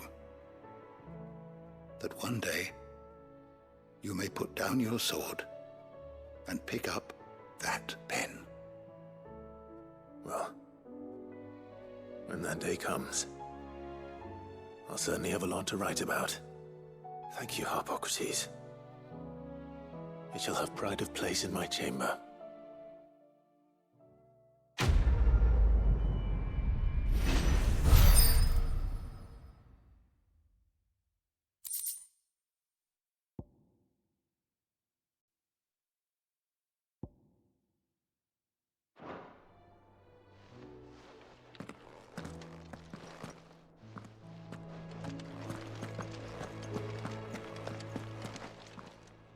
Good morrow to you, my friend.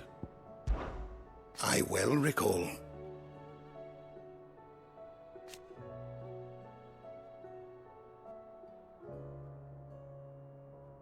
He truly believed.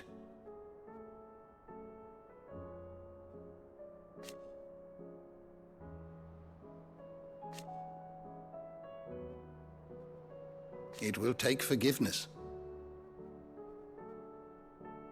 from himself. I have a few new notes that might interest you.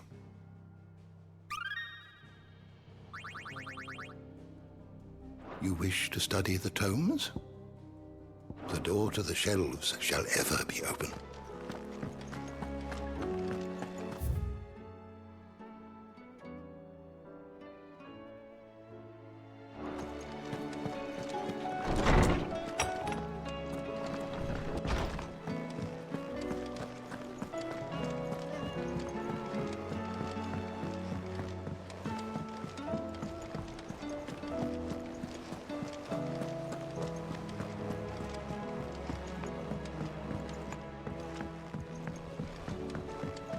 Twinside's hundreds of leagues away. That'd mean the crystal... Oh, I wasn't expecting you back so soon.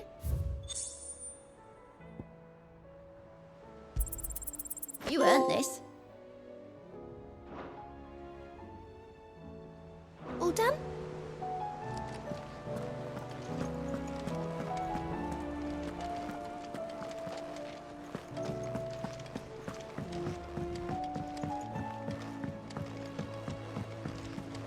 There's something about it.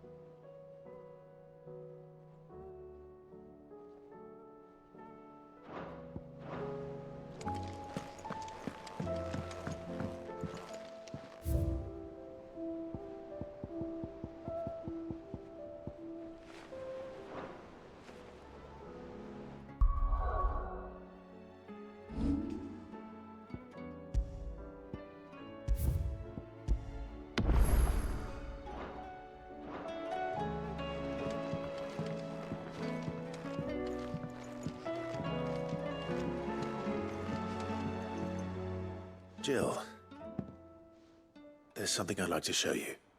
There is? And where might this something be? It's, not here. Now, I know this is sudden, but how would you fancy a trip to Oriflamme?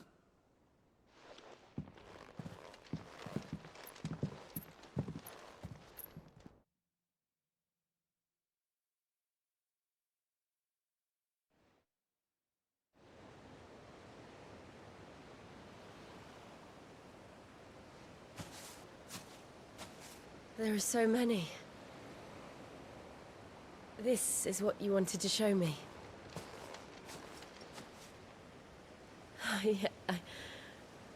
I don't know what to say.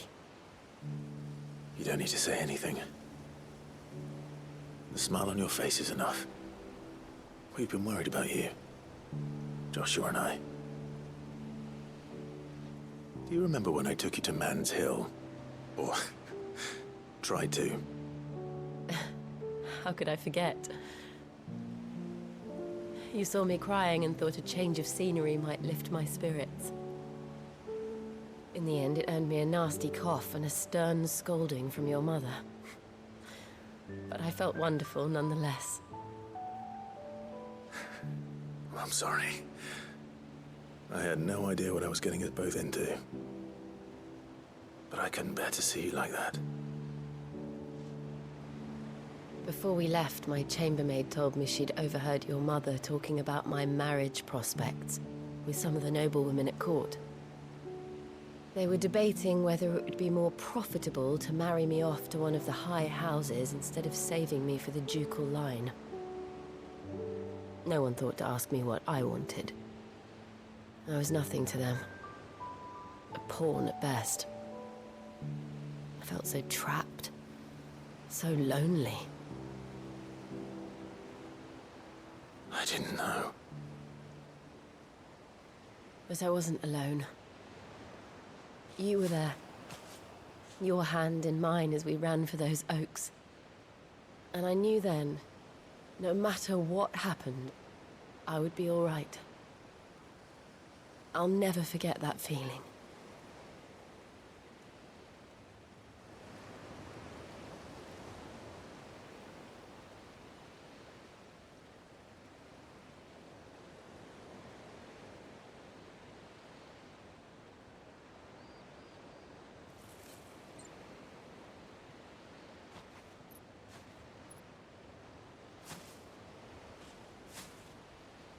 Before we broke camp, the morning after the storm,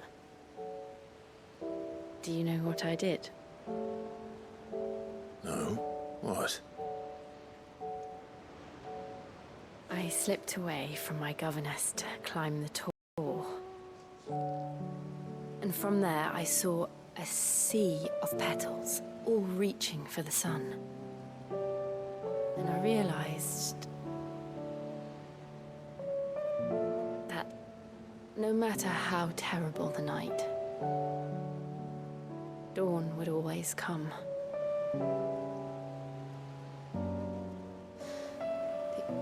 That you would always come for me. And you have. Again and again.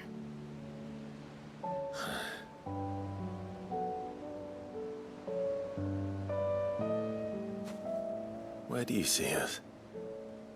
When all this is over?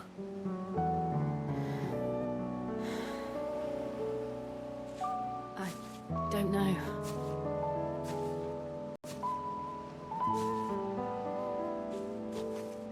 Not here, though. I think I've outgrown the twins. After everything we've been through, the realm just seems so small. I'll need some space to spread my wings. Then that's what you'll have. And I'll stop at nothing to see that you do.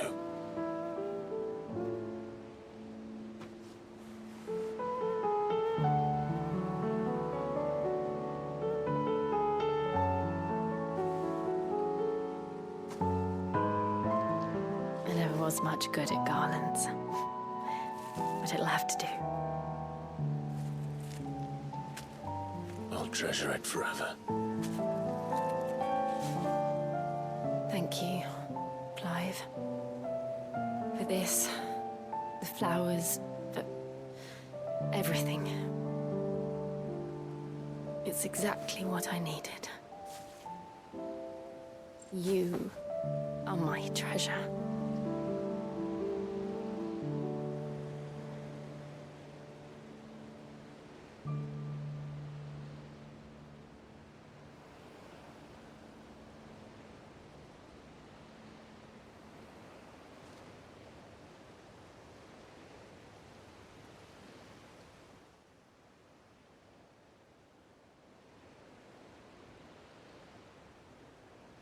We should probably be getting back.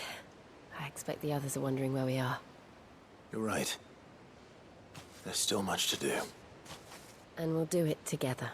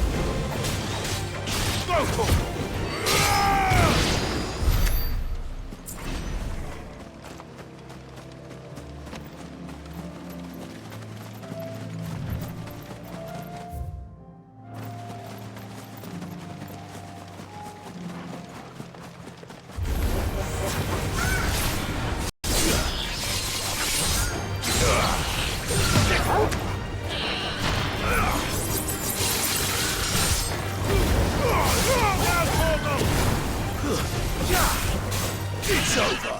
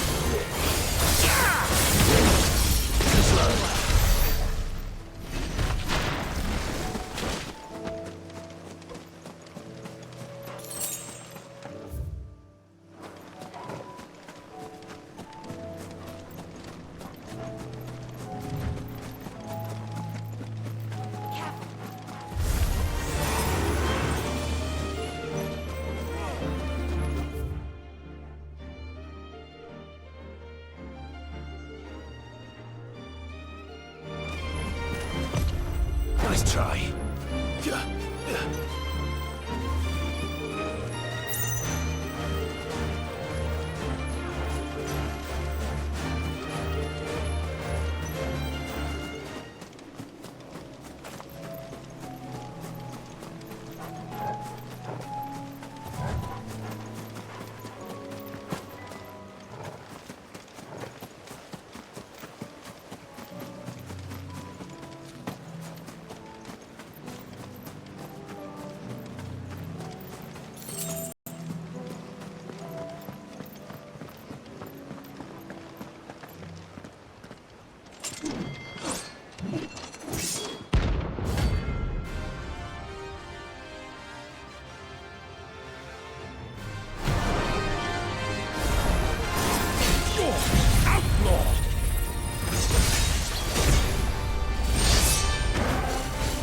Who drove His Highness to madness on your knees?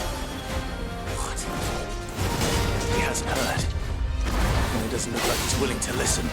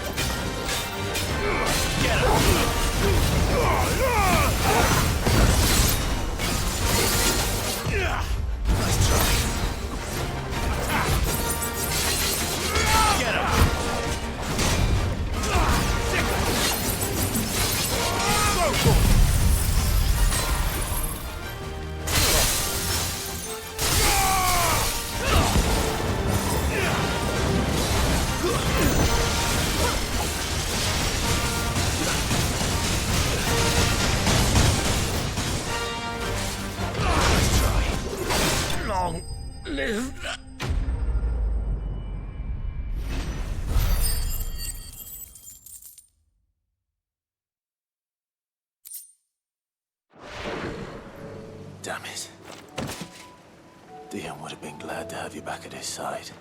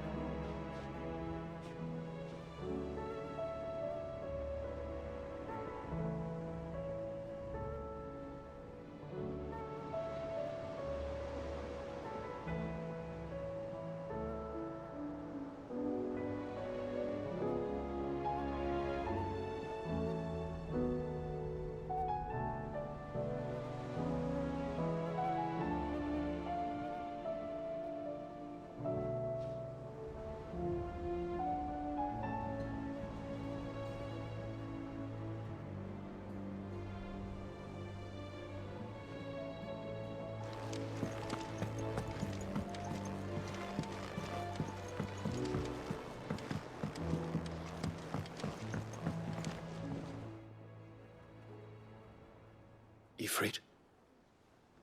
Your resolve didn't falter. No. Though I continue to be bewildered by fate. But I should meet with my old tutor here. At the very end of the world. I thank you. With all my heart. For giving me this chance. And I thank you for taking it. Should like to look upon that flower once more. When I am worthy.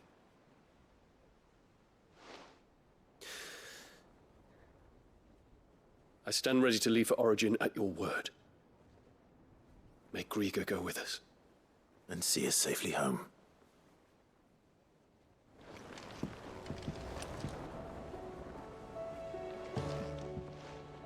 Courage, Ifrit.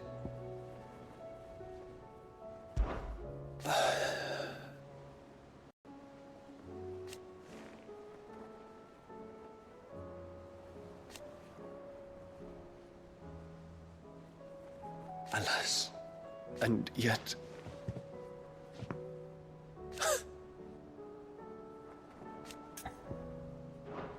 Make ready.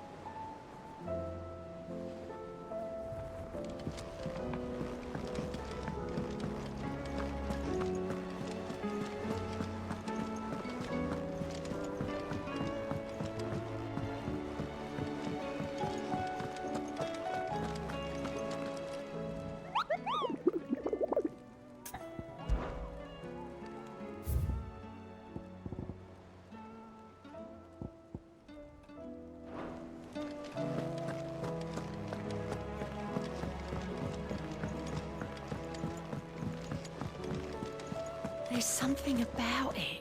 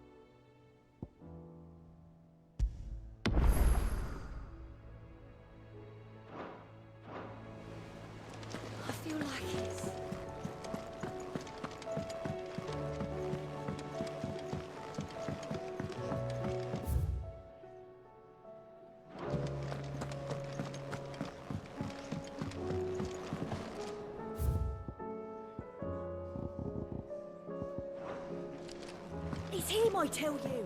The Crow Prince.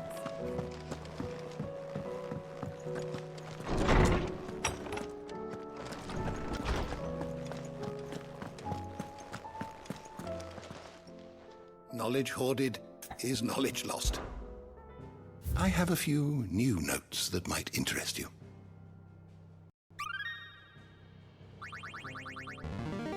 I have quite the find for you today.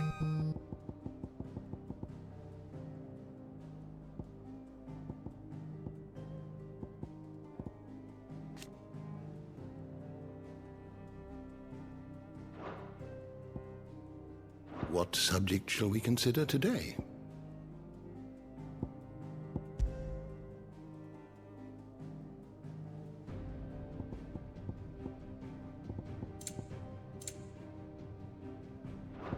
The door to the shelves shall ever be open.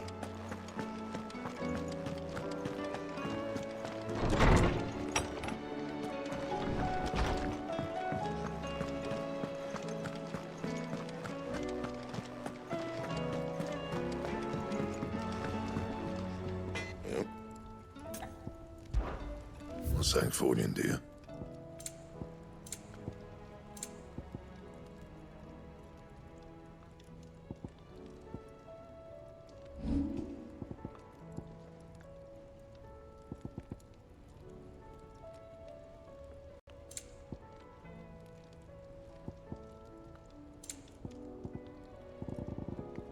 And?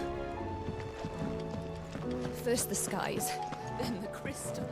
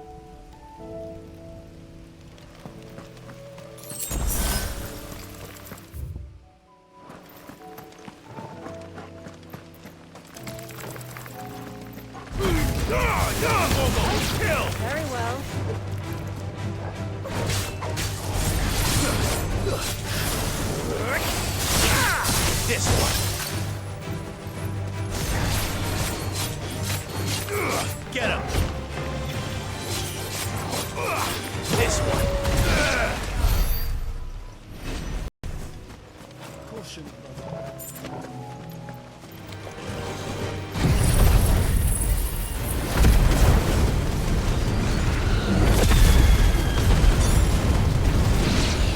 The Imperial army must have tired of their pets. But if they won't feed them, neither will I.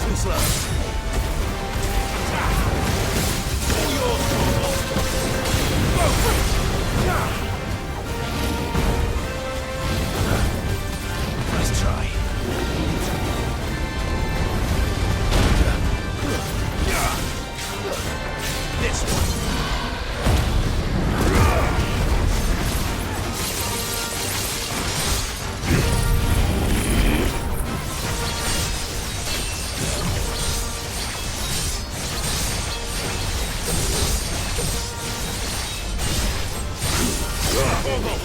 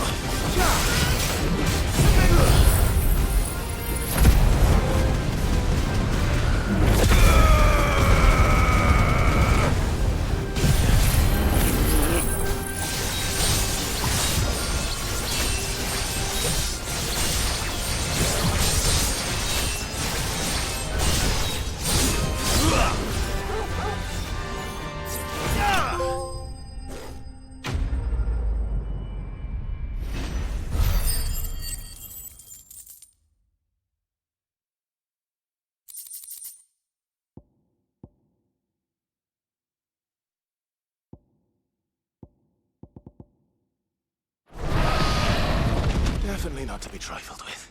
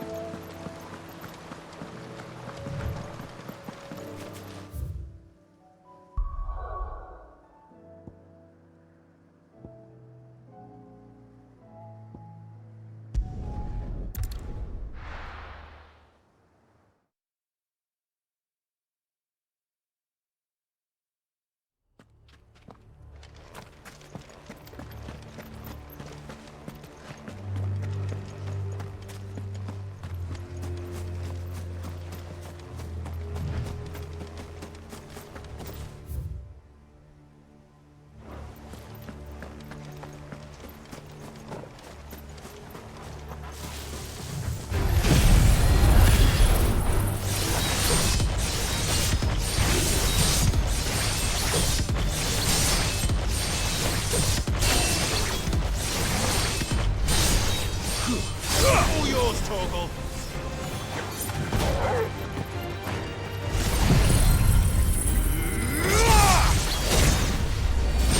Make it look easy.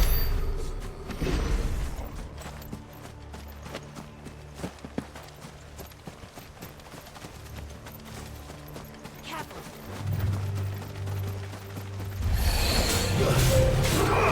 This one!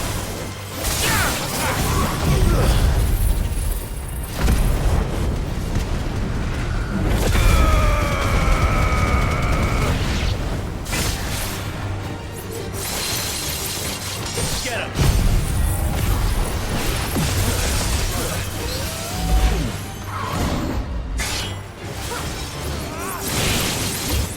Attack! Now, Torgal!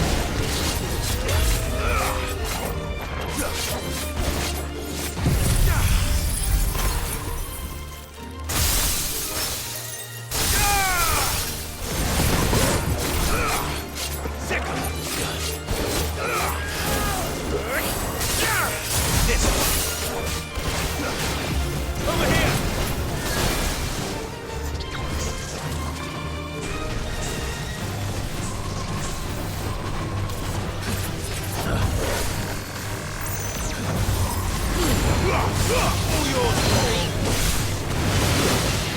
get him!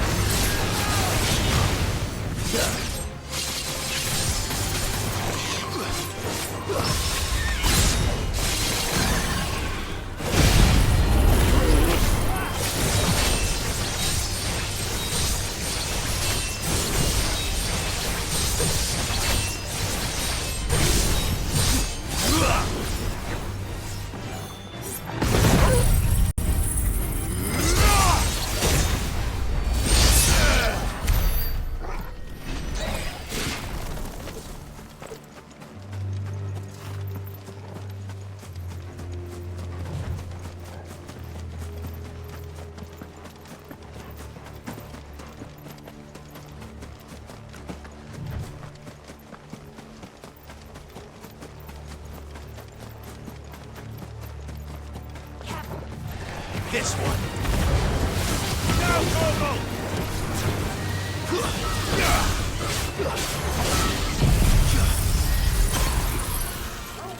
It's over!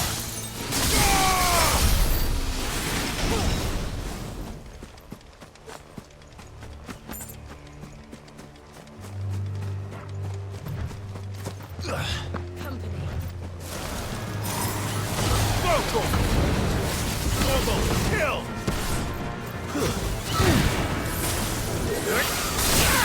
Get him!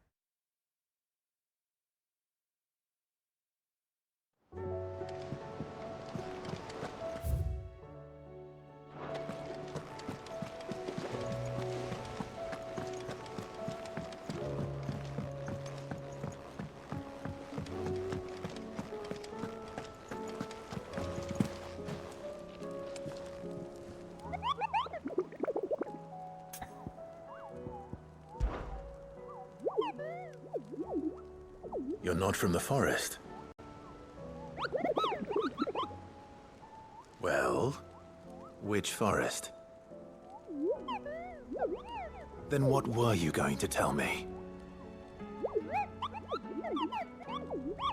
And if you had?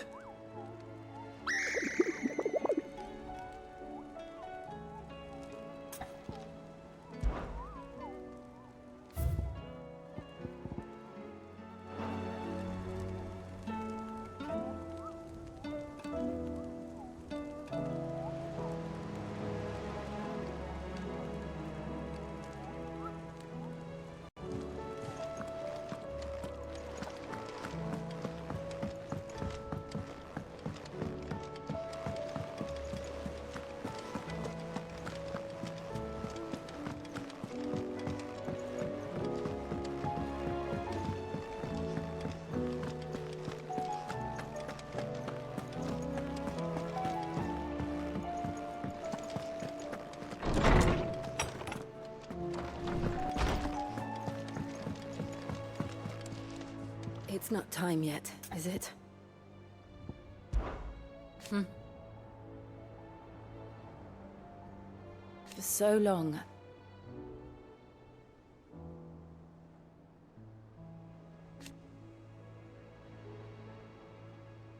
So when this is over,